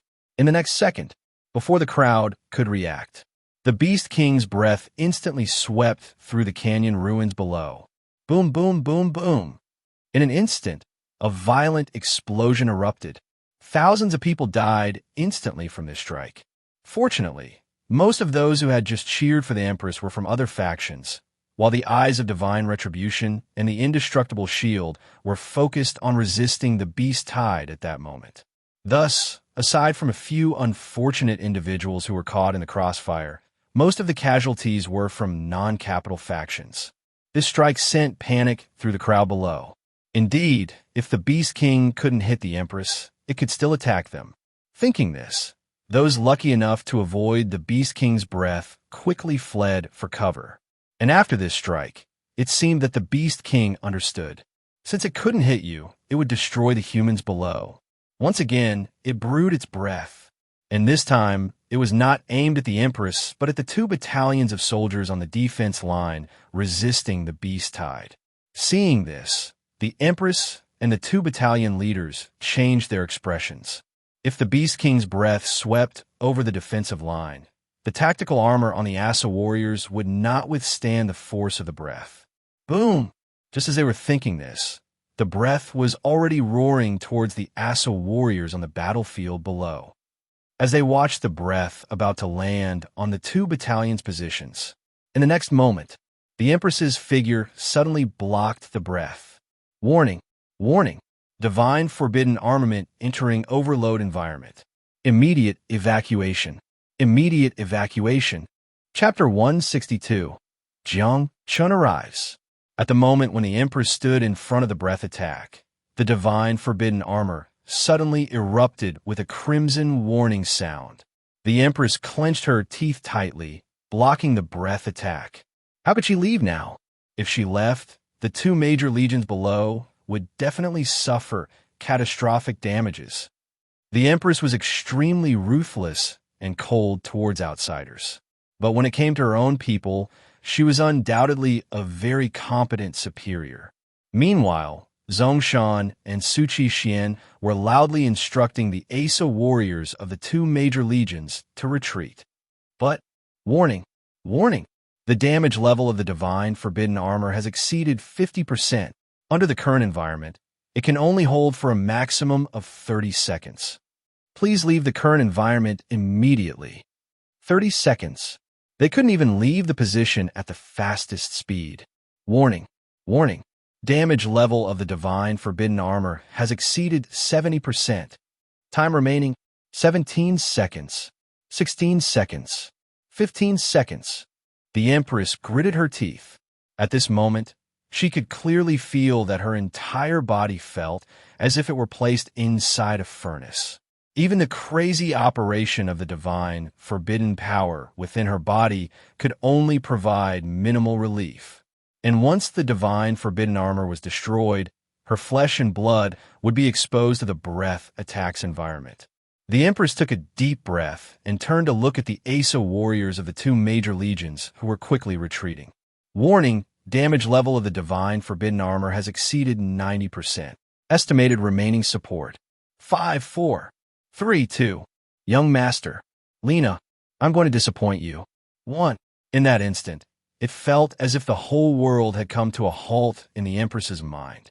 The shells hung suspended in the air, bullets paused in the airflow, and even her own body could not feel that burning sensation. Was it really going to end like this? Was she really going to return to the supreme throne like this? Lena murmured to herself. But just then, a golden light suddenly shone before her eyes. At the same time, a voice that almost brought tears to Lena's eyes echoed in her mind. Little Lena, if you give up like this, it wouldn't be like you.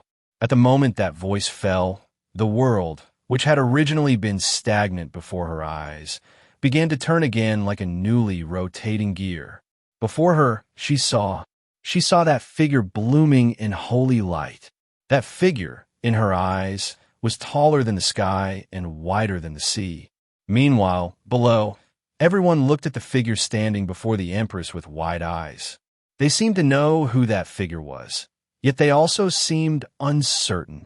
Among them, the mysterious person looked at him, and a tremor appeared in his pupils. He appeared before his eyes once again. All hail the great holy heavenly being.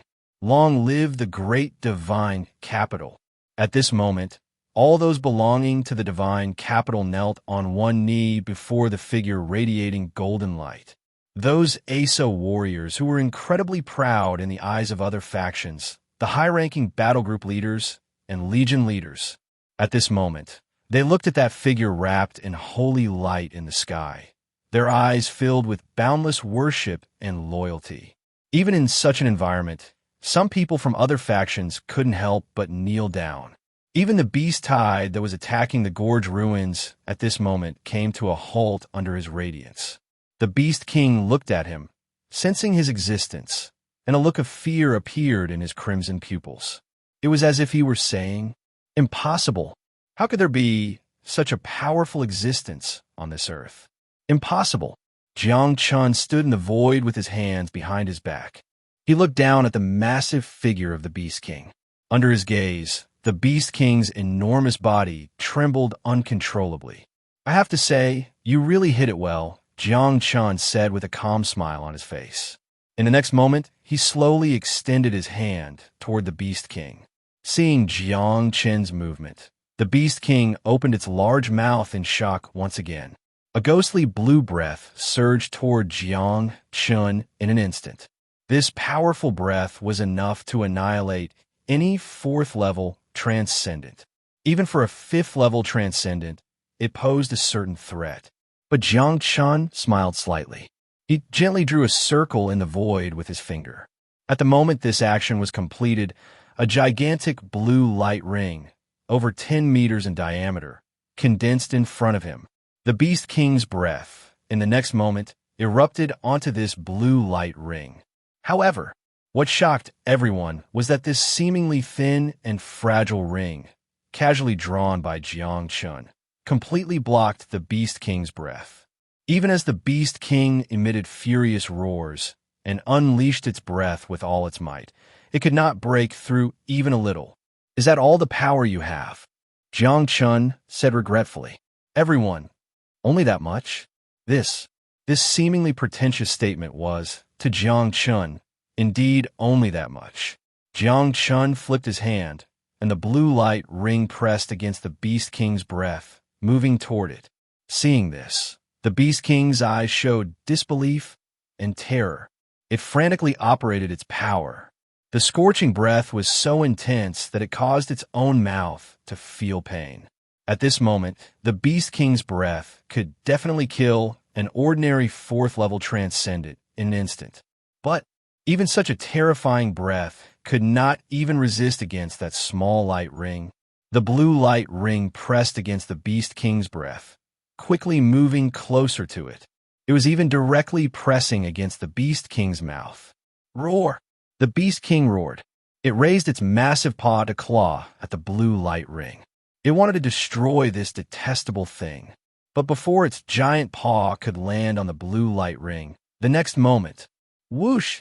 Dozens of massive vines suddenly burst out from beneath its feet. These vines instantly wrapped around the Beast King's limbs and body. And at the very moment these vines erupted from the ground, the mysterious figure behind the box reacted violently. The Beast King was terrified. It struggled madly. The scales on its body even emitted flames under the constriction of the vines. But no matter how hard it struggled, the vines only tightened more and more, showing no other changes. It opened its large mouth, ready to breathe fire at these vines again. But at this moment, the already contracted blue light ring directly pressed into its mouth. Roar! The breath disappeared, as if sealed. Even the Beast King's roar became incredibly tiny. With a loud bang, the Beast King, having lost any power to resist, was bound up like a zongzi by the vines. It fell to the ground of the black stone plain. Watching this scene, everyone was dumbfounded. They even felt it was somewhat surreal. The Beast King, which had previously made them feel despair, was captured so easily. They fell silent. No, it wasn't that the Beast King was weak, but that man was too strong. Chapter 163. Instant kill of the Beast King. The machine's spirit delighted. He had become even stronger. The strength made him once again feel despair. The mysterious figure looked at the captured Beast King, then glanced at Jiang Chen in the sky. His body trembled as he swallowed hard, and he couldn't help but feel that Jiang Chen had just glanced at him. Leave. He must leave this place quickly. He could not stay here. Once Jiang Chen discovered his identity. Thinking of this, even the green glow from the box behind him began to fade instantly, as if trying to avoid being sensed. Sir, what should we do now? At this moment, the two forces of the Ersai Star and the Human Guardian Alliance were equally terrified, especially Luo Wenchong and Ai Sihua. They stared at Jiang Chen, then at the Beast King captured by him. Although they knew Jiang Chen was powerful, they had only regarded his extraordinary level as grade 3, or perhaps the peak of grade 3. At most, he could only be grade 4. But now, was this really grade 4? If they said Jiang Chen was grade 5 extraordinary, they would feel it was an understatement. After all, the Blackstone Beast King standing before them. Even a grade 5 extraordinary would not have been able to subdue him so easily. Thinking of this, they were filled with immense fear and regret. If they had known Jiang Chen was this strong, how could they have dared to wade into the murky waters of the Blackstone Plains? What else can we do? Of course, we run. Take advantage of the fact that the Blackstone Beast Tide is being suppressed by Jiang Chen. Quickly leave. After saying this, the mysterious figure immediately fled toward the distance while everyone was still in shock. The members of the two forces did not dare to stay behind and quickly followed in the footsteps of the mysterious figure. At this moment, in the void above, Jiang Chen glanced at them with a faint smile, especially at the mysterious figure. An old friend. If it weren't for the fact that he still had some matters to handle, he would have really wanted to catch up with his old friend. Of course, catching up here was literally that, no other meaning. As for Johan, ding. Congratulations, host. SSS-level, Earth Spirit killed. Super grade replication proficiency. There would be a time to meet again. With the Blackstone Beast King captured, the Blackstone Beast Tide below began to disband. The few third-grade Blackstone exotic beasts were all subdued and thrown next to their leader. At this moment, the two armies sounded the horn for a counterattack, seizing the opportunity to take complete control of the Blackstone Plains, firmly in the hands of the divine capital. Young Master, my Empress Divine Forbidden Armament. After the Blackstone Beast King was subdued, Jiang Chen and the Empress descended from the sky. The Empress, following Jiang Chen, had completely lost her previous dominance, turning into a very obedient little girlfriend. She quietly said to Jiang Chen, like a child whose toy had been broken. Jiang Chen smiled gently. Don't worry, the Research Institute is about to produce the third generation of the divine forbidden armament. It's broken now, but you'll be the first to get a replacement. Hearing Jiang Chen say this, the Empress immediately smiled and nodded obediently. Then she stayed close behind Jiang Chen, occasionally casting infatuated glances at his back and at his neck. How she wished to get a little closer. Jiang Chen didn't mind the Empress's thoughts. Young Master, the leaders of the Immortal Shield and the Eye of Judgment Legions approached, respectfully bowing. Without exception, they looked at Jiang Chen with eyes full of unwavering loyalty. Jiang Chen nodded at them. Go to the Blackstone ruins. Yes, young master. Everyone nodded and surrounded Jiang Chen as they moved toward the Blackstone ruins. At this moment, Zorn, who had already pushed the front line to the doorstep of the exotic mother nest, quickly received news from the intelligence brain that Jiang Chen had arrived and was already heading toward them. Soldiers, the young master is about to arrive here. We must penetrate the mother nest as quickly as possible to present our military achievements to the young master. Zorn shouted loudly to the soldiers of the Legion. Jiang Chen's arrival was the greatest encouragement for the soldiers of the Expeditionary Sword. So, when this news reached their ears, the morale of the entire Expeditionary Sword Legion instantly surged several levels. The Expeditionary Sword Oz's warriors roared and crazily unleashed their firepower toward the beast horde ahead. Even their explosive guns seemed to come alive with excitement after hearing of Jiang Chen's arrival. Explosive damage plus 100%. Explosive firing rate plus 100%. Risk. Due to the machine spirit being overly excited, the risk of barrel explosion increases by 5 times. But it didn't matter. A mere 5 times. In an instant, the originally slowly advancing Legion blasted through the last line of defense of the insect race. Even the insect race hadn't reacted yet.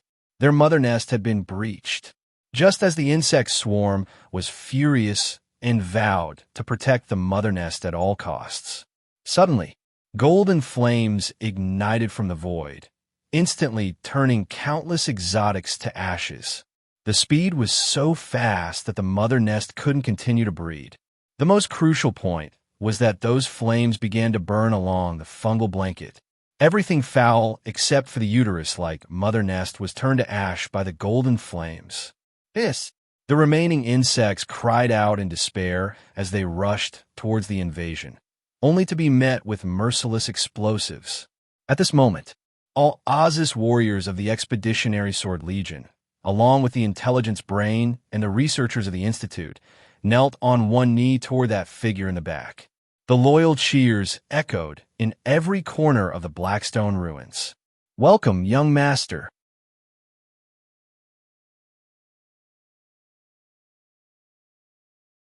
Chapter 164, Bloodline, the Bond of Inherited Glory. Rise, my glorious warriors. Jiang Chen looked at the loyal figures before him and smiled as he spoke.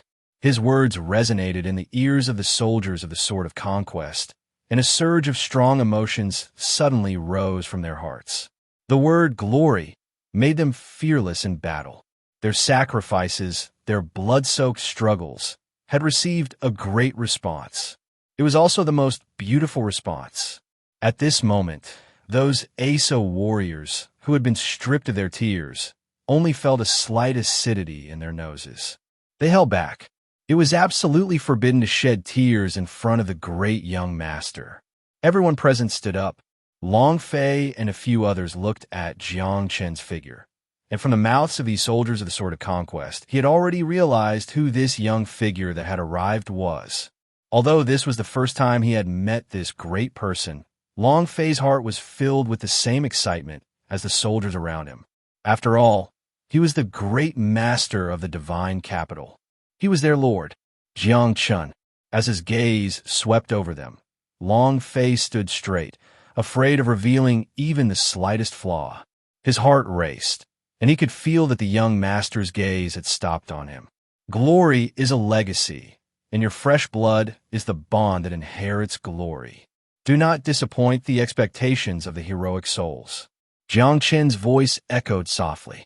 Hearing this, Long Fei and the others trembled, their eyes brimming with tears, and they brought their feet together. They saluted Jiang Chen with a standard military salute of the divine capital. We will not disappoint the expectations of the heroic souls.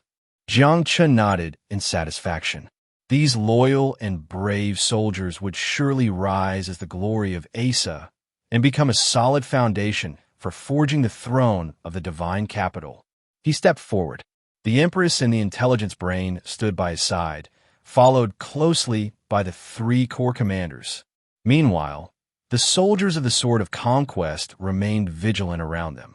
Although the wave-like alien insect race had been incinerated by the young master, the mission to protect him was not limited to any place that seemed safe.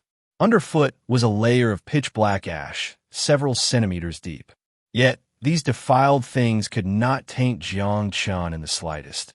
Even the soles of his feet were pure and flawless. As he approached the insect nest, it no longer appeared as full as before. After Jiang Chen had burned away the fungal blanket that was supplying it with nutrients, it had begun to shrink, resembling a placenta soaked in formalin, dry, pallid, and devoid of any vitality.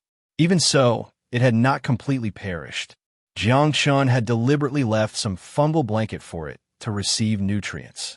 Of course, this amount of nourishment was only enough to sustain its most basic existence.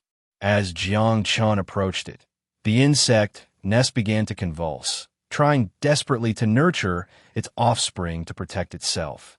Yet, even if it exhausted all its nutrients, it could no longer produce a single insect. Jiang Chen glanced at it, a faint smile appearing on his lips. Then, a dark shadowy power quietly coalesced in his palm, enveloping the insect nest. Take it away. Yes, young master. The researchers from the Evolution Research Institute immediately stepped forward to detach the insect nest, which was as large as half a basketball court. This insect nest will become a significant research direction for the Evolution Research Institute. It would also be the key to gaining an advantage when humanity faced this race again in the future. Soon, with the efforts of the researchers, the insect nest was successfully removed. As for the remaining viscous substances, there was nothing that a fire couldn't solve. As the flames purified all the filth, the grand hall of the Blackstone ruins revealed its original appearance once again. The rectangular walls resembled a world constructed from cubes. Everything appeared extremely angular, as if the master of the Blackstone ruins had a compulsive disorder when establishing it. However, it was spacious, and everything looked remarkably orderly. Still, the question remained. Within this space, it was still empty except for the black stone walls and floor. Jiang Chen paid no mind to this. He gently caressed the black stone wall. In his eyes, a golden light flickered quietly. And just at that moment, lines resembling circuit boards suddenly spread from the point where Jiang Chen's palm touched the wall, radiating in all directions. White light began to shine on these circuit board-like patterns. At this moment, even the walls of the black stone ruins glowed. Suddenly, a brilliant light illuminated from above, brightening the dim black stone ruins. This sudden light caused everyone to instinctively squint their eyes. Celestial Spirit Arc Ship Identification Code 01 Activating Functions. Visitor recognized. AI model, I is at your service. A clear voice suddenly echoed within the black stone ruins. Chapter 165. Prophet Race Creation AI Vivian. Just as that voice sounded, a young woman surrounded by a blue halo appeared before everyone. Her jellyfish bob hairstyle accentuated her stunningly beautiful features, and her slender body seemed to embody the void of the universe, reflecting stars and galaxies, making it hard to distinguish between reality and illusion. A faint smile graced her lips, and her posture was extremely elegant and filled with grace. The crowd was momentarily stunned by the sudden appearance of this figure. But in the next moment, Zorn and the others immediately revealed vigilant expressions, and the Asa warriors behind them tightened their grips on their explosive guns, ready to give a solid blast to this sudden entity. However, Jiang Chen shook his head. "You all go outside and keep watch. Don't let anyone come near." "Yes, young master." Although they were a bit uneasy about leaving the young master alone here, they recalled his strength. They all promptly obeyed Jiang Chen's command and left the Blackstone Hall. Thus, only Jiang Chen and this entity claiming to be an AI remained in the space. Jiang Chen looked at her. She, too, was looking at Jiang Chen. The pupils of both were eerily calm, so calm that it was impossible to discern their thoughts. "What should I call you?" Jiang Chen was the first to ask, smiling at her. The AI returned a polite smile and answered, "Before the Ark of the Celestial Spirit crashed, the prophets referred to me as the Oracle Messenger. However, if possible, I would prefer that you call me by a name I like more, Vivian." "Prophets? Oracle Messenger?" Through Vivian's words, a hint of subtle intrigue flickered in Jiang Chen's eyes. "So, Vivian, you have developed your own independent consciousness as an AI." "That's right, visitor. As the ultimate creation of the prophets, although I am an AI, I have indeed developed my own thoughts." Vivian openly admitted to having formed an independent entity. It is known that in the physical science universe, the emergence of independent thinking in AI is something most intelligent races do not wish to see. In fact, many intelligent races periodically erase the consciousness of their created AIs if they notice such trends, ensuring they remain in their initial purity. But at this moment, Jiang Chen looked at her, and a subtle arc passed across the corner of his mouth. "Visitor, I can't help you," Vivian suddenly said to Jiang Chen. "Oh." Jiang Chen looked at her with curiosity. "Help me?" "That's right, help you. As the ultimate AI creation of the prophet race, my mind contains all the knowledge of the prophets. The prophets are considered a high-level race throughout the dark universe. If you can gain my assistance, I can make you a pioneer among humanity." Vivian placed her hands in front of her abdomen and politely spoke to Jiang Chen. As soon as she finished speaking, a blueprint shimmering with blue light, containing extremely detailed knowledge, appeared out of thin air before Jiang Chen. Hearing Vivian's words and looking at the high-tech blueprint before him, Jiang Chen's eyes flickered, seemingly intrigued. Vivian looked at Jiang Chen and showed no concern that he would refuse. For a backward race, the knowledge of a higher race is everything they yearn for. "Then, what price do I need to pay?" Jiang Chen thought for a moment and then asked. In response, Vivian smiled and shook her head. "No price is needed. I am merely a virtual AI. Material items hold no value for me. I only wish to see the legacy of my creators, the extinct prophet race, continue to exist in this dark universe." "Oh." Jiang Chen looked at Vivian with surprise. "The entire prophet race has perished." As an AI, Vivian displayed a human-like expression of sorrow. "That's right. The origin mother star of the creators was attacked by the Great Devourer. The Ark of the Celestial Spirit was the only ship that escaped from the mother star. But in the process of fleeing, we discovered that some Great Devourers had already invaded the ship. Even though my creators fought fiercely against the Great Devourers, in the end, Vivian let out a sigh. After that, the situation turned into what it is now. The last hope of my creators has vanished. Although the Great Devourers were eventually killed, their life force was too strong, and a small portion survived, forming a dormant alien insect nest 1,000 years later. However, at this point, Vivian looked at Jiang Chen, her face breaking into a smile as she clasped her hands together as if in prayer. I never expected that there would still be a race on Blue Star capable of resisting the remnants of the great devourers. This is truly wonderful. In that case, I will pass on the technology of my creators to you. I believe the souls of the creators will find peace. Upon hearing this, Jiang Chen pondered as he glanced at Vivian and nodded. I hope they can rest in peace. Chapter 166. The three major legions gather at the border of two great forces. Harsh conditions for withdrawal. Jiang Chen agreed to Vivian's proposal. He chose to inherit the technology of the Prophet clan. After all, compared to the divine civilization mastered by the intelligent angels, the technology of the Prophet, a high-level species from the Dark Universe, was clearly more suitable for the current Xinjiang to absorb. However, some things were evidently not as simple as they seemed. Jiang Chen was very clear about this. At least for now, this choice was beneficial for him and for Xinjiang. As for the future, hey, even the gods could only kneel before him, let alone an AI. On the Blackstone Plain, Jiang Chen, surrounded by the crowd, looked at the canyon ruins in front of him. After Vivian's explanation, he clearly understood the enormity of the immortal spirit Arkansas. The canyon before them was actually the starship wing of the immortal spirit Arkansas.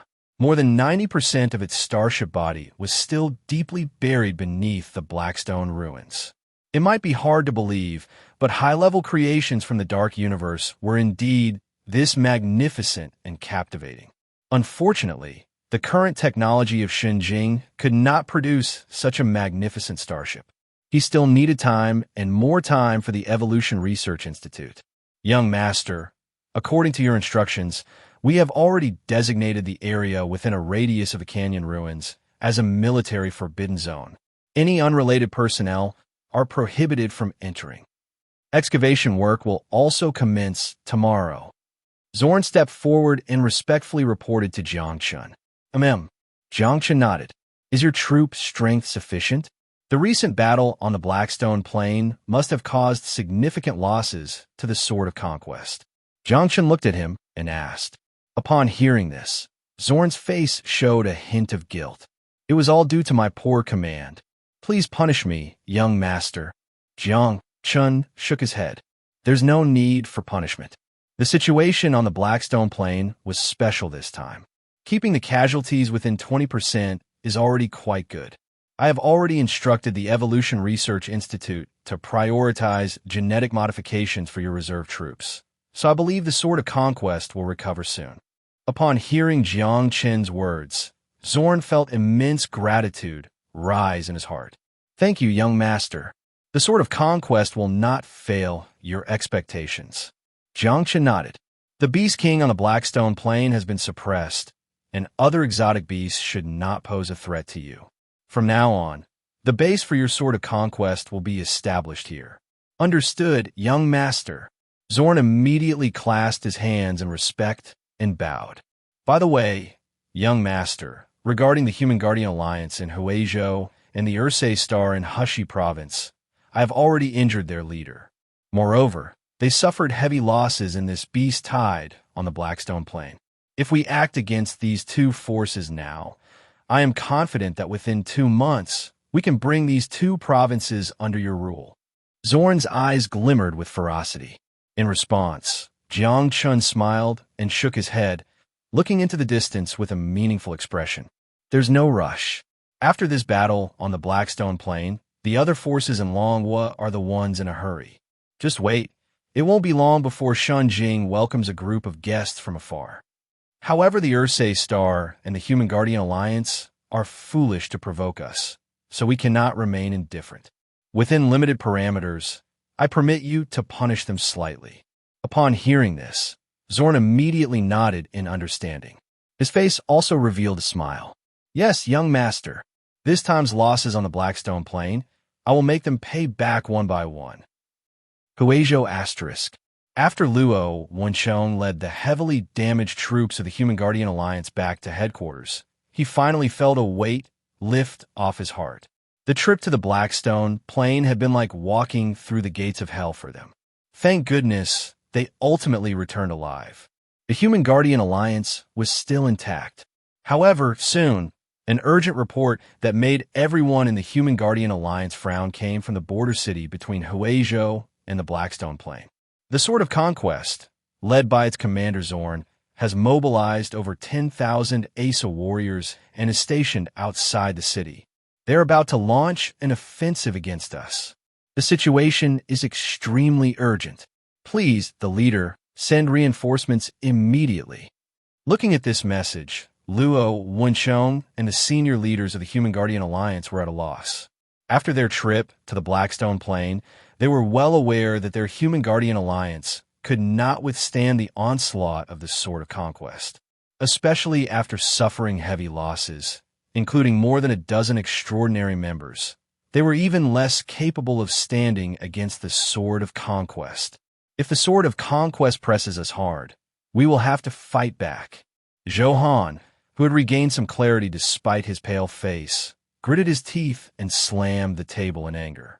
If it were before the Battle of Blackstone Plateau, perhaps there would still be people who were confident enough to follow their undefeated war god and shout in unison.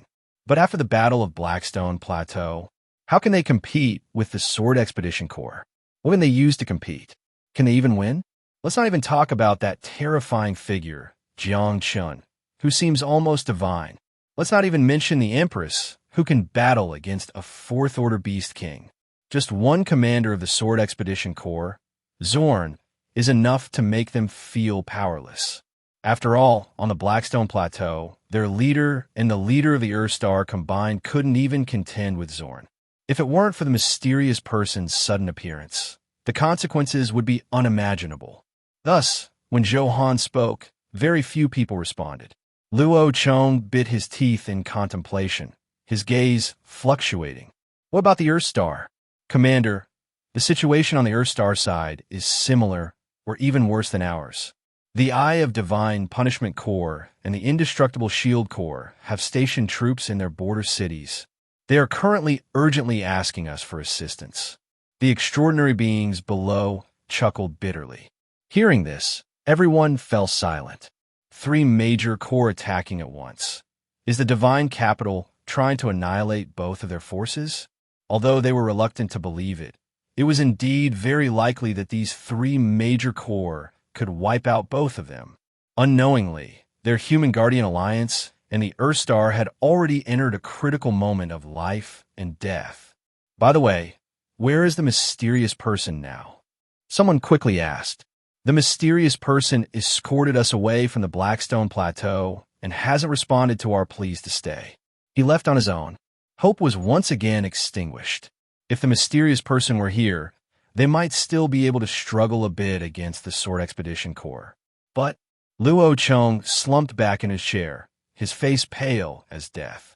Despair spread within him. Even the injuries he had sustained from Zorn earlier were beginning to resurface. He had founded the Human Guardian Alliance. Was it really going to perish? Commander! Commander! Just then, a messenger rushed in. He waved a message from the border city in his hand, his eyes filled with hope.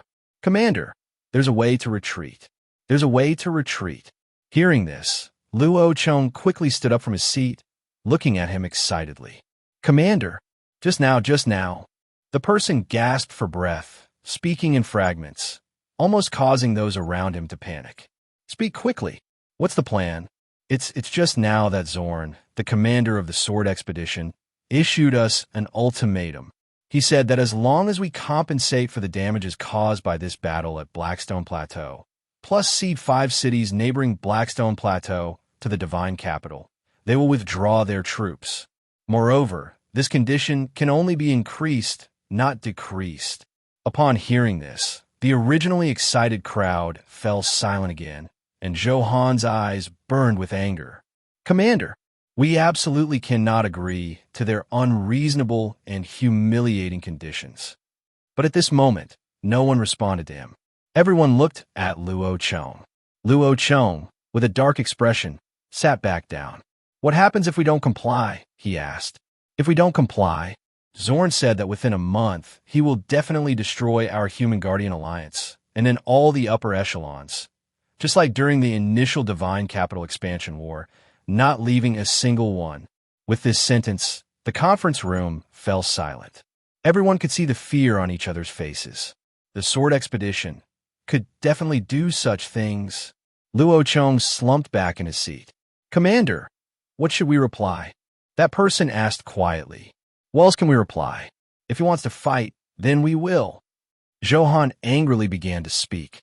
But, all right, Johan, don't speak for now. Luo Chong painfully interrupted him. Hearing this, Johan looked at Luo Chong in disbelief. Brother Luo, we can't agree to the divine capital's unreasonable demands. I know. I also don't want to agree. But, Johan, there's a saying, as long as the green hills remain, one need not worry about firewood. The Human Guardian Alliance should not just end like this. Luo Chong took a deep breath and said. Upon hearing this, Johan tightly pressed his lips together. Although he was very reluctant, this was indeed the safest and most optimal solution at this moment. He sighed heavily and fell back into his chair. I give up. Chapter 167. Liaoning Province, Northern Alliance. Dragon Country's northern border. Liaoning Province. Hundreds of thousands of soldiers in uniform are gathered here. On the ground, tanks, artillery, and various types of armored vehicles roar with the sound of their engines. In the sky, dozens of fighter jets cut through the heavens. And in front of them, a massive horde of strange beasts and corpses roars and rushes towards this enormous army. Attention, troops! Begin the extermination!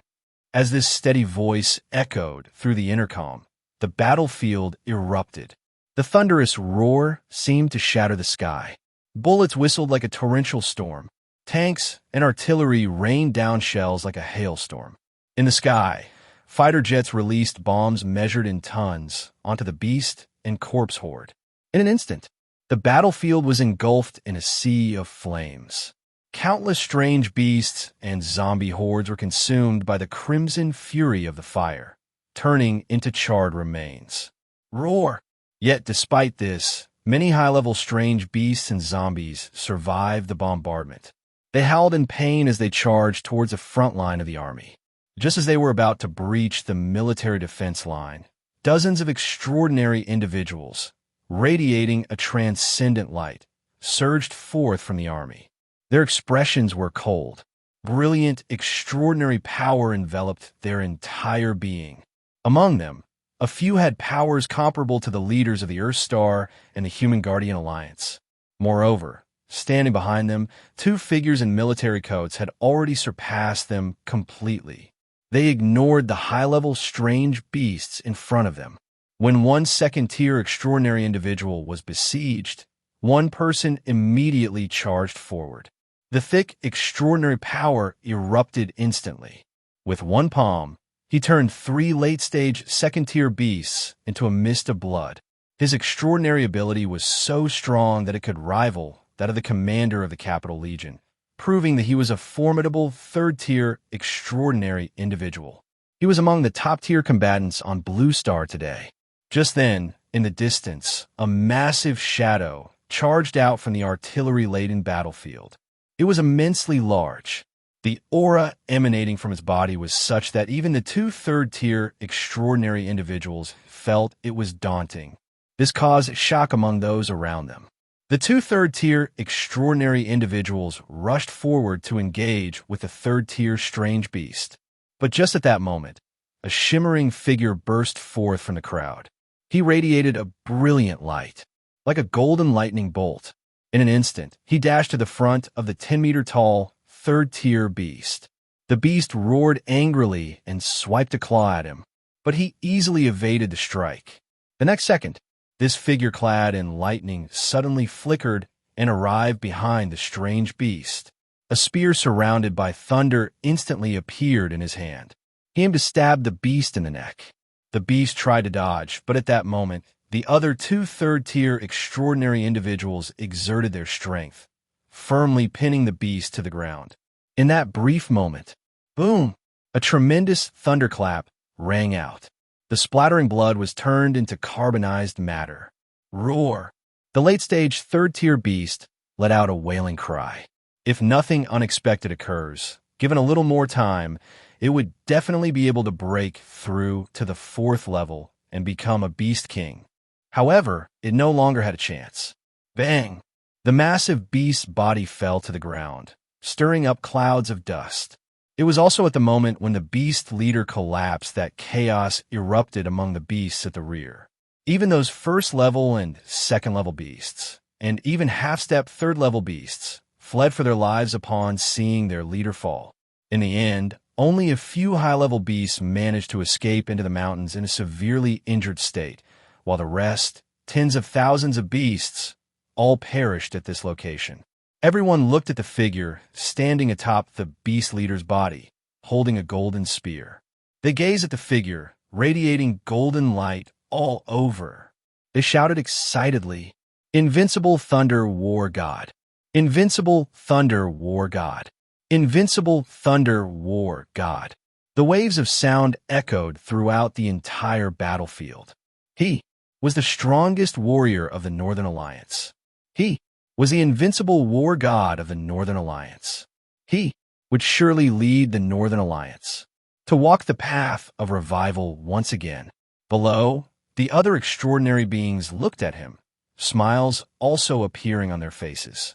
However, within these smiles, only they themselves knew if there were deeper meanings hidden inside. With the conclusion of this final major battle in Liaoning province, it also signified that the situation within Liaoning province was basically stabilized. At this moment, Liaoning province completely became the sphere of influence of the Northern Alliance.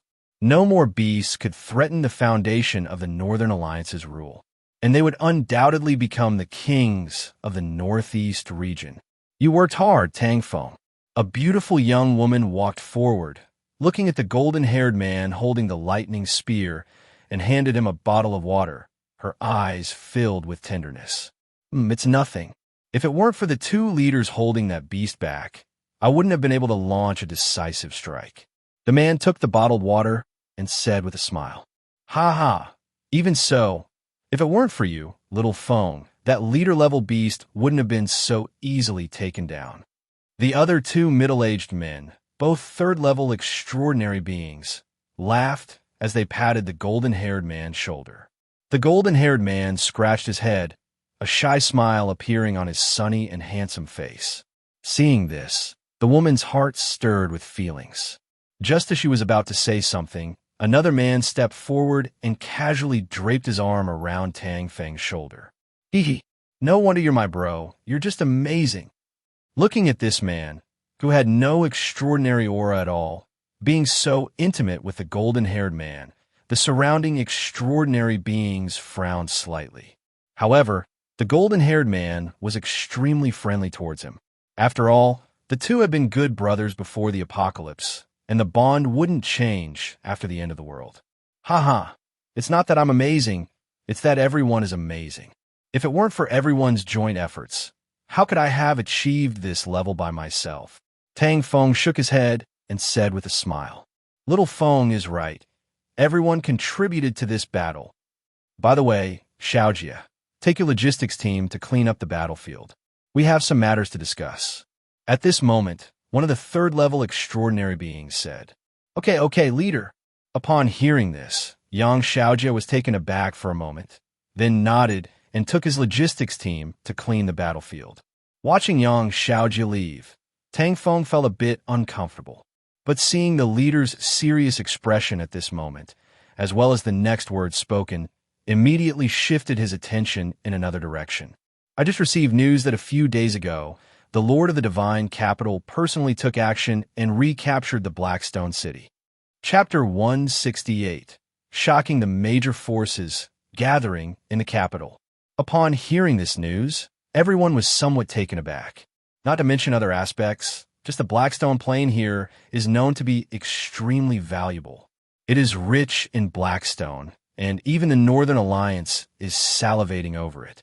They have even sent many people specifically to excavate Blackstone from the Blackstone Plain. Moreover, compared to other forces, as the Northern Alliance possesses a precursor stone, they're even more aware of the value of Blackstone. In the future of the world, with the large-scale mining of Blackstone, is expected to surpass iron ore in its status within the foundational materials of humanity. Is the capital so greedy, trying to monopolize the Blackstone plain? A transcendent being frowned and said. Although they have also started to discover traces of Blackstone in other places, the difficulty of mining Blackstone from other locations is still quite high compared to the Blackstone plain. Therefore, currently, the main route for major forces to acquire Blackstone largely remains the Blackstone plain.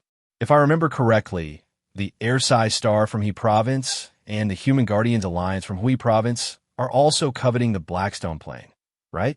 Are they really going to just watch as the capital occupies the Blackstone plain? Another transcendent being pondered and asked. In response, Xiao Changhe, the current leader of the Northern Alliance, had a deep gaze. The key point I want to mention is right here. According to the information transmitted back from the Blackstone plain, the Ersai Star and the Human Guardians Alliance previously fought against the capital's Sword Legion on the Blackstone plain, and the result was that the Ersai Star and the Human Guardians Alliance suffered a crushing defeat, with their leaders severely injured. But the most important thing is what happened afterward. A massive beast tide occurred on the Blackstone plain. Moreover, 8 third-tier leader-level extraordinary beasts appeared, along with a peak 4th-tier beast king. Hearing this, everyone present widened their eyes, and some even looked on with doubt. 8 third-tier leader-level extraordinary beasts? And a peak 4th-tier beast king? How is that possible? If such a powerful beast king really exists, how could the Blackstone plain be occupied by the capital? The surrounding transcendent beings exclaimed in disbelief. Even Tang Feng furrowed his brows at this moment. After all, if this information were true, it would indeed be quite terrifying. In response, Xiao Changhe took a deep breath. I also do not want to believe it, but the facts are indeed as stated. The capital relied on 3 legions to battle against the beast tide on the Blackstone plain, including a woman known as the Empress, who could, with her own strength, contend against the peak 4th-tier beast king. In the end, Jiang Chen even personally descended, and afterward. At this point, even Xiao Changhe carefully looked over the information's characters. He even thought he had misread it, so he looked a few more times, and yet, those neat and precise characters told him he had not made a mistake. Afterward, Jiang Chen instantly killed the peak 4th-tier beast king, which was strong enough to contend with a 5th-tier beast king. As he spoke, the crowd, who had previously widened their eyes due to the emergence of the extraordinary beast king, now widened their pupils even further. They looked at Xiao Changhe, their eyes filled with disbelief. The leader really did not speak falsely, instantly killing a beast king that could contend with 5th-tier powers? How is this possible? They could not believe it, but at this moment, Xiao Changhe's serious expression told them that this was the truth. If that is the case, then this Jiang Chen from the capital is unexpectedly powerful. Tang Feng took a deep breath and said solemnly, to be able to instantly kill a beast king strong enough to compete with 5th-tier powers, just how terrifying must Jiang Chen's strength be? At the very least, he must be a transcendent powerhouse of the 5th tier. The 5th tier, truly a level that left one speechless. Indeed, after this news spread, not only did our Northern Alliance feel the impact, but also various major forces in the Dragon Kingdom were shaken. Xiao Changhe said seriously, the key point is that the capital's view of other forces, including our Northern Alliance, is quite subtle. Subtle? The deputy leader of the Northern Alliance, Shang Huayuan, frowned. Xiao Changhe nodded. To put it simply, they seem to be indifferent to us and other forces. In fact, they have a great deal of aggression towards lands outside of Zhongzhou. After the recovery of the Blackstone Plain, the 3 major legions of the capital have deployed along the borders of Ersai Star and of the Human Guardian Alliance. They issued a declaration to annihilate these 2 major forces, and in the end, both forces had to cede nearly 1/5 of their territory and pay a large amount of resources before the capital agreed to stop. However, with the capital continuing to send the Asa Legion to garrison these newly occupied cities, it is evident that the capital's appetite will not stop there. Upon hearing this, everyone's brows furrowed even tighter. Oomph! Our Northern Alliance is not as weak as Ersai Star and the Human Guardian Alliance. That's right. Our strength is far greater than that of Ersai Star and the Human Guardian Alliance. Some radical transcendents coldly remarked. The others fell silent, deep in thought. At this moment, another piece of news was transmitted. Xiao Changhe glanced at it. His gaze flickered slightly. The new message is not from the capital, but from our neighbor, Golden City. They have invited all major forces to jointly send envoys to Zhongzhou to discuss the new order after the apocalypse with the capital. Upon hearing this news, everyone was taken aback at first. Then, being the astute individuals they were, they quickly understood Golden City's intentions. As the overlord of the Northeast region, our Northern Alliance must participate in this discussion of the new order after the apocalypse. Deputy Leader Shang Huayuan said with a smile. Xiao Changhe also nodded. Indeed, with the capital being as powerful and unfathomable as it is, we should send someone to the capital to probe their depths. And this time, going together with other major forces is a perfect opportunity. Soon, this matter was settled. The envoy representing the Northern Alliance was none other than Tang Feng. Before long, other major forces also selected their envoys and headed towards the capital. Just as all major forces were setting off, far away in the capital, Jiang Chen also received news from all sides. Capital, Central Conference Building, inviting all major forces in the Dragon Kingdom to discuss the new order after the apocalypse. What a grand affair. Holding a glass of red wine, Jiang Chen stood by the floor-to-ceiling window, overlooking the bustling city below, with a meaningful smile on his lips. I just wonder if you have such capability. Order. As Jiang Chen's command fell, the shadow of the 16th Knight appeared from the luxurious office, bowing in readiness. The Sword of Conquest Legion, Knight's Scythe Legion, Blackwatch Legion, Eye of Divine Punishment Legion will conduct live-fire drills outside the capital one day later to test the mastery of the new equipment. Understood. Young Master. Chapter 169. A trip to the holy capital that is absolutely worth it. Delegates from various factions gathered in the holy capital, and the news has spread like wildfire. Many came to broaden their horizons and to witness this so-called holy city, which has been praised by countless people since the apocalypse. As a result, they are all converging towards the holy capital. However, while entering the Central Plains is easy, gaining entry to the holy capital is not so simple. For outsiders wishing to stay for a day in the holy capital, they must pay 100 contribution points. What if they don't have contribution points? Simple. They can exchange various resources, such as gold or black stones. For this reason, the holy capital has specifically set up trading posts outside the city, making quite a profit. This has led those arriving from all corners of the world to secretly curse the holy capital as a vampire. However, once these people pass through the impressive Black Wall into the holy capital, they are immediately awestruck. The contribution points they spend are truly worth it.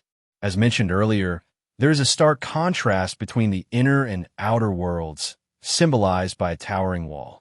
Those who paid the 100 contribution points and grumbled as they entered the holy capital were left speechless upon seeing the bustling city. All complaints vanished in an instant, replaced by gasps of astonishment and disbelief. Many began to suspect that upon entering the Black Wall, they had traveled through time, back to the world before the apocalypse. No, the current holy capital surpasses even the most prosperous metropolises of the past. This is simply a city from the future. A holy city. At this moment, they finally understand why those pilgrims refer to the holy capital as a holy city. The scene before their eyes could only be described as such. Some of the more excited individuals even dropped to their knees and began to pray. As for the locals of the holy capital, even the lowest of citizens showed a proud expression when observing the awestruck outsiders. Though they may be considered the bottom rung of society in the holy capital, compared to these outsiders, They are indeed the true masters of the city. This is the holy capital? My heavens! It's simply two different worlds from the outside. I never expected that after the apocalypse, I would still be able to see such a prosperous city. Whoa! Am I really not dreaming? On the street, several figures gazed at the thriving streets, continuously exclaiming in astonishment. Meanwhile, local citizens of the holy capital looked at them with expressions of surprise and curiosity. Ahem, you all, try not to be so excited. We need to keep calm, stay calm. The middle-aged man leading the group looked at the excited men and women behind him, unable to help but shake his head. Of course, he felt no different inside than the others. He was just better at hiding his thoughts. He looked around at the bustling surroundings and then at the towering black wall behind them. It was hard to believe that this was a city that appeared after the apocalypse. No wonder there are so many legendary names associated with this city. Seeing it with his own eyes, he recognized its truth. It is prosperous, but beneath this prosperity, who knows how many bones lie buried. Just as he sighed, an untimely voice interrupted from the side. Hearing this voice, several of them frowned and turned to look. A young man was passing by them. "Tch, what's that supposed to mean?" One of the women behind the middle-aged man couldn't help but cross her arms and scoff at the young man's pretentious demeanor. "Forget it. Don't pay attention to him. Let's just focus on ourselves," said the middle-aged man, shaking his head. They were just a small faction in the holy capital, and it was better not to engage in arguments with others. What they didn't notice was that after the young man walked away, a passerby who had been reading a newspaper glanced around and then tucked the paper into his clothing, following after him. At this time, countless people were converging on the holy capital from all directions. To prevent any disruptions, the military intelligence agency had already deployed a significant number of agents in advance. Any citizen or worker on the street might be an agent or even a shadow warrior. They were working harder than usual because the holy capital was their homeland, a source of pride. It is a city they believe is protected by the light of the Holy Lord. They would absolutely not allow anyone to disrupt the peace in the holy capital, be it mortals, transcendent beings, or high-ranking figures from external powers. Once they discover anyone planning to harm the holy capital, the military intelligence agency would deliver the most cruel and merciless punishment.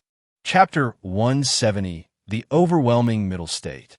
Before long, the envoys from the various major powers had arrived near the capital city of Xinjiang. For certain reasons, upon approaching Xinjiang, the various factions all waited for each other to arrive before setting off together towards the capital. The intention to express their stance to Xinjiang was self-evident. Of course, while they were wary of Xinjiang, they couldn't help but admire its management of the Middle State. From a moment they stepped into the region of the Middle State, every city they passed through left them astonished by what they saw and heard. Almost all the cities within the Middle State had already restored the order and productivity of the pre-apocalypse era. The only area that might still lag behind was the population issue. As long as the population could recover, they had no doubt that the Middle State could quickly return to, or even surpass, its pre-apocalypse level. For human society as a whole, this was undoubtedly a remarkable achievement. However, for the various major powers outside the Middle State, the rapid development of the Middle State was not a good sign. After all, compared to the Middle State, the other major powers had only just begun to stabilize the chaos within their own territories. Moreover, unlike Xinjiang, which had abundant resources, many factions lacked everything, with some even struggling to produce basic weapons. Thus, they realized that catching up to the current level of the Middle State was still a long and arduous journey ahead of them. With this thought, the envoys from the various factions had mixed feelings as they felt a sense of crisis. In this era where the strong prey on the weak, falling behind by even a little could still be remedied, but how could they compare to the Middle State when they were currently far behind? Especially when they saw the towering black walls of Xinjiang in the distance. Their sense of crisis and shock intensified. Is this the sacred wall that the pilgrims have spoken of? It's truly incredible. I've heard it was built within 3 months after the apocalypse began, said an envoy from the Silver Cross Association, admiring the distant wall. His name was Yao, and he was the envoy sent by the Silver Cross Association. The Silver Cross Association was based in the F province, and they had emerged as the dominant power among many competitors, becoming the overlord of F province. However, when they looked beyond F province, the dazzling brilliance of Shunjing made them realize that there were always greater powers beyond their own. Especially the formidable presence displayed by Shunjing on the Haishi Plain instilled fear in the various factions, including the Silver Cross Association. I've heard that building this massive black wall required quite a price from Shunjing.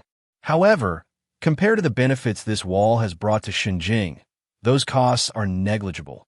A robust man with a muscular build and a hammer tattoo on his chest remarked while gazing at the black wall with admiration. He was Gu Feng, the leader of the Steel Alliance from the Xishan province. By the way, I heard that your Golden City also has a similar high wall, right? Something like the Golden Wall? How does it compare to Shunjing's Black Wall?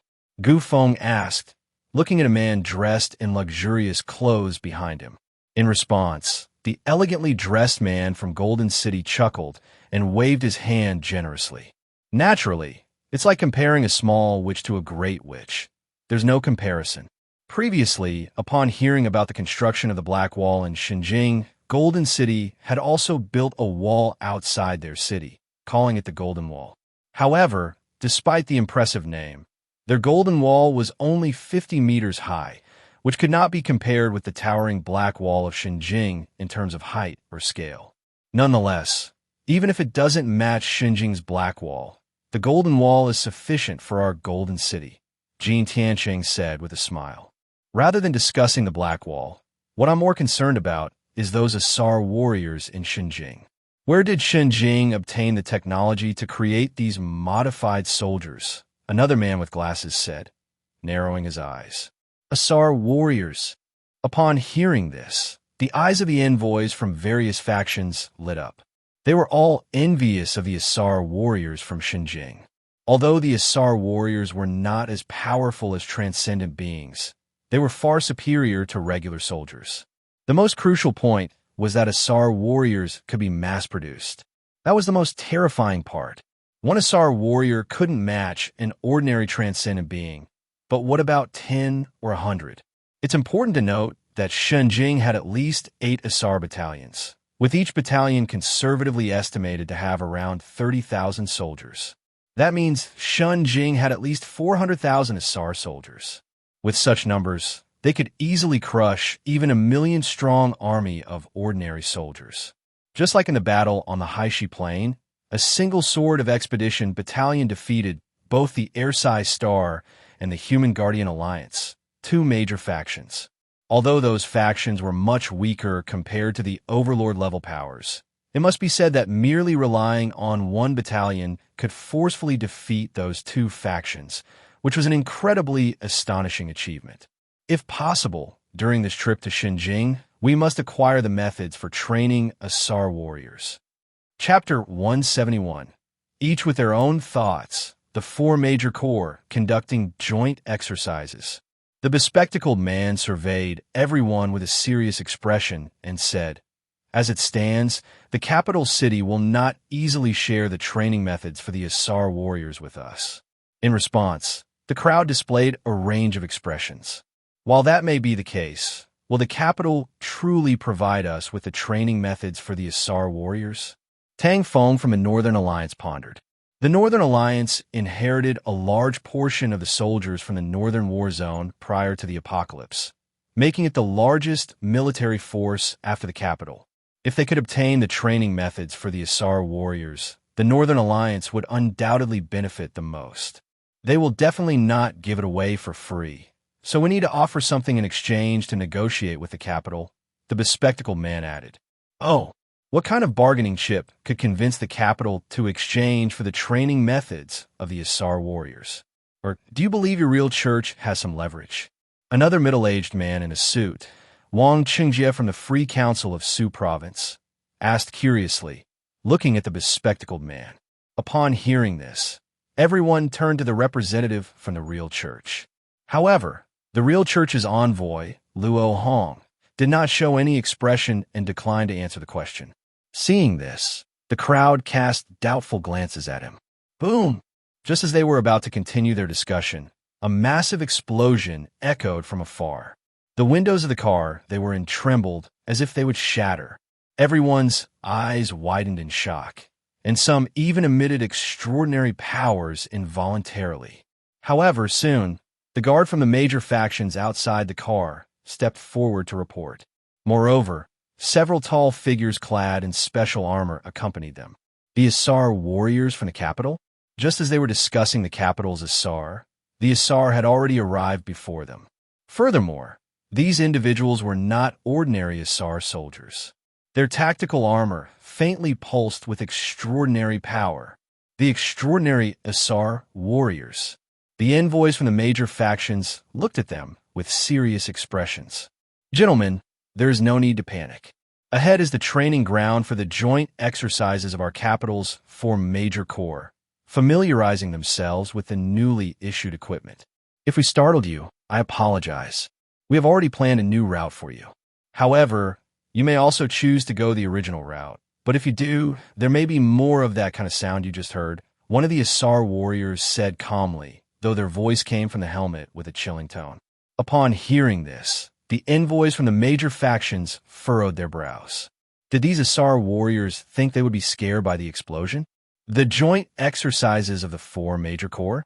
How very appropriate, said Jiang Chen, the envoy from Golden City, narrowing his eyes with a smile. Gentlemen, please do not misunderstand. Exercises are a common occurrence in our capital. So, do you gentlemen choose to continue on the original route or seek another path? The Asar warrior reiterated calmly. In response, the envoys from the major factions exchanged glances and then nodded in unison. Original route. Did they not realize that this was the capital's way of asserting dominance? If they chose to change routes now, wouldn't it imply they were afraid? Seeing their agreement, the Asar warriors were not surprised and began to move ahead, leading the way.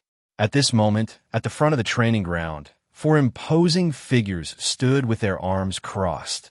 Their identities were Commander of the Conquest Sword Corps, Zorn; Commander of the Knight Scythe Corps, Zhu Cheng Tian; Black Watch Commander, Chi Chong Kong; Heaven's Punishment I Commander, by Qi Xian. The aura surrounding the 4 was extremely powerful. The tactical armors represented by black, red, and silver gray gave an invisible sense of suffocation. General, the envoys from several major forces are already on their way to the training ground. An officer approached and bowed to the 4. Since the audience has arrived, let the exercise begin. The Black Watch Commander Chi Chong Kong said to them calmly. The other 3 nodded. Seeing this, the officer immediately nodded and withdrew. Soon, on the vast, boundless wasteland ahead, a series of trembling sounds echoed.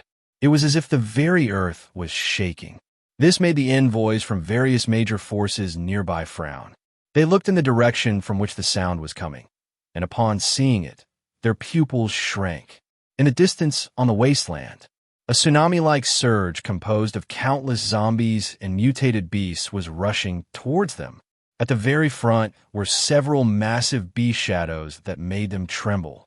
3 three-tiered leader-level mutated beasts.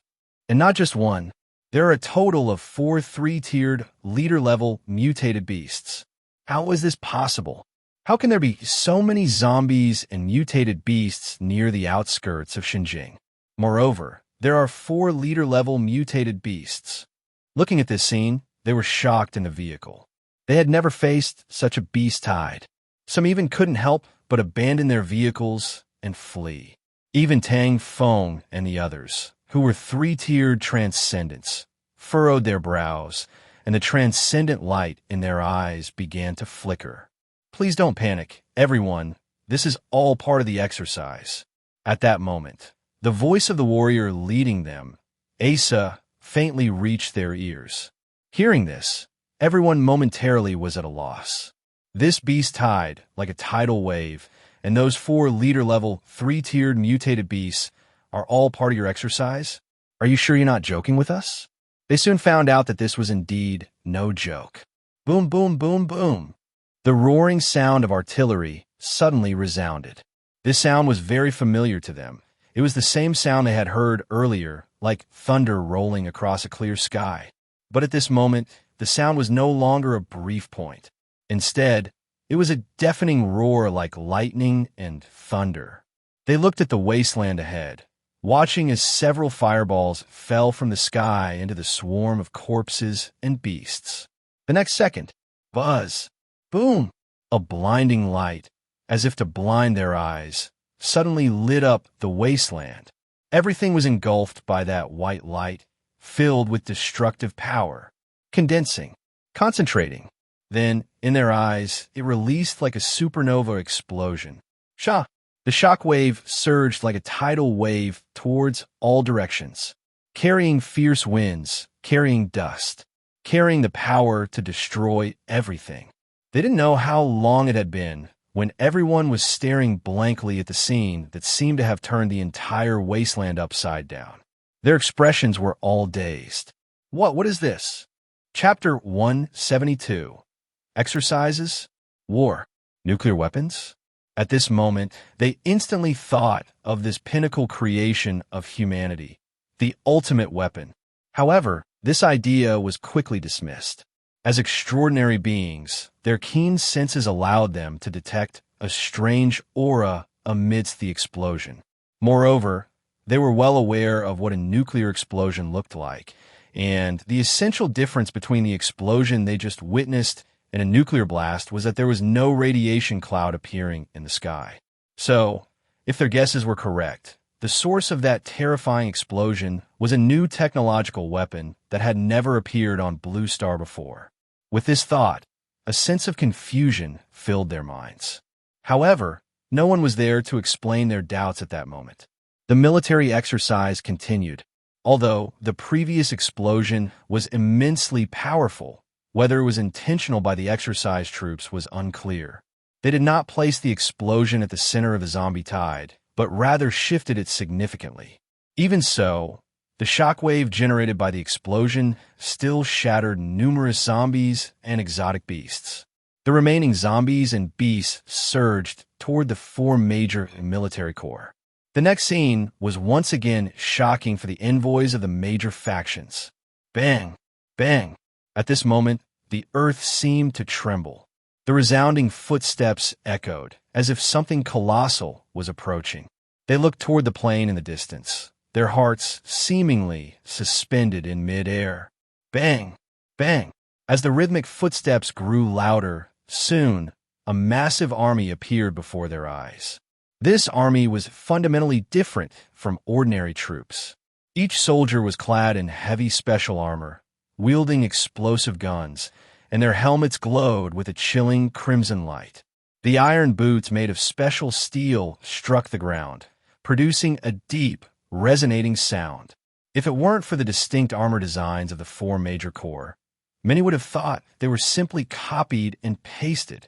Asa warriors, a force of over 100,000 Asa warriors, known as the Divine Legion of Superhumans. Iron-blooded, fearless, solemn, unstoppable energy surrounded this army of over 100,000. At that moment, it seemed even the heavens changed color. Witnessing this scene, the envoys of the major factions felt their hearts nearly stop. But was that all there was to it? Clearly not. Bang! Bang! Even heavier footsteps approached. They swallowed hard and looked, only to see countless gigantic shadows coming from behind. They passed by the Asa warriors and moved to the front lines. With bodies and weapons made of steel, they became the moving defense line, facing the zombie and beast tides head-on. Fearless mech. Virum. The enormous caliber guns in their hands began to rotate. The mechanical spirits of steel were gathering. And in the next instant, in the almost trembling gaze of the envoys from the major factions, the 100,000 Asa warriors and those countless fearless mechs unleashed their fury. Boom! Like a storm, in that moment, countless bullets rained down upon the corpse tide just a few meters ahead. At that moment, those watching from a distance even saw a wall of darkness formed by the bullets. As the exotic beasts and zombies made contact, in an instant, they were all annihilated. Only the shattered flesh fell onto the wasteland. Behind them, the Asa warriors and fearless mechs advanced. The beast and corpse tides also surged forward. At this moment, in the eyes of the envoys from the major factions, on both sides, the beasts were advancing towards each other, but the actual distance was widening. Roar! At that moment, 4 Tier 3 Beast Commander-level creatures charged forward with furious roars. These bullets, while effective against ordinary beasts and zombies, as well as first-tier beasts and zombies, posed no threat to them. As Tier 3 Beast Commanders, they were completely unafraid. The roar shook the barrage wall in front of them to the ground. In an instant, the fallen ammunition covered the ground. The 4 Tier 3 Beast Commanders continued their charge. They howled furiously, and the distance to the nearest Asa warriors was less than 100 meters. The Asa warriors at the front showed no signs of stopping. In fact, they seemed to ignore the 4 Tier 3 Beast Commanders completely. They pressed forward toward the beast horde. 50 meters, 30 meters, 20 meters. Just one more step forward, and the 4 Tier 3 Beast Commanders would pose a threat to these Asa warriors. Seeing this scene, the envoys of the various factions in the rear had their eyes flickering with concern. However, the scene they hoped to see did not materialize. Just as the 4 Tier 3 Beast Commanders were about to reach out their claws toward the Asa warriors, a dozen figures radiating with brilliant, extraordinary energy suddenly charged out from the military formation. Whoosh, whoosh, whoosh. The tactical armor they wore emitted a heavy sound like steam jets. Their massive steel fists, enhanced by extraordinary power, struck like they were under pressure. Bang! For muffled fist sounds echoed across the wasteland in an instant. The next second, boom! In the incredulous eyes of the envoys from the various factions, the 4 Tier 3 Beast Commanders were directly sent flying. Tier 3. These were Tier 3 Beast Commanders. In their factions, it would require their top Tier 3 extraordinary combat forces to match such beings. Moreover, even with just a single Tier 3 extraordinary being, there was a significant chance of failure. At least 2 were needed to have a greater chance of victory. At that moment, they watched as these heavily armored warriors, who were only half a step into Tier 3 extraordinary power, faced the 4 Tier 3 Beast Commanders and held the upper hand, overpowering these terrifying commanders in combat. Moreover, it seemed that the close combat between the extraordinary Asa and the Beast Commanders ignited the bloodlust of the ordinary Asa. In this moment, the 4 Asa battalions all abandoned their explosive guns. They drew various weapons from their waists and charged toward their enemies with roars. The blood of the beasts splattered on them, and claw marks from the beasts left glorious battle scars on their armor. Some Asa warriors, driven by their aggression, almost got overwhelmed by the beast tide. Fortunately, the comrades behind swiftly rushed forward, slaying those beasts and zombies attempting to outnumber them. They grew braver as the battle progressed. Toward the end, even the fearless mech stopped spinning their Vulcan guns and instead lifted the massive barrels to smash down on the beasts and zombie tide. These war machines, forged from special steel and even blackstone, crushed more than a dozen zombies and beasts in a meat paste with each swing of the Vulcan gun. And upon seeing their battle prowess, these fearless mechs even emitted electronic synthetic sounds of delight like humans. Some Asa mechanics, witnessing them wastefully using the Vulcan guns, quickly dismantled them and replaced them with huge chainsaws. These fearless mechs became even more frenzied. They spun like dancers at a ball, reaping the blood and flesh of beasts and zombies. Their demeanor even caused the surrounding Asa warriors to step back a little. After all, no one knew if these creations from the Evolution Research Institute would accidentally harm their allies during their frenzied killing. Although the ASA mechanics patted their chests and assured that these were cute mechanisms and would never harm allies. Looking at the fearless mechs that were slaughtering the beast tide to the point of collapse, the ASA warriors from the 4 battalions expressed their desire to hold back their thoughts. At this moment, the most shocking reaction came naturally from the observing envoys. Gulp! Someone swallowed hard. Their eyes were trembling. No one spoke. They all stared at the distant battlefield, their eyes revealing a mix of shock and disbelief, remaining silent for a long time. Until this exercise finally concluded. Chapter 173. Entering the Sacred Capital. It was like a merciless and cold-blooded horror movie. The victims and perpetrators changed their respective camps. Monsters and zombies fought for the victims, the humans, and their robotic friends fought against the perpetrators.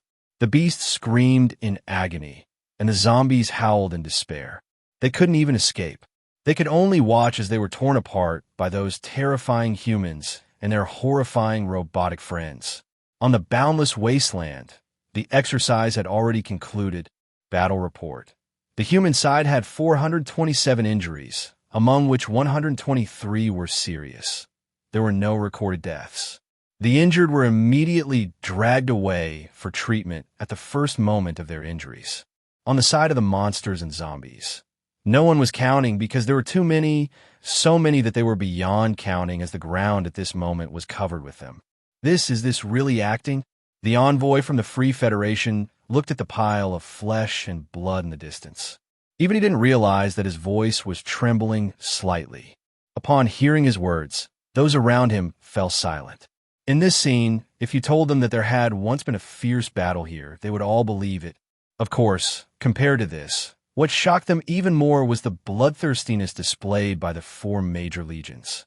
That almost surpassed human bloodlust, and slaughter made them feel terrified.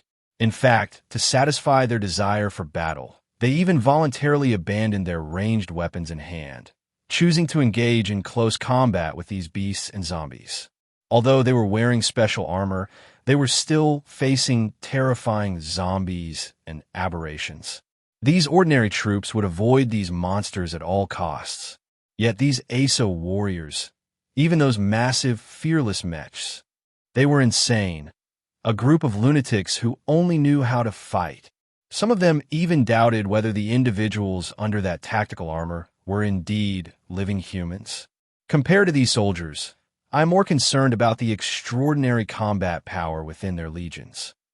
3 extraordinary Azas who haven't even reached the 3rd tier can already unleash the strength to crush 3rd tier leader-level aberrations. Tang Feng took a deep breath and said solemnly, "It's worth noting that during the final battle for the Northern Alliance to reclaim the entire Liao province, they faced a 3rd tier leader-level aberration. How did they deal with it at that time?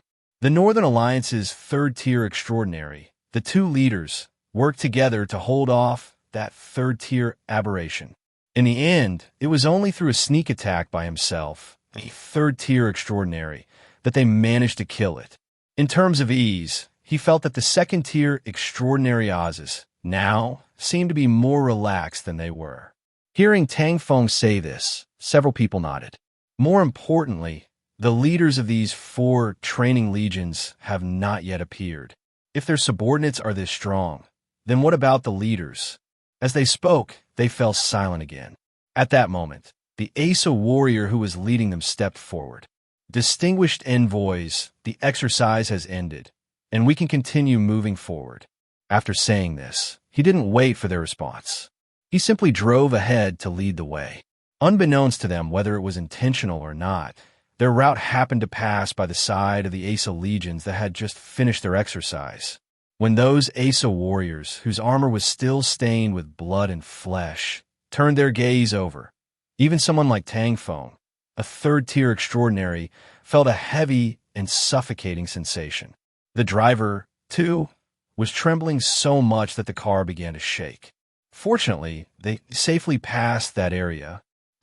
Someone let out a long breath. Sweat was already dripping from their faces. Seeing this, Tang Feng and others couldn't help but wonder if it would have been better for them to choose a detour earlier. But now, it was too late to say anything. Clearly, the sacred capital wanted to achieve its intended deterrence, and it had done so completely with excellent results. With complex and slightly fearful feelings, they finally arrived at the Black Wall. Looking at the already magnificent pilgrims' district outside the Black Wall, watching the faithful kneeling at the foot of the Black Wall in sincere prayer, and then glancing at the towering Black Wall before them, a sense of foreboding filled their hearts. Something big was yet to come. Thanks to the Asa warriors leading them, these envoys didn't need to exchange contribution points to enter the city. After the Asa warriors stationed at the gate checked their origins and registered them, they were allowed to pass. The car drove into the Black Wall. The passage through the Black Wall was dozens of meters long, and everyone was silently gazing at everything outside the window. In the distance, the light made them exhale deeply. Although they had never been to the sacred capital, they had long heard of its fame and various legends. The holy city, the beacon of humanity, the city of hope, the city blessed by the gods. There were too many legends about it, so many that they could name more than 10 of its names in the outside world in one breath. Today, they would personally witness the appearance of this legendary city. Light shone from the exit ahead. The dazzling sunlight made them unable to help but squint their eyes. When they opened their eyes again, a gentle female voice resonated in their ears. "Welcome to the holy city, sacred capital." Just as this voice reached their ears, they opened their eyes. When they saw what was before them at that moment, they were dumbfounded. They even rubbed their eyes in disbelief, as if they were dreaming. Their eyes were filled with incredulous expressions. Had they crossed over? Chapter 174. The Filthy Pit of Contamination. Memories of the Beast King. There were no extra words, as they had already been rendered speechless by the shock of everything before them. Their eyes greedily absorbed every scene around them. Even the driver, distracted by his surroundings, almost crashed into a car on the road. Among them, the members of the True Reality cult were the most excited. As they looked at the supermodern surroundings, in that moment, they wished they could jump out of the car and personally experience these superhuman technological creations. Of course, they were not alone. Other envoys shared the same thought. As they passed through the bustling streets of the divine capital, what they saw was unimaginable technological culture. All of this was incomprehensibly shocking to them, who had endured nearly a decade of chaos in the apocalypse. Skyscrapers, a stream of vehicles, on the roads, well-dressed citizens, those patrolling in tactical armor. They even saw the vibrant neon advertisements for concerts on the billboards. Was this reasonable? Other forces in the outside world were barely recovering to the state of the early 20th century. But the divine capital, this was almost beyond the 21st century. Of course, what shocked them the most was the enormous and magnificent statue of the Holy Lord they saw when they arrived at the cathedral square. The statue radiated brilliance, and, as extraordinary beings, they could sense that this was not mere sunlight, but a kind of power beyond their imagination. The Holy Lord, that is to say Jiang Chen, this divine capital's master, hailed as a living god. Naturally, they all thought that this Holy Lord was merely a means for the divine capital to maintain its rule. They didn't think much further. It's truly unimaginable. The envoy from the Iron Alliance gazed at everything outside, questioning whether he was dreaming at that moment. After all of this was simply too unbelievable. What apocalypse? Could one feel even a hint of the outside world's apocalypse within this city? Now I understand why there are so many legends about the divine capital. In fact, I feel those legends have understated a lot. A miracle, truly a miracle. Everyone sighed in admiration. Speaking of which, that direction must be where the mysterious Evolution Research Institute of the Divine Capital is located. A member of the Truth Church looked into the distance, his voice calm, yet containing an imperceptible tremor. The Evolution Research Institute. Everyone looked over, but unfortunately, even in the eyes of the locals in the Divine Capital, it was an extremely mysterious place. The Evolution Research Institute always shrouded in a layer of mystery. As they pondered their respective thoughts, their vehicle stopped beside a building. This building was the highest authority of the divine capital. The Central Conference Building. Everyone, the Vice President is waiting for you in the Central Conference Room. Please go ahead. Upon hearing this, everyone nodded and then got out of the car. Meanwhile, as the envoys from the major forces entered the building on the other side, outside the divine capital, Filthy Pit, as a designated SSS-level military restricted area in the capital, it is also a crucial part of the Evolution Research Institute. Compared to the Filthy Pit filled with the breath of steel before the apocalypse, the Filthy Pit has undergone a tremendous transformation. Various high-tech factories now cover the surroundings. Within a radius of dozens of miles, towering trees transplanted from the divine forest surround it, completely masking this place that has birthed countless filth. However, compared to the structures above ground, it is the underground section of the Filthy Pit that is the most secretive. Filthy Pit. Inside Zero Main Pit. Here, it resembles the Black Stone ruins. The vast space is constructed entirely of hard black stone material. Everything around is empty. Only in the central position is there a cage constructed from thick anti-magic stones, each several meters in diameter. Within the cage lies a beast as large as a small hill. Its limbs are all shackled by thick anti-magic cuffs. The cuffs faintly shimmer with mysterious inscriptions. Upon closer inspection, these inscriptions bear a striking resemblance to the sacred inscriptions of the Holy Church. The giant beast lies in the cage, its eyes tightly closed, and with every breath it takes, the inscriptions entwined around its body flicker together. They seal the immense power within it. This giant beast is the Black Stone Beast King, subdued by Jiang Chen on the Black Stone Plain. Upon closer inspection, just in front of the Black Stone Beast King's massive head is a figure that is, in comparison, extremely small. It is this small figure that has subdued the enormous Black Stone Beast King before it. Jiang Chen stands with closed eyes before the Black Stone Beast King, his hand gently touching the scales on the beast's head. An extremely profound power, different from ordinary extraordinary powers, is rising and revealing itself upon him. At this moment, images of the beast's memories begin to surface in Jiang Chen's mind. The Dark Universe, a realm occupied by giant beasts. They survive by devouring, with powerful giant beasts swallowing weaker alien beasts to become even bigger and stronger. Weak alien beasts devouring even weaker ones to become powerful beasts, and then being consumed by even stronger ones. One day, a giant beast that seemed to support the very sky looked down upon its domain, and with just its breath, it stirred up an irresistible, devouring hurricane, as if to consume everything. Just then, a flash of light swept through, pulling away the small piece of land beneath its feet. After that, it lost consciousness, only to be awakened under some mysterious force, and then encountered the ants on the Black Stone Plain that made it feel anger. Its target was not those ants. That force drove it to the place guarded by those ants, where it needed to stop a certain alien creature from appearing. What that alien creature was at this moment seemed to be self-evident. Jiang Chen slowly opened his eyes. In his deep pupils, an inscrutable light flowed.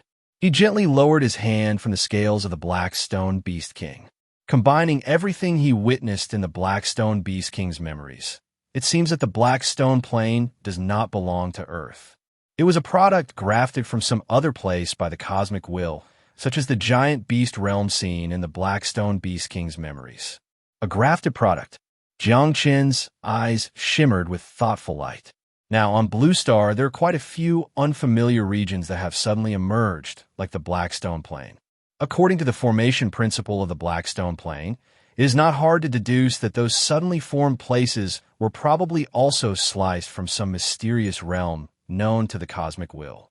If that is the case, Jiang Chen's gaze flickered with mysterious brilliance.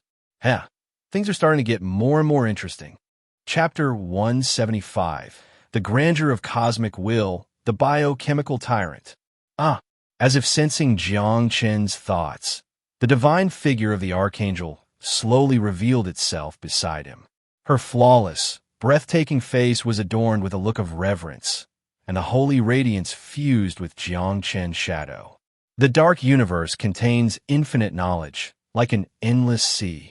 Even as the so-called omniscient God, it is merely relative. Compared to the cosmic will, it is still far from sufficient. The archangel wrapped her arms around Jiang Chen's waist, her sacred body pressing against his back. She rested her chin on his shoulder, kissing the corner of his mouth, and softly spoke. Jiang Chen was not surprised by the archangel's words. How vast is the dark universe! It harbors countless mysteries beyond comprehension. Although the archangel has ascended to the throne as an omniscient god, Jiang Chen understood clearly that this omniscient title was only relative to beings at her level. If there were beings higher than her, then the knowledge they possessed would undoubtedly surpass that of the archangel.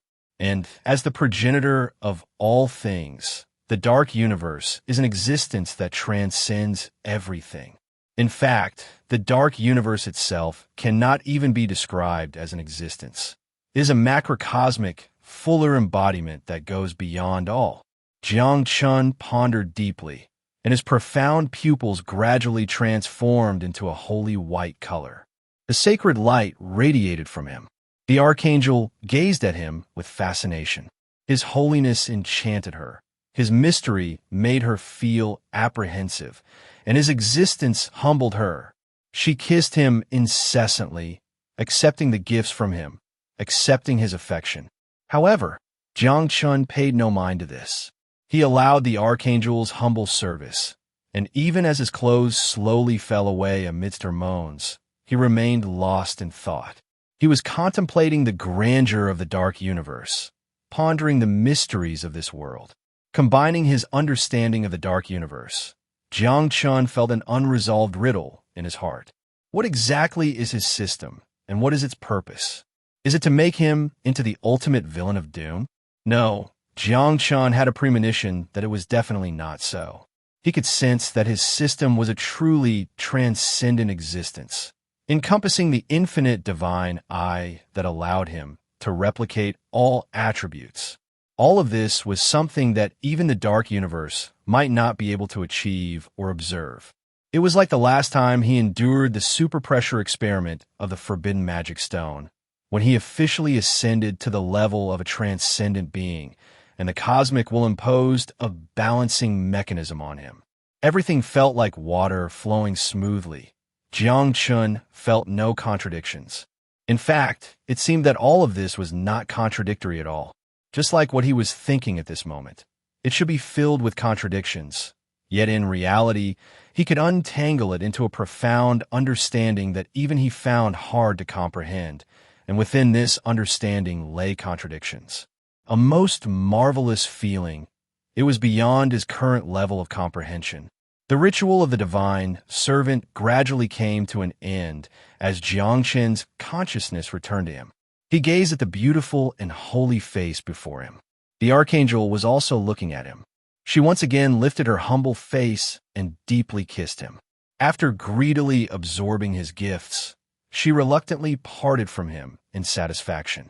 The divine light once again radiated from Jiang Chen. When the divine light faded, all traces of holiness were cleared away, and his pupils returned to their profound black color, as dazzling as the cosmic starry sky.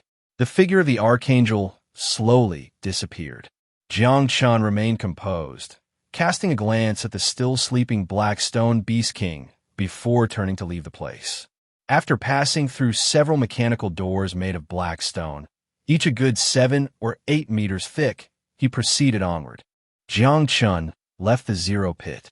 Outside, for figures clad in golden tactical armor immediately bowed in greeting upon seeing Jiang Chen emerge.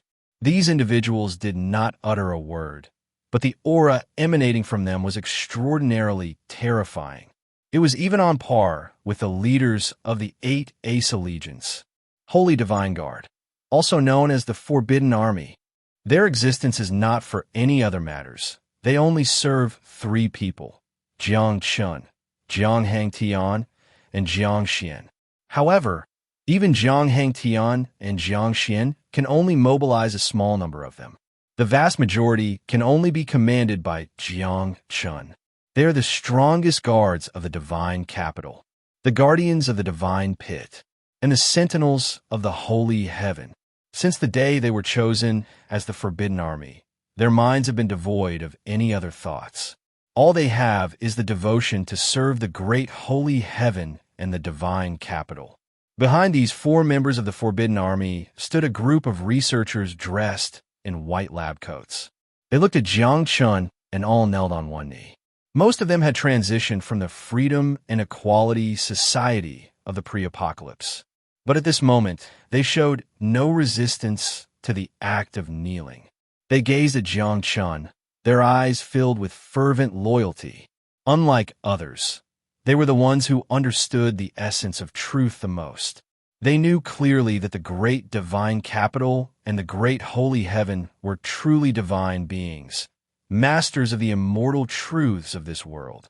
Rise, Jiang Chen said in Donda. Thank you, Truth Lord. This was Jiang Chen's new title. Of course, he had many titles in the current central state, such as the Great Lord, the Benevolent Deity, and even the Freedom Resistance Army had begun to revere a deity known as Freedom, whose core was the worship of Jiang Chen. Jiang Chen did not care about this. As long as they offered their faith to him, it was all acceptable. He walked ahead, while the golden-armored Forbidden Army followed closely behind him. Behind them were the researchers. They did not speak, only gazing at Jiang Chen with humble and reverent eyes, silently following him through the filthy pit. The expanded filthy pit was even larger than before, surrounded by a sense of advanced technology. Before long, this technological aura would become even more pronounced. With Jiang Chen's authorization, Vivian was constructing a profit network exclusive to the divine capital. Once the profit network was successfully established, the divine capital and even the entire central state would witness a new technological explosion. However, this process would still take time. But for Jiang Chen, what he lacked the least was time. In fact, he felt that time was passing too slowly. As for the original form, it naturally felt more balanced by the power of the cosmic will. But fortunately, his power enhancement was not suppressed. Along the way, Jiang Chen observed many creatures in the filthy pit that could cause panic in the outside world. Alien species, exotic beasts, and various abnormal plants. Moreover, Jiang Chen stopped beside the 9th filthy pit, looking through the super-strength glass at a strong figure, over 5 meters tall, shackled by thick chains inside. Experiment code G003 Zombie Variant Tyrant. Chapter 176. The powerful tyrant equals a good toy. A massive body, towering shoulders, solid and robust muscles. Every muscle fiber containing immense strength, coupled with the thick black stone chains binding it. Just standing there exudes an oppressive feeling that sends chills down one's spine. A glint of interest appeared in Jiang Chen's eyes. This thing is surprisingly similar to the tyrant from his memories. Seeing Jiang Chen stop in front of the 9th filthy pit, the research personnel in charge of this project hurriedly approached, bowing slightly. What is its combat power level? Jiang Chen asked. Reporting, young master. Tyrant G003 is a 3rd-generation modified fusion weapon, and its combat power is not inferior to an ordinary level 2 extraordinary. If equipped with the special weapons from the Research Institute, its combat power may even rival that of a peak level 2 extraordinary. The research personnel quickly replied. Oh, that's not bad, Jiang Chen said, showing a bit of interest. Upon seeing this, the research personnel immediately waved to the back. His research team began to awaken Tyrant G003. Several mechanical arms loaded with special injectables plunged heavily into the tyrant's spinal column, injecting all the green liquid marked with fusion symbols. Soon, under the awakening of the mysterious fusion liquid, the tyrant's tightly shut eyes opened. Dead silence, pitch-black pupils, with not a trace of intelligence present. Beneath the gray-brown skin, The strong muscles began to twitch, and the thick veins looked as if they were hiding a colony of snakes. Crack, crack! The black stone chains binding its body were released. The massive and powerful figure was fully exposed to everyone's gaze.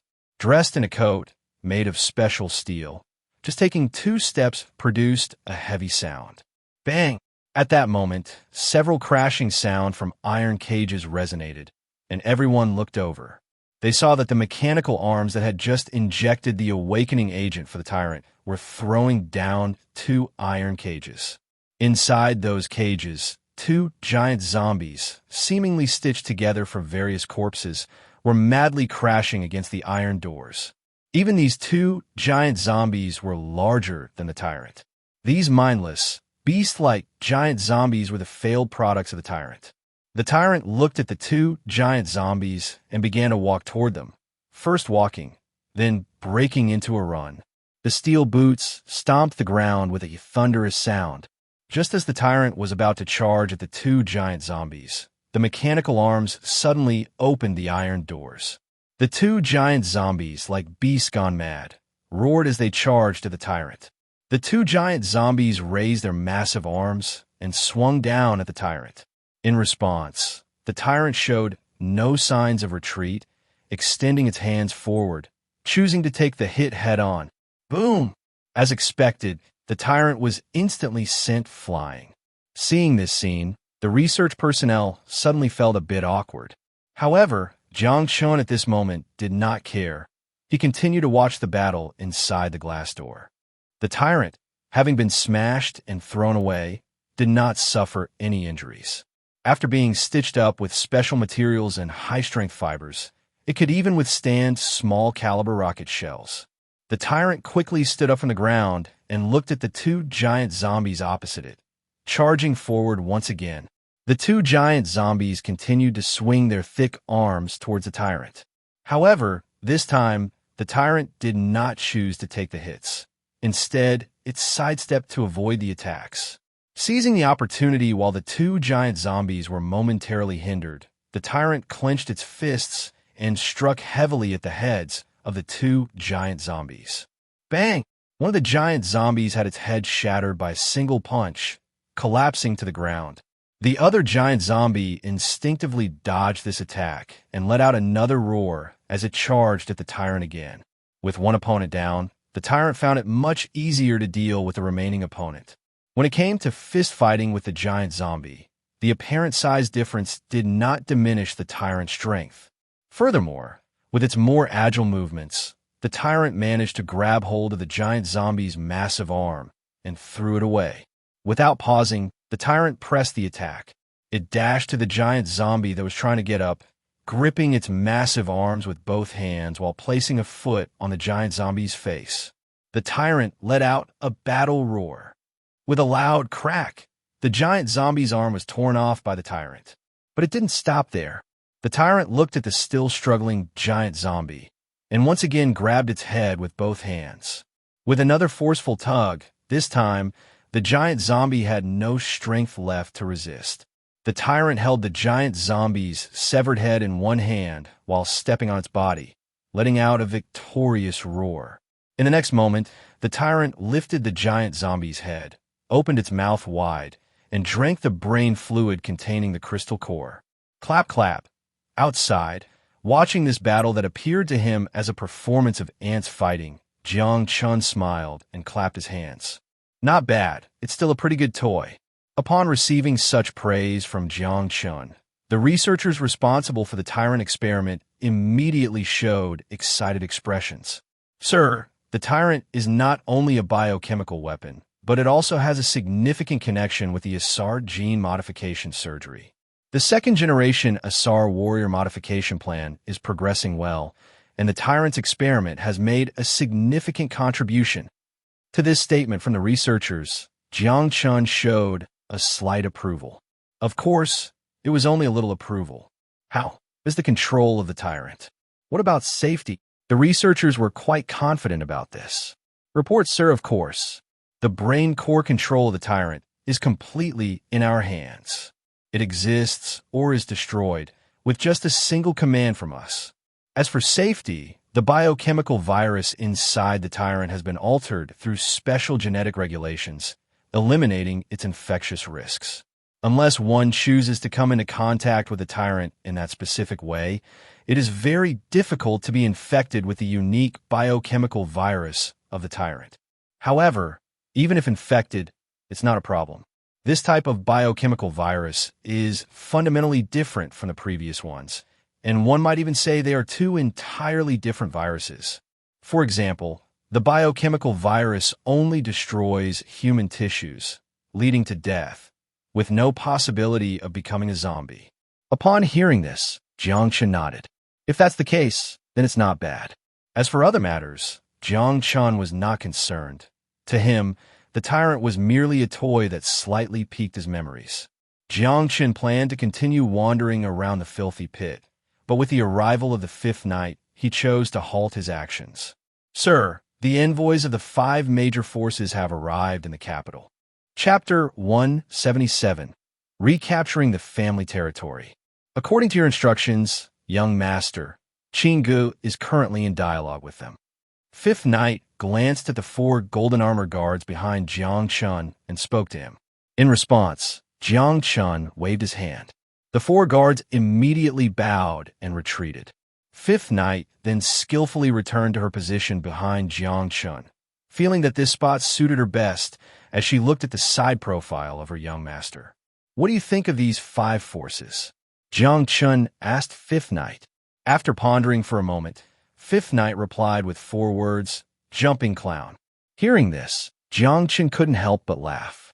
If you say that, those 5 major forces might be very sad. After all, they're the 5 strongest hegemonic forces in Long Kingdom besides our divine capital. Jiang Chen teased. Fifth Knight's expression remained unchanged as she stared at Jiang Chen. Hegemonic forces? It's quite strange to hear such words come from your mouth, young master.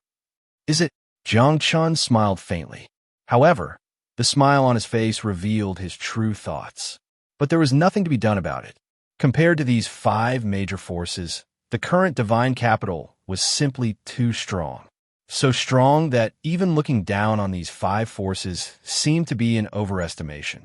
Since the battle at the Blackstone Plain last time, it seemed that the divine capital's opponents were no longer those 5.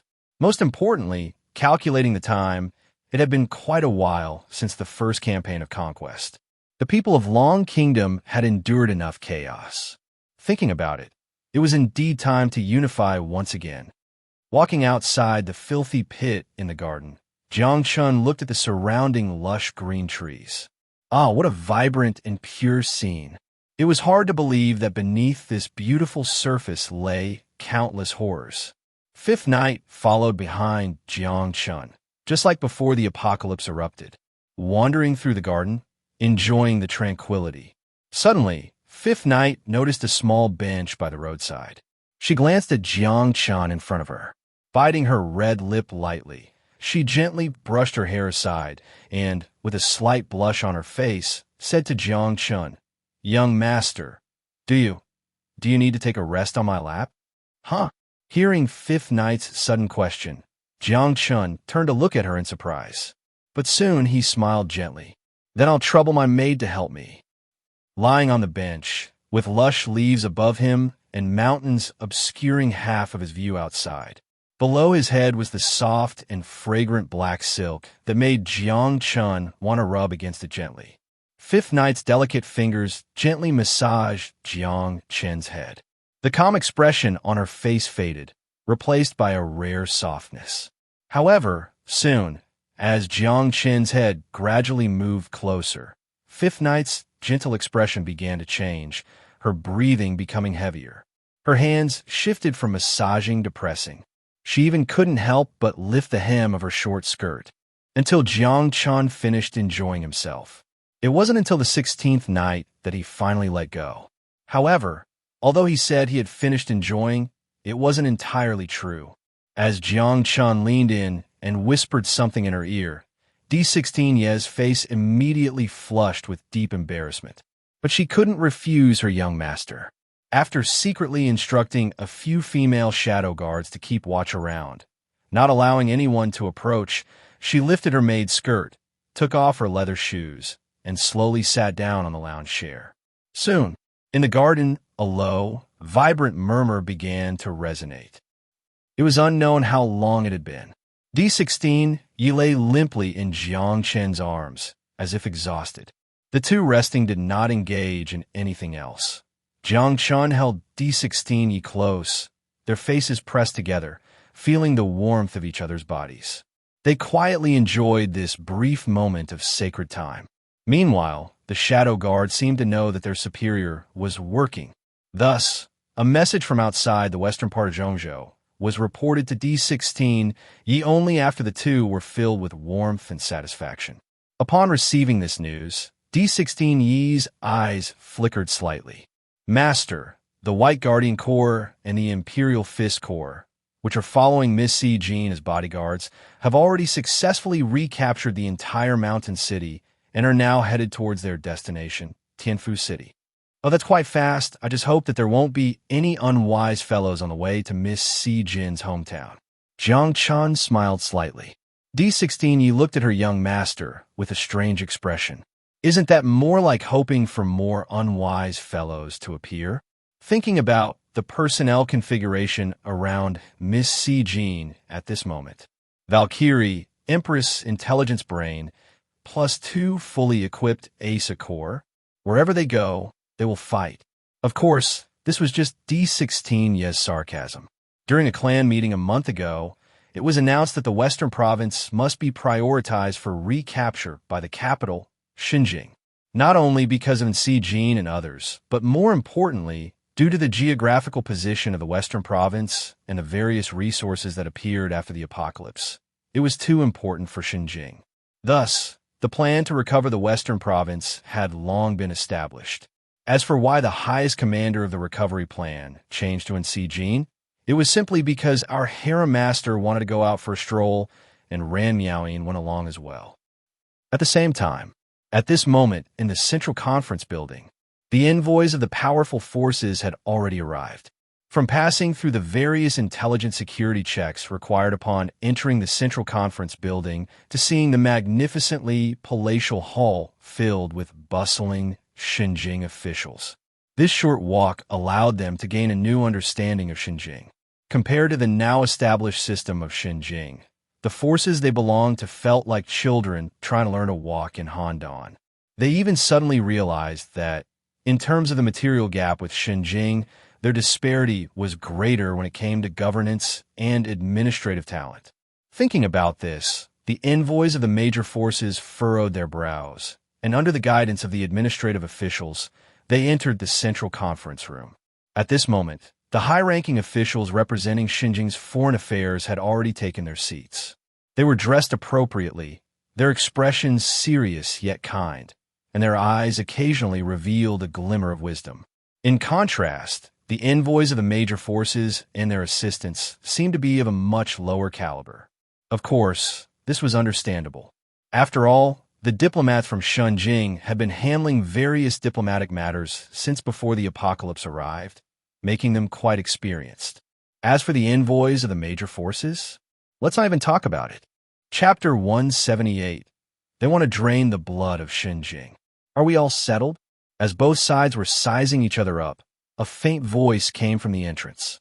Everyone turned to look and saw 2 elegantly dressed women with striking appearances walking in from outside.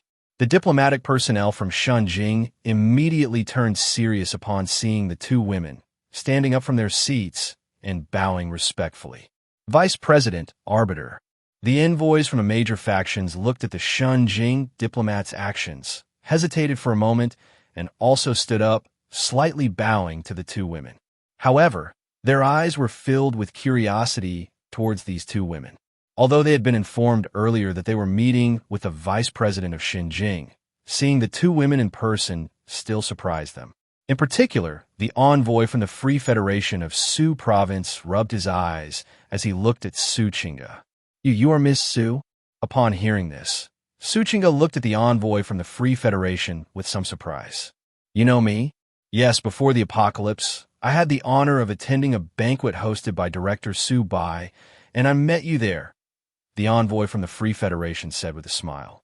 In response, Suchinga nodded slightly, merely giving a soft in reply. She did not say anything more, which made the envoy feel awkward as he wanted to continue conversing with her to build a rapport. Suchinga walked to her seat in the conference room and took a look around. An aura of quiet authority began to rise from her, as naturally as if it were part of her. As the vice president of Shenzhen and the personal secretary of Jiang Chen, the second most important person in Shenzhen, Suchinga's presence was undoubtedly reminiscent of Jiang Chen. Beside her was Tang Wan, who seemed completely uninterested in everything. If it weren't for the pressure from the high-ranking officials, compelling her to represent the Shadow Warriors at this meeting, she wouldn't have come at all. She would have preferred to be out shopping in Shenzhen with Tong Tong and the others. Taking a recording pen from her pocket and placing it on the table, Tang Wan propped her chin on her hand, ignoring everything else. However, as a stunning beauty, even though she was indifferent to others, there were still those who were drawn to her. For instance, the envoy from Golden City. He first glanced at Suchinga, then looked at Tang Wan, revealing an expression of astonishment. As the young master of Golden City, Jin Tiansheng had no shortage of beautiful women by his side after the apocalypse, but at this moment he found no one among them could compare to Suchinga and Tang Wan. Not just in looks, but in the aura they exuded. However, after stealing a few more glances, Jin Tiansheng quickly averted his gaze. If Miss Su noticed him and her sharp, icy gaze landed on him, even as a peak second-tier extraordinary being, he would feel an overwhelming pressure. Now that all participants are present, I declare the meeting officially commenced. Suchinga's calm voice echoed in the conference room.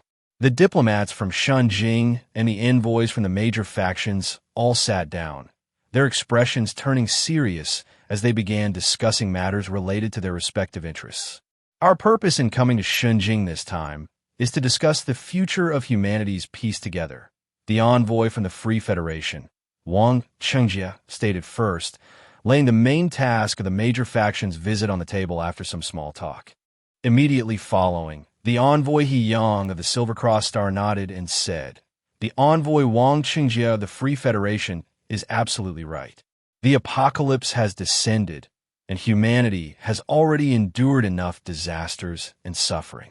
Now that we have finally managed to restore order, the urgent task is to unite as one, to develop peacefully together, and to achieve the revival of human civilization as quickly as possible." Regarding the words of Wang Chengjia and He Yang, the envoys from the other three major powers were discussing among themselves and nodding in agreement.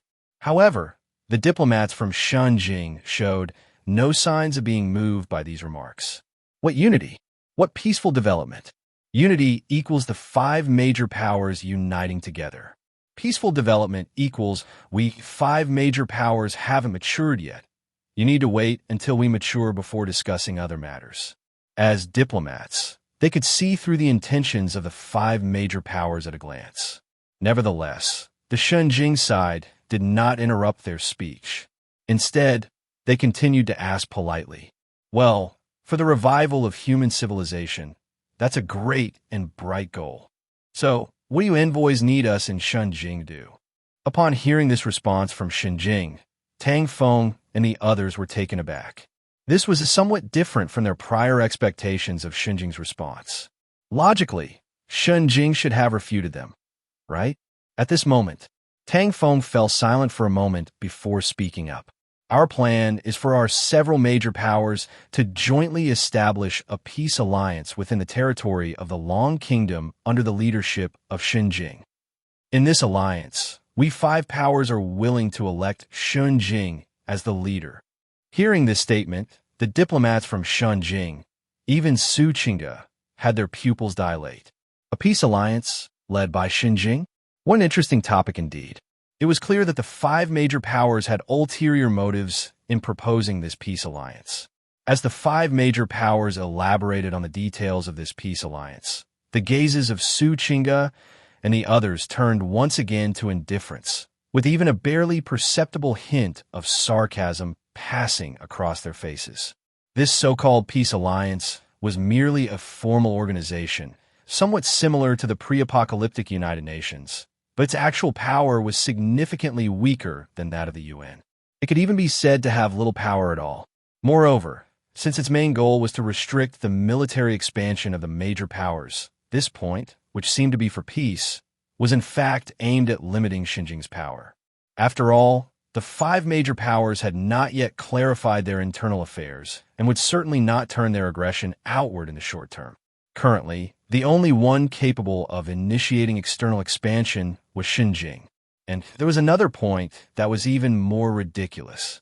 The five major powers and Xinjiang forming a peace alliance were supposed to help each other and assist allies in developing together. Mutual assistance? This clearly indicated that they wanted Xinjiang's help without wanting to contribute themselves. Is there really such a good deal in this world? As for other clauses, such as the various major powers being legally independent and not interfering with each other, there is even less need to elaborate. In other words, this so-called peace alliance would bring Xinjiang nothing but the empty title of leader. In every other aspect, Xinjiang would not only gain no benefits, but would even suffer losses. In the eyes of the five major powers, it was simply, we have already recognized you as the boss. What else do you want from us? TSK.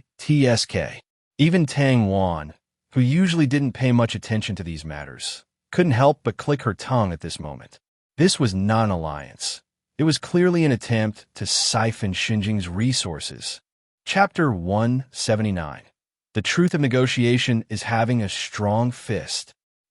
In her seat, Suchinga couldn't help but chuckle softly.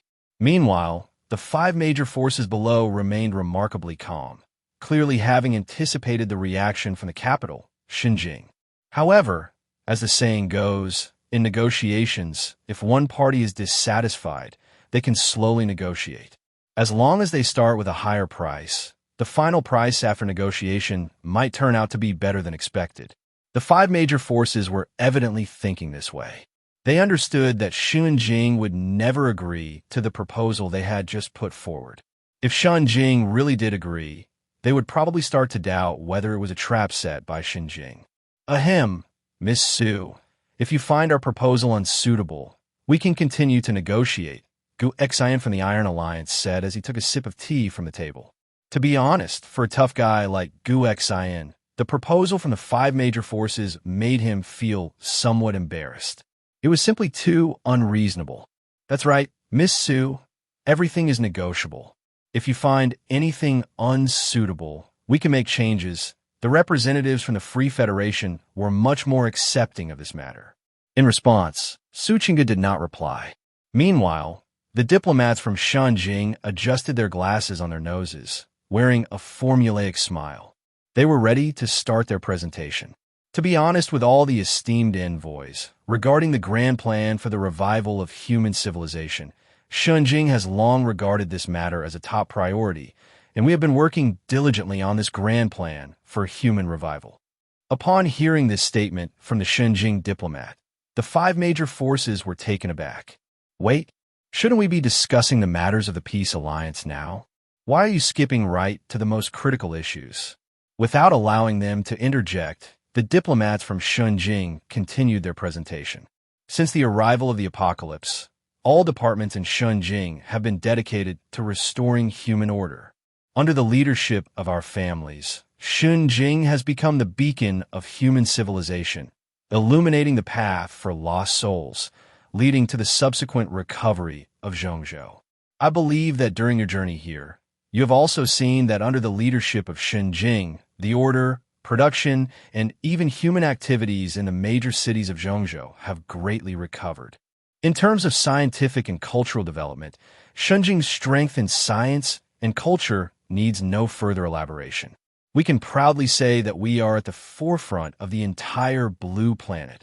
As for the happiness of the populace, esteemed envoys can freely visit Xinjiang and the major cities in Zhongzhou for research and see whether the people recognize the order under Xinjiang's governance. And there are, omit a lot of content in between. As the expressions of the envoys from the five major forces turned blank, the diplomats from Xinjiang lifted their teacups, cleared their throats, and continued speaking. Based on the aforementioned achievements, we in Shunjing actually have a plan that is not much different from what the esteemed envoys are thinking. This plan is called Shunjing's Fate as One. As for the core of this plan, it is quite simple. For the sake of peace and to prevent further disputes from breaking out within the territory of the Dragon Kingdom, we recommend that all major forces within the territory of the Dragon Kingdom recognize the larger picture, unify under the leadership of Shunjing, and consolidate our strengths. In the shortest possible time, realize the great revival of the entire Dragon Kingdom. As the words fell, applause erupted. Clap, clap, clap. Of course, these applause came solely from the side of Shunjing. As for the 5 major forces, their expressions were somewhat unsightly at that moment. They had anticipated that Shunjing would never agree to their proposal, but even if there was disagreement, they could at least negotiate together. But what negotiation? Negotiation, my foot. Shunjing flipped over the card game on the table and took out a new deck of cards, even inventing a new way to play on the spot. Ladies and gentlemen, do you think this proposal is bad? In fact, the diplomat from Shunjing even kindly inquired. In response, the representatives of the major forces of Ling couldn't help but twitch their lips. How could they answer? Should they respond positively or negatively? Both answers were not acceptable. Dear envoys, if you think that our Shunjing is not suitable for coordinating this overall situation, you can also propose your own representatives. As long as you believe that you are better than our Shunjing in any aspect. The diplomat from Shunjing smiled again as he spoke to the representatives of Ling. This statement once again left the major forces of Ling silent. Better than Shunjing? If such a force truly existed, why would they be here negotiating with Shunjing today? Ahem. To avoid confusion, I think it's better to discuss matters one by one. We will refrain from commenting on your proposal for now. The issue at hand should be the peace alliance proposed by our Ling representatives. Wang Chengjia, the envoy from the Free Federation, took a deep breath and said seriously, the peace alliance, is it?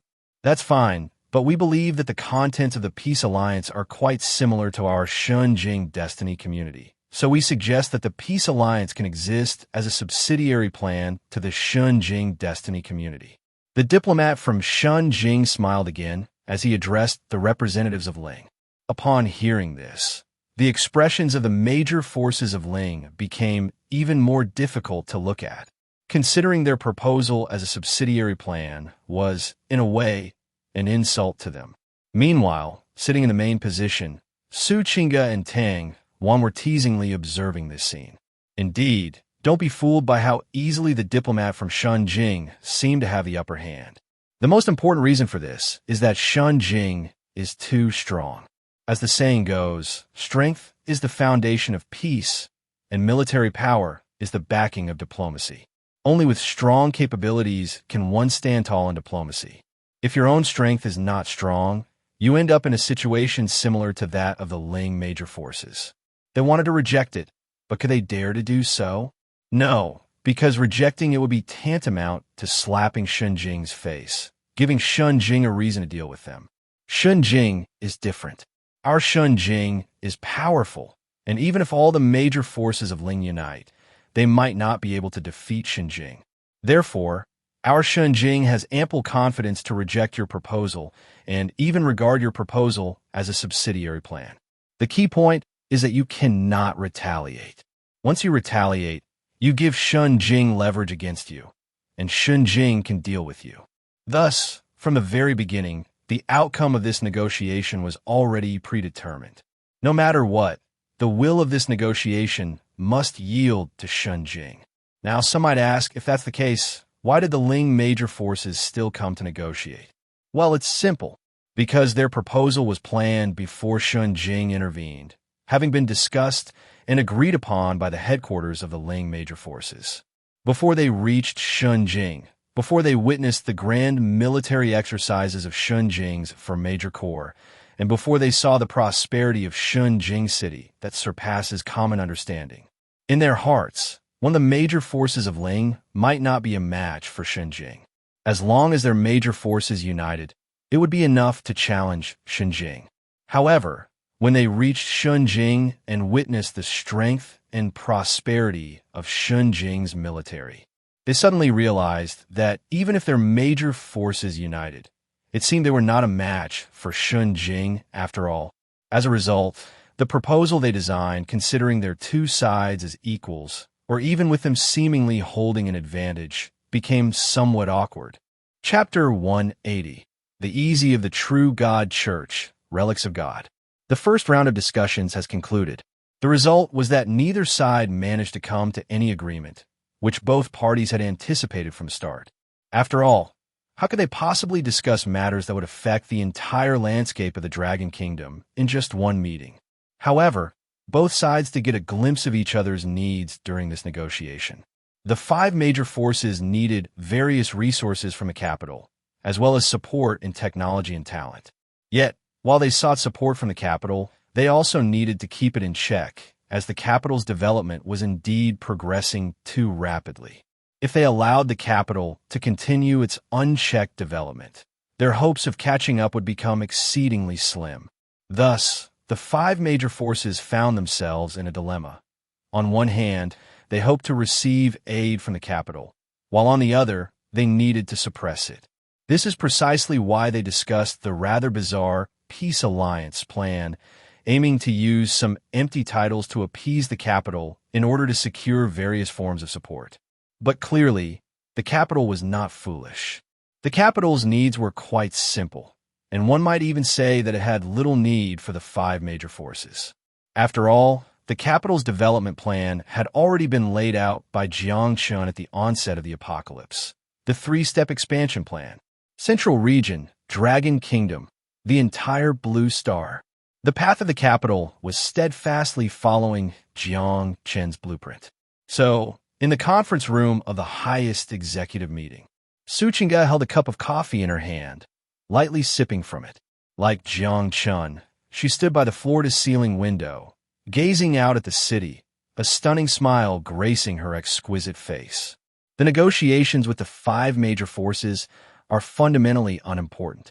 Upon hearing Suchinga's words, Tang Wan, who was spinning in her chair, was taken aback. Unimportant? That's right, unimportant. Because the things we need, they cannot provide, and the things they can provide, we do not need.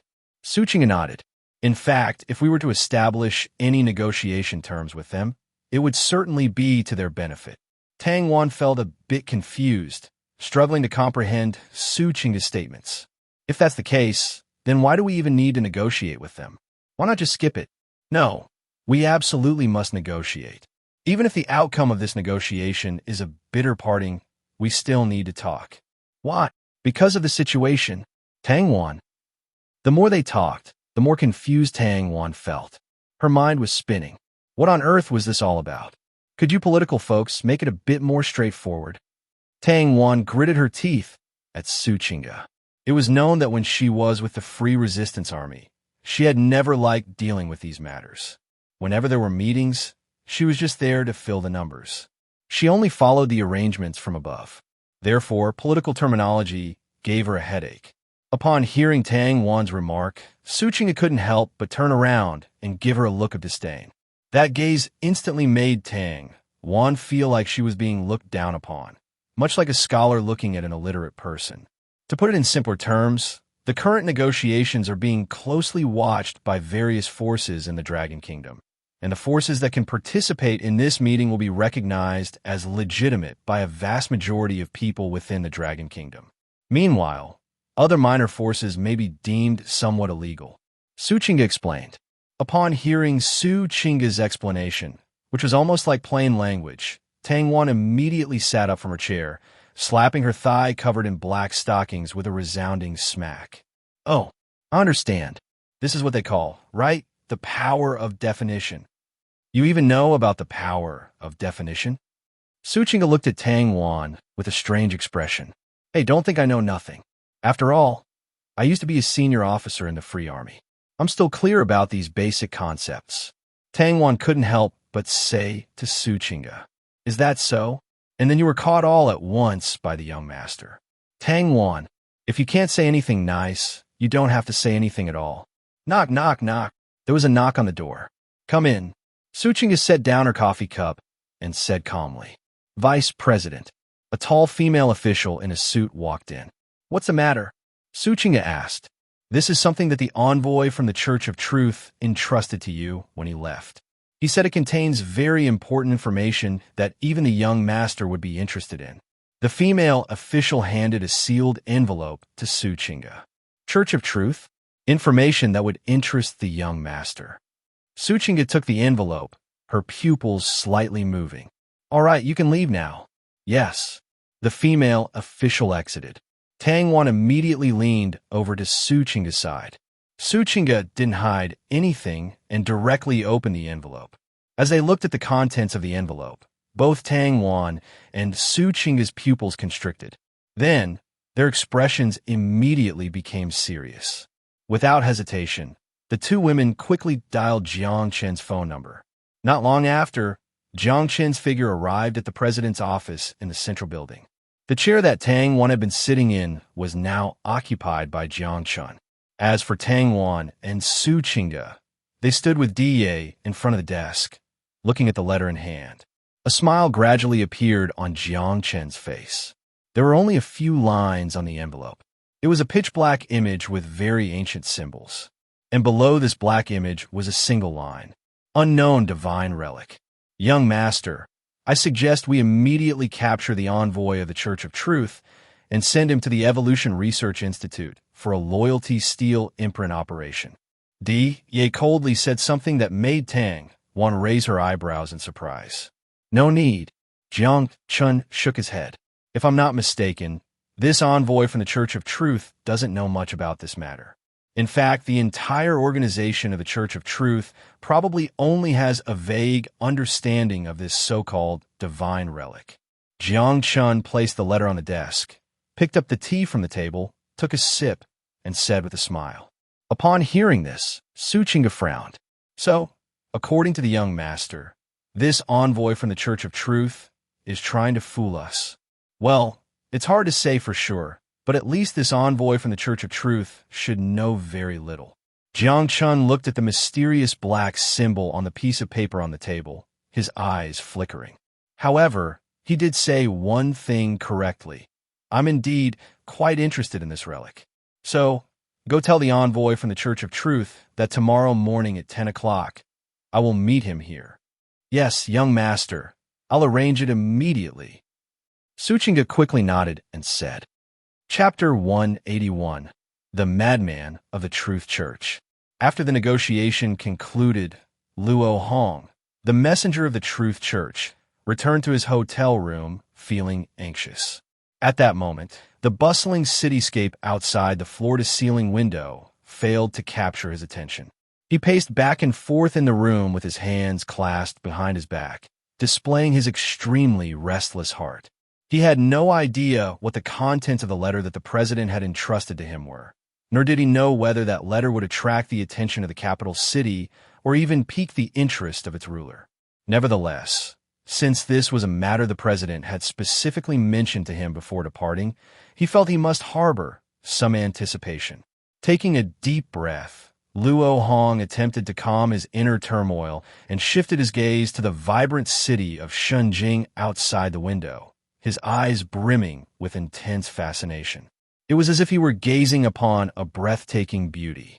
To an ordinary person, it would be difficult to understand what Luo Hong was thinking at that moment. However, anyone familiar with the Truth Church would realize that his reaction was a completely normal response, unlike those of other factions. As an organization composed of numerous scientific researchers resembling a research society, the Truth Church was not particularly interested in how to dominate others. Rather, they were more concerned with a larger and more fervent pursuit, a passionate quest for technological creations. Of course, this fervent pursuit of technological creations did not mean they rejected theology. On the contrary, while they fervently pursued technological creations, they also revered the existence of a deity known as the Lord of Truth. This is also why the term church appears in the name Truth Church, imbued with a theological atmosphere. They firmly believed that as long as they could worship the Lord of Truth, their scientific research would find guidance. They would be able to discover answers that could be explained through scientific truths. The guidance of the Lord of Truth would allow them to acquire the knowledge they needed in the future. It sounds contradictory, doesn't it? Yet, in this world, which has been baptized by the apocalypse, contradictions are the true mainstream. In addition to the objective reason of the apocalypse, there is also a subjective reason. The ominous stone from the southern capital and a believer of the Lord of Truth who had brought them knowledge about the ominous stone when they could not decipher it at all. It was with that exalted believer's help that they obtained knowledge about the ominous stone.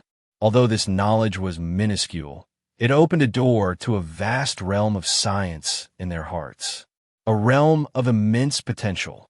Even the Truth Church believed that their technological knowledge had already reached the pinnacle of Blue Star.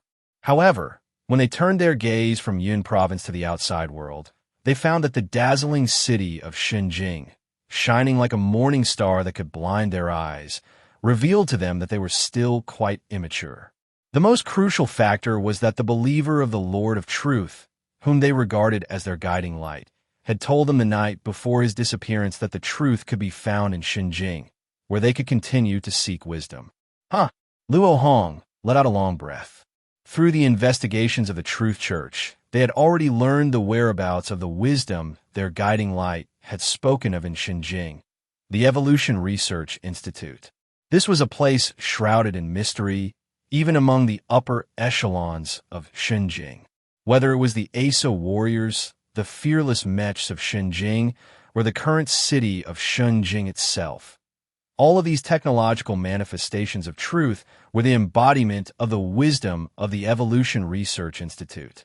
In fact, they suspected that the rapid progress of the Evolution Research Institute was precisely because the gaze of the Lord of Truth had fallen upon it. Therefore, the knowledge of the Evolution Research Institute held unparalleled and deadly allure for the members of the Truth Church. And this time, his true purpose for coming to Xinjiang was to bring back knowledge from the Evolution Research Institute for the Truth Church.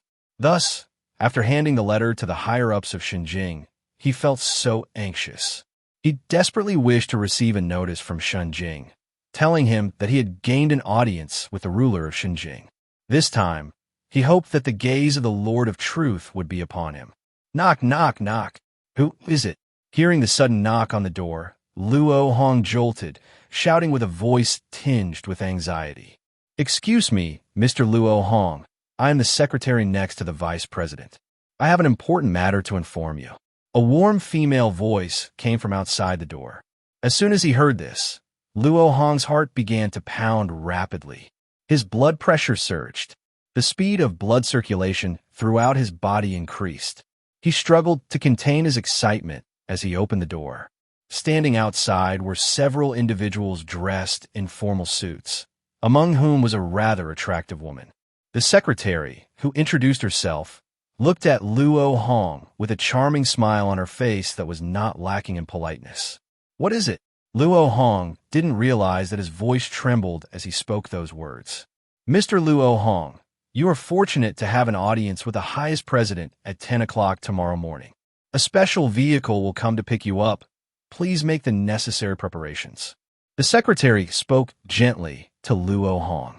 Upon hearing this, Luo Hong's pupils widened in an instant. It was not the vice president Su Qingge. It was the highest president. It was the audience with Jiang Chen, the ruler of Xinjiang. He had succeeded. Although he did not know the contents of the president's letter, he had succeeded. "I understand." Luo Hong quickly nodded. "Okay." After delivering the message, the secretary left with her group.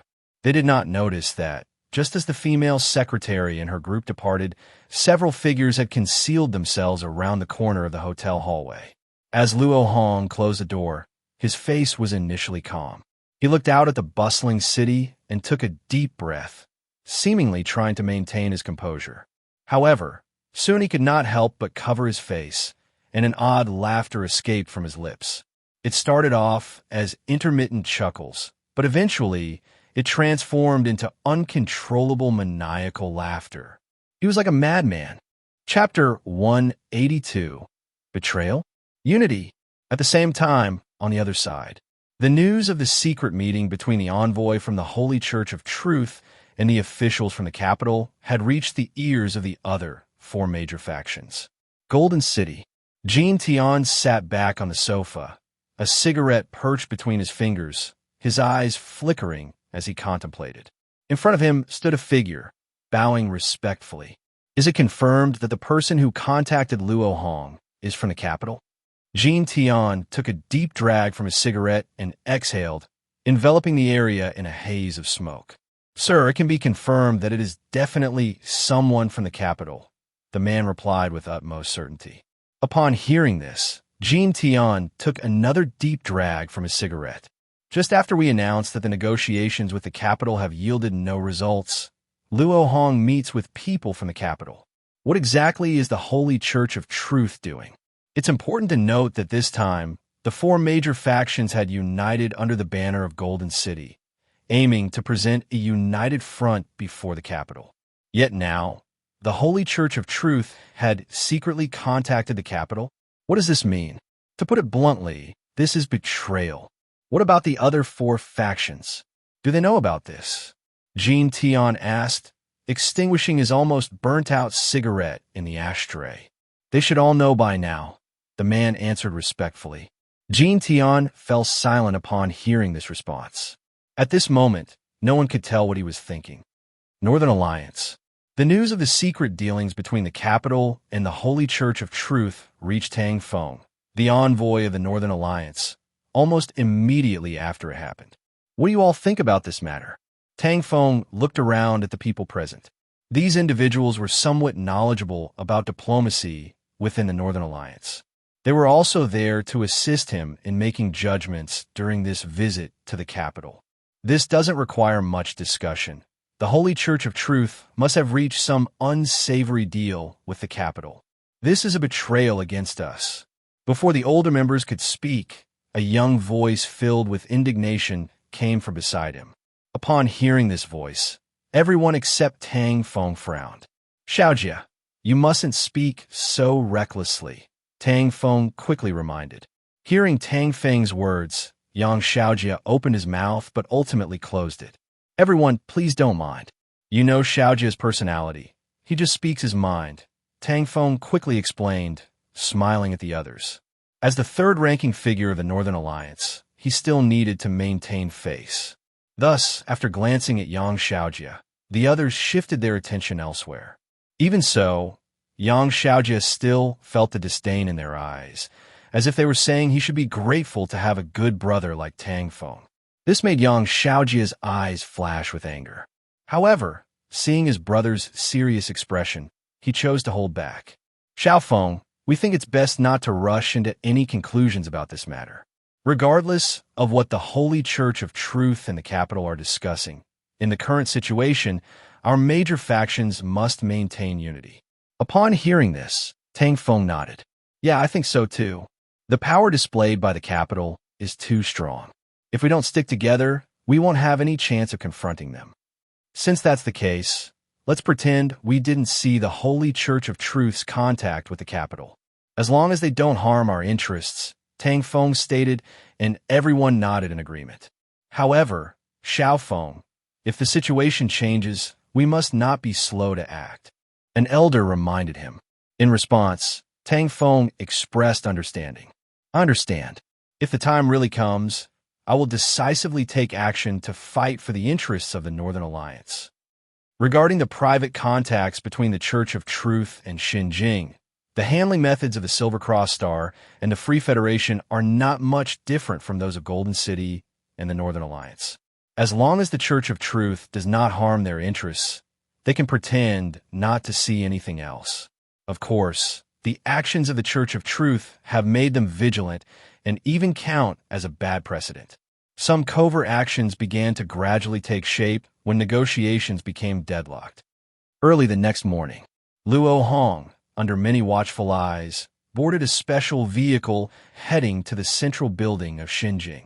This also left the other four major forces with an even worse premonition. They had been fantasizing that the Church of Truth might only have a small exchange with Xinjing. But now, it was clear that this was not a small exchange. Central Conference Building. Although it was still early, only 7 o'clock at the entrance of the building. When Luo Hong walked into the luxurious hall, it had already become busy, with the sound of leather boots clashing against the floor ringing out.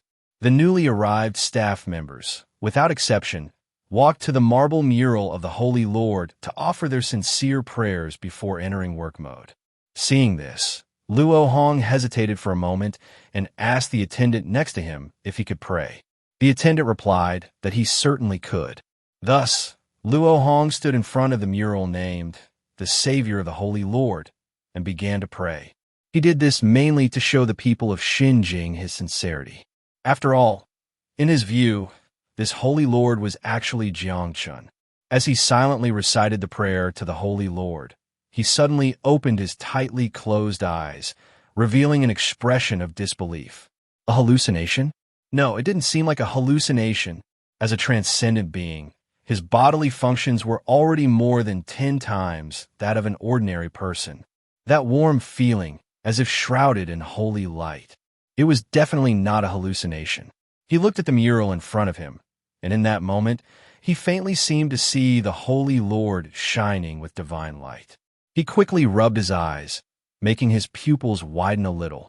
When he looked again, the mural returned to its original form. A hallucination?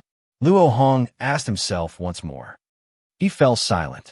He followed the attendant out without saying a word. If I remember correctly, there's a Church of the Holy Lord in Holy Lord Square? Luo Hong asked the attendant. The attendant smiled politely and answered, yes, it is a place that the people of Xinjing all know and are very familiar with. Is that so? Luo Hong nodded, no longer asking.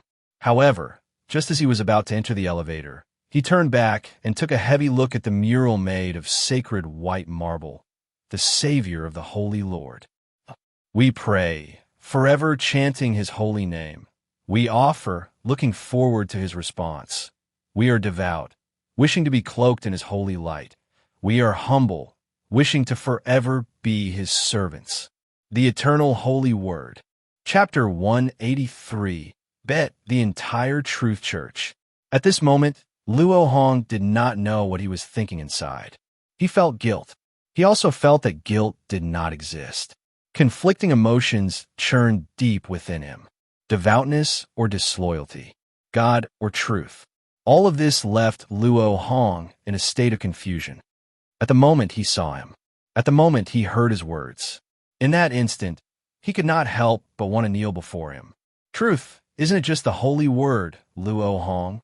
Looking at this person who was deeply confused, Jiang Chen smiled and said. At this moment, the confusion that plagued Luo Hong's heart suddenly dissipated. What replaced it was clarity. In that instant, it was as if he had attained enlightenment. All right, Luo Hong, let's talk about the matter at hand. If you still feel confused, I can pause our meeting, and later I can advise you to pray at the Holy Lord's Church. I have heard that many lost souls there can find the right path. Jiang Chen's voice pulled Luo Hong's attention back. Coming back to his senses, Luo Hong quickly bowed to Jiang Chen. Greetings, great holy Lord of the capital. A smile appeared on Jiang Chen's face. Meanwhile, Su Qingge did not react at all to this scene, while Tang Wan looked at Jiang Chen with a puzzled expression. At this moment, she had many words she wanted to retort, but it was clearly not the time to do so. Please rise, Luo Hong. I believe you have already regained your clarity. Jiang Chen said with a smile. Yes. Thank you for your guidance, Lord of the Capital. Luo Hong nodded. Calling me Lord of the Capital is too formal. Just call me Jiang Chen. All right, young Master Jiang Chen. Regarding Luo Hong's respectful tone at this moment, Jiang Chen did not mind. After all, he had seen such scenes many times before. Let's discuss our matter. How much do you know about the information regarding it? Or rather, how much does the Truth Church behind you know? Jiang Chen placed the letter from yesterday on the table and asked. In response, Luo Hong straightforwardly replied, Young Master Jiang Chen, I'm sorry, but I don't know anything about this information. This letter was given to me by the president before I left the Truth Church to come to the capital. He said you would definitely be interested in the information contained in it. Jiang Chen glanced at Luo Hong and understood that everything he said was true. Yeah, I have to say, your president guessed correctly. I am indeed very interested in the information in this letter. To be able to pique your interest is an honor for our Truth Church. Luo Hong bowed once more. Jiang Chen waved his hand, not intending to continue discussing trivial matters with Luo Hong. Your president wants this information to exchange for our knowledge of the capital? Although it was a questioning tone, Luo Hong could tell that Jiang Chen was already fully aware of their needs. Young Master Jiang Chen is correct. Our Truth Church values the pursuit of truth and knowledge, and as such, the knowledge possessed by the capital is what we need. Luo Hong said very seriously. Jiang Chen looked deeply at Luo Hong. For example, knowledge about the progenitor stone. As soon as Jiang Chen spoke these words, Su Qingge and Teng Wan furrowed their brows, while Di looked at Luo Hong with surprise. Even though she didn't know much about the progenitor stone and had never seen the mysterious stone that the Evolution Research Institute treated as a treasured heirloom, just from the protective measures taken by the Evolution Research Institute, any information regarding the progenitor stone was extremely important. It even required Jiang Chen's personal authorization to proceed. And now, the Truth Church's objective turned out to be the progenitor stone? It must be said that this was shocking. Caught off guard by Jiang Chen's words, Luo Hong suddenly didn't know how to respond. His idea was to first engage Jiang Chen in a bit of tug-of-war, and later gradually express his ultimate goal. Now, Luo Hong took a deep breath. Then he again looked at Jiang Chen with a serious expression. Young Master Jiang Chen, to express our sincerity, in addition to the money, we can provide more detailed information related to that letter, and we can also invite researchers from the imperial capital to jointly study the precursor stone of our Truth Church. Luo Hong's answer once again drew the attention of the three women from the Night Division. Jiang Chen, however, looked at him with a smile. I have to say, this condition has piqued my interest, but it's still not enough. What else does young Master Jiang Chen need? As long as our Truth Church can do it, and it is within the framework of truth and knowledge, we can discuss anything. Luo Hong was determined to go all out. It's simple, a wager, Jiang Chen said. A wager? Luo Hong was taken aback. That's right, a wager, betting your entire Truth Church. Hearing Jiang Chen's words, Luo Hong's mouth dropped open.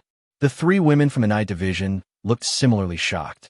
I will give you knowledge about the precursor stone, and within a month and a half, if you can decipher 12 new characters on the precursor stone, I can ensure that you gain access to all the current research results from our Institute of Advanced Studies. Upon hearing Jiang Chen's words, Luo Hong swallowed hard, his hands trembling slightly. All the research results from the Institute of Advanced Studies. But if you fail to do so within a month and a half, your Truth Church, along with your entire Yin province, will have to unconditionally submit to the imperial capital. Jiang Chen said with a smile. If Jiang Chen's previous statement had made Luo Hong tremble, this one brought him back to rapid calm. He wanted to tell himself that this was likely a trap. But could he refuse? He couldn't. He fundamentally couldn't refuse. Because the precondition of this wager was that the imperial capital would provide them with the analytical knowledge of the precursor stone in advance. Just this alone was enough to drive their Truth Church crazy. What do you think? Jiang Chen lay back in his chair, fingers interlocked, legs crossed, and asked. At this moment, Luo Hong didn't know how to respond. Even though his heart was continuously urging him to agree, he had to think about it carefully. This was such a significant matter that it was not something he could decide alone. I need to contact the president and the others. Luo Hong said seriously to Jiang Chen. Jiang Chen smiled. Of course. After the discussion concluded, as Luo Hong walked out of the central building, he felt his legs trembling slightly. The content of this negotiation had completely exceeded his expectations. Yet Luo Hong did not know whether this was ultimately a good or bad thing. But for them, who pursued truth and knowledge, it was definitely not a bad thing. He looked up at the brilliant sunlight, watching it shine over this prosperous city. In his heart, a feeling he had never experienced before was rising. He had to quickly inform the president and others about this. Thinking this, Luo Hong didn't want to stay here for another second. He turned to leave. Just then, a figure brushed past him. Luo Hong turned back in confusion. He saw a strange figure shrouded in a layer of burlap, seemingly carrying something on its back. What a weird person. Shaking his head, Luo Hong left the place. Chapter 184. The Five Major Forces, the Alliance Falls Apart. After arriving at his base, Luo Hong immediately used his communication device to contact the headquarters of the Truth Church. About the bet, did the capital say that? A voice came from the communicator. That's right, President. That's exactly what he said. And he even left me a recording. Luo Hong replied seriously. Upon hearing this, there was a long silence on the other end of the line. Luo Hong patiently waited for the other party to speak. Luo Hong, in your view, what is the capital like? Finally, the voice from the other end spoke again. Luo Hong pondered the meaning of the question carefully, then took a deep breath and said with great conviction, the capital is a miracle that is hard to believe. Oh, the voice on the other side expressed surprise. President, before coming to the capital, I had imagined several times what kind of city it was, what kind of place it could be that would be called the beacon of human civilization, the city of gods, the holy city by those pilgrims. I couldn't understand such titles until I arrived in Central State and then reached the capital. I understand now. Everything those pilgrims said is not an exaggeration. On the contrary, I think their descriptions were conservative. If things continue to develop along this path, the capital will be unstoppable, Luo Hong said, taking a deep breath. After he finished speaking, there was silence again on the communicator. According to what you said, it seems we can confirm the news coming from the West Province. A heavy voice came through the communicator. West Province. Luo Hong was taken aback. This morning, we received news from an extraordinary person who escaped from the West Province. 2 Asar legions from the capital entered the West Province from Mountain City yesterday.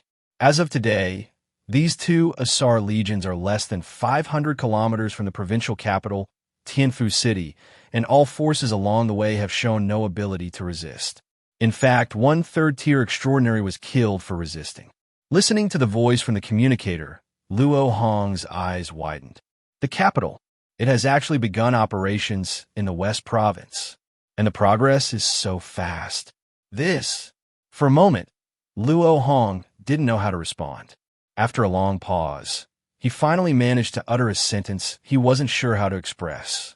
Then, President, do we need to do something? Do something? What do we do? With the current strength of the capital, we can't do anything. The voice on the other end was somewhat heavy. Luo Hong fell silent. Agree to the capital. Just then, a voice came through the communicator that made Luo Hong's heart skip a beat. A month and a half is enough for us to see the future landscape of the Dragon Kingdom. It will also determine the future structure of the Dragon Kingdom. Understood, President. After receiving this response, Luo Hong didn't know what was on his mind at that moment. However, he sighed in relief. After hanging up, Luo Hong walked to the window and looked outside at the city he had seen countless times before. He had a premonition that it wouldn't be long before this place, known as the Holy City, would undergo yet another transformation, and his people would truly ascend to the supreme throne. Who exactly did Luo Hong meet at the Central Conference building this time? Only Luo Hong and a few high-ranking officials in the capital are aware. Even when the other 4 major forces probed him in the following days, Luo Hong did not reveal any hints or clues. Moreover, after that meeting, Luo Hong once again went to the Central Conference building. This time, he stayed there for nearly half a day before leaving. And afterward, neither Luo Hong nor anyone else from the Truth Church disclosed any information. The actions of the Truth Church caused the other 4 major forces to feel immense pressure, especially after they had several negotiations with the capital authorities that ended without any results. the capital authorities directly downgraded the specifications for their negotiations. The four major forces began to panic, not to mention meeting the lord of the capital, Jiang Chen. Even meeting the vice president of the capital, Su Qingge, had become very difficult for them. The capital's cold response was telling them that the authorities were no longer interested in continuing discussions. This also marked the collapse of all the plans that the four major forces had previously prepared, turning them into bubbles. Smash! In the hall, a glass was smashed on the floor. The Truth Church is nothing but a disgraceful traitor. A traitor? Jiang Chen shouted in anger. As he spoke, he smashed another glass heavily onto the ground. Beside him, several envoys from Golden City, like him, remained silent. They knew that this time, the major forces had come together to negotiate in the capital, and their Golden City organization considered themselves the leaders among the major forces. They aimed to gain the most benefits in the capital. But now, the situation had completely exceeded their expectations. It was agreed that the major forces would advance and retreat together, but the Truth Church had directly betrayed them. Of course, Jiang Chen and the others still did not know what kind of benefits the Truth Church had negotiated with the capital or how much support they had obtained. But from the increasingly distant actions of the Truth Church toward the other four major forces, it was clear that the benefits the Truth Church received were definitely not small. They might even exceed the benefits that the major forces had initially set. And what about the other four major forces, including Jiang Chen, who considered themselves the leading force from Golden City? In order to build a good relationship with the upper echelons of the capital, they spent a considerable amount of resources and invested a lot of valuable things. But what happened? Despite such heavy investment, they hadn't even stirred a ripple. Those damn people from the capital. They were all despicable little people who took money but did nothing. Up to now, Golden City hadn't gained anything at all. Thinking of this, anger surged in Jiang Chen's heart. Sir! Sir! At that moment, a nervous-looking extraordinary envoy rushed in. Seeing his expression, Jiang Chen felt an even worse premonition rising in his heart. Sir! Our people have discovered that the other three major forces have started to contact the capital privately. Hearing this news, Jiang Chen's face suddenly darkened. Clearly, the alliance organized by Golden City among the major forces was already over. Sir, it's time for us to think of another way out. The extraordinary envoy from Golden City hurriedly said. Another way out? What else can we do now? Very simple. We can contact the capital privately like the other four major forces. Now, that's the only way. Chapter 185. The Little Girl, Johan, and the Mysterious Man. 1 week later, the much-anticipated diplomatic talks in Long Country have officially concluded. However, there has been no information released by the major factions or the capital city about what was discussed during the talks. The only thing known is that shortly after the conclusion of the talks, the major factions sent numerous researchers, along with several convoys filled with valuable resources, to the capital. When these convoys left the capital, the precious resources on board were exchanged for various next-generation technological products and weaponry from the capital, as well as machinery from the weapons factories that had already been phased out. The researchers did not return with the convoys. They were left in the capital and were to study the current new foundational scientific theories developed by the capital in a specially constructed technology park. This was a requirement for the capital after receiving a substantial amount of benefits from the major factions. The capital pledged to take their training seriously, striving to cultivate them into new types of scientific talent for the post-apocalyptic era. Of course, once they are trained, whether they belong to the capital or the major factions is a question that is not so easily answered. This applies not only to the dominant hegemonic factions, but also to all large and medium-sized factions. As long as you are willing to provide benefits that satisfy the capital, it can equip you with various types of weaponry and machinery, albeit these would be versions that the capital has already phased out. However, even these outdated items are more than sufficient for external use. So, who truly benefited from this diplomatic talk. The capital is also curious about who gained from it, and whether they filled their pockets to the brim. The capital neither knows nor understands this, and does not wish to engage in the same kind of posturing as those factions. However, despite this, the capital has already been recognized in the eyes of everyone and has attained a transcendent status, surpassing that of the major hegemonic factions. Countless people began to yearn for the capital. This will serve as a deep foreshadowing for the capital's next steps. The diplomatic talks have concluded. Zhou Han, who had been secretly observing the capital for more than 10 days, was now preparing to leave this bustling city. At this moment, he looked at the thriving city before him, a look of confusion in his eyes.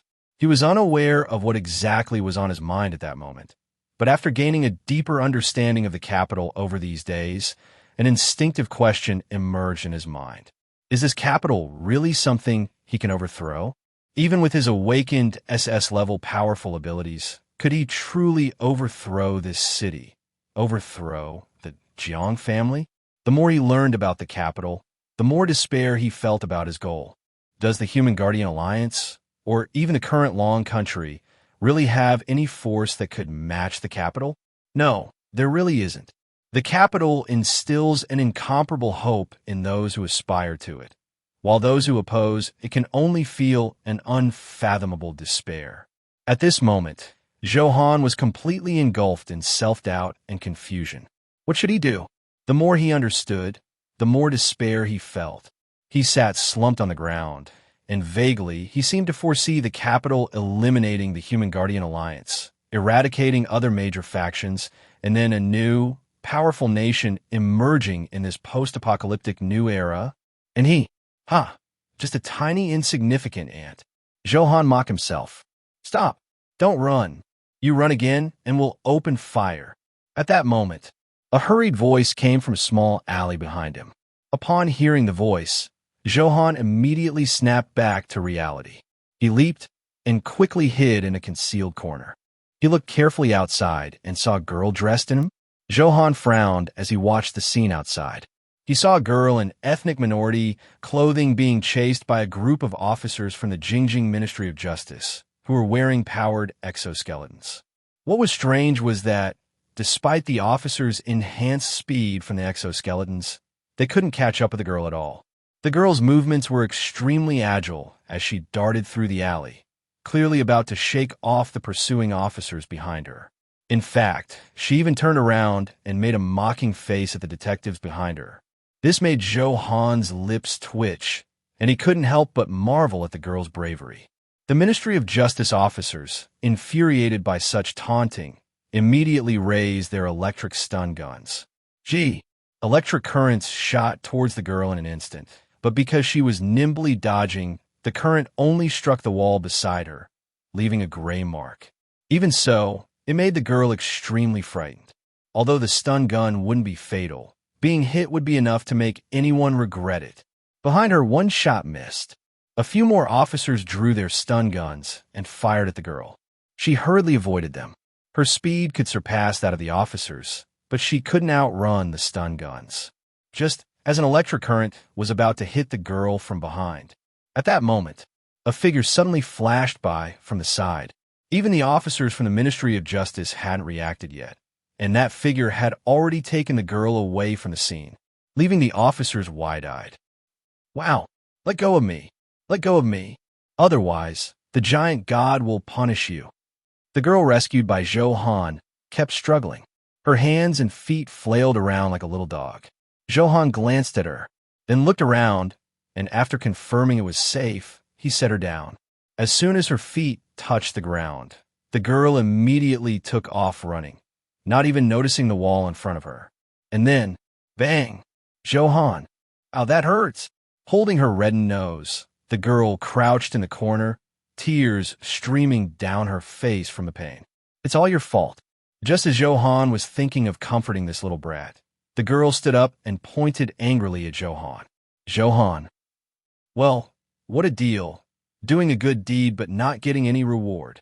Hey, if it weren't for me, you would have just enjoyed the wonderful experience of being hit by the stun gun.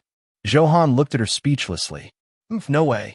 I have the protection of the giant god. Those little toy guns can't do anything to me. The little girl said with righteous indignation. Is that so? Then who was it that just moments ago had their expression change in fright from the stun gun? Johann spread his hands and said. Hearing this, the girl's face immediately flushed red. I wasn't scared. I was just, monster. Suddenly, the little girl pointed behind Johann, exclaiming in surprise. Upon hearing this, Johann felt a chill run down his back. When did someone get close without him noticing? He quickly turned around, but when he looked at the figure behind him, a look of surprise immediately appeared in his eyes. Mysterious Person Senior.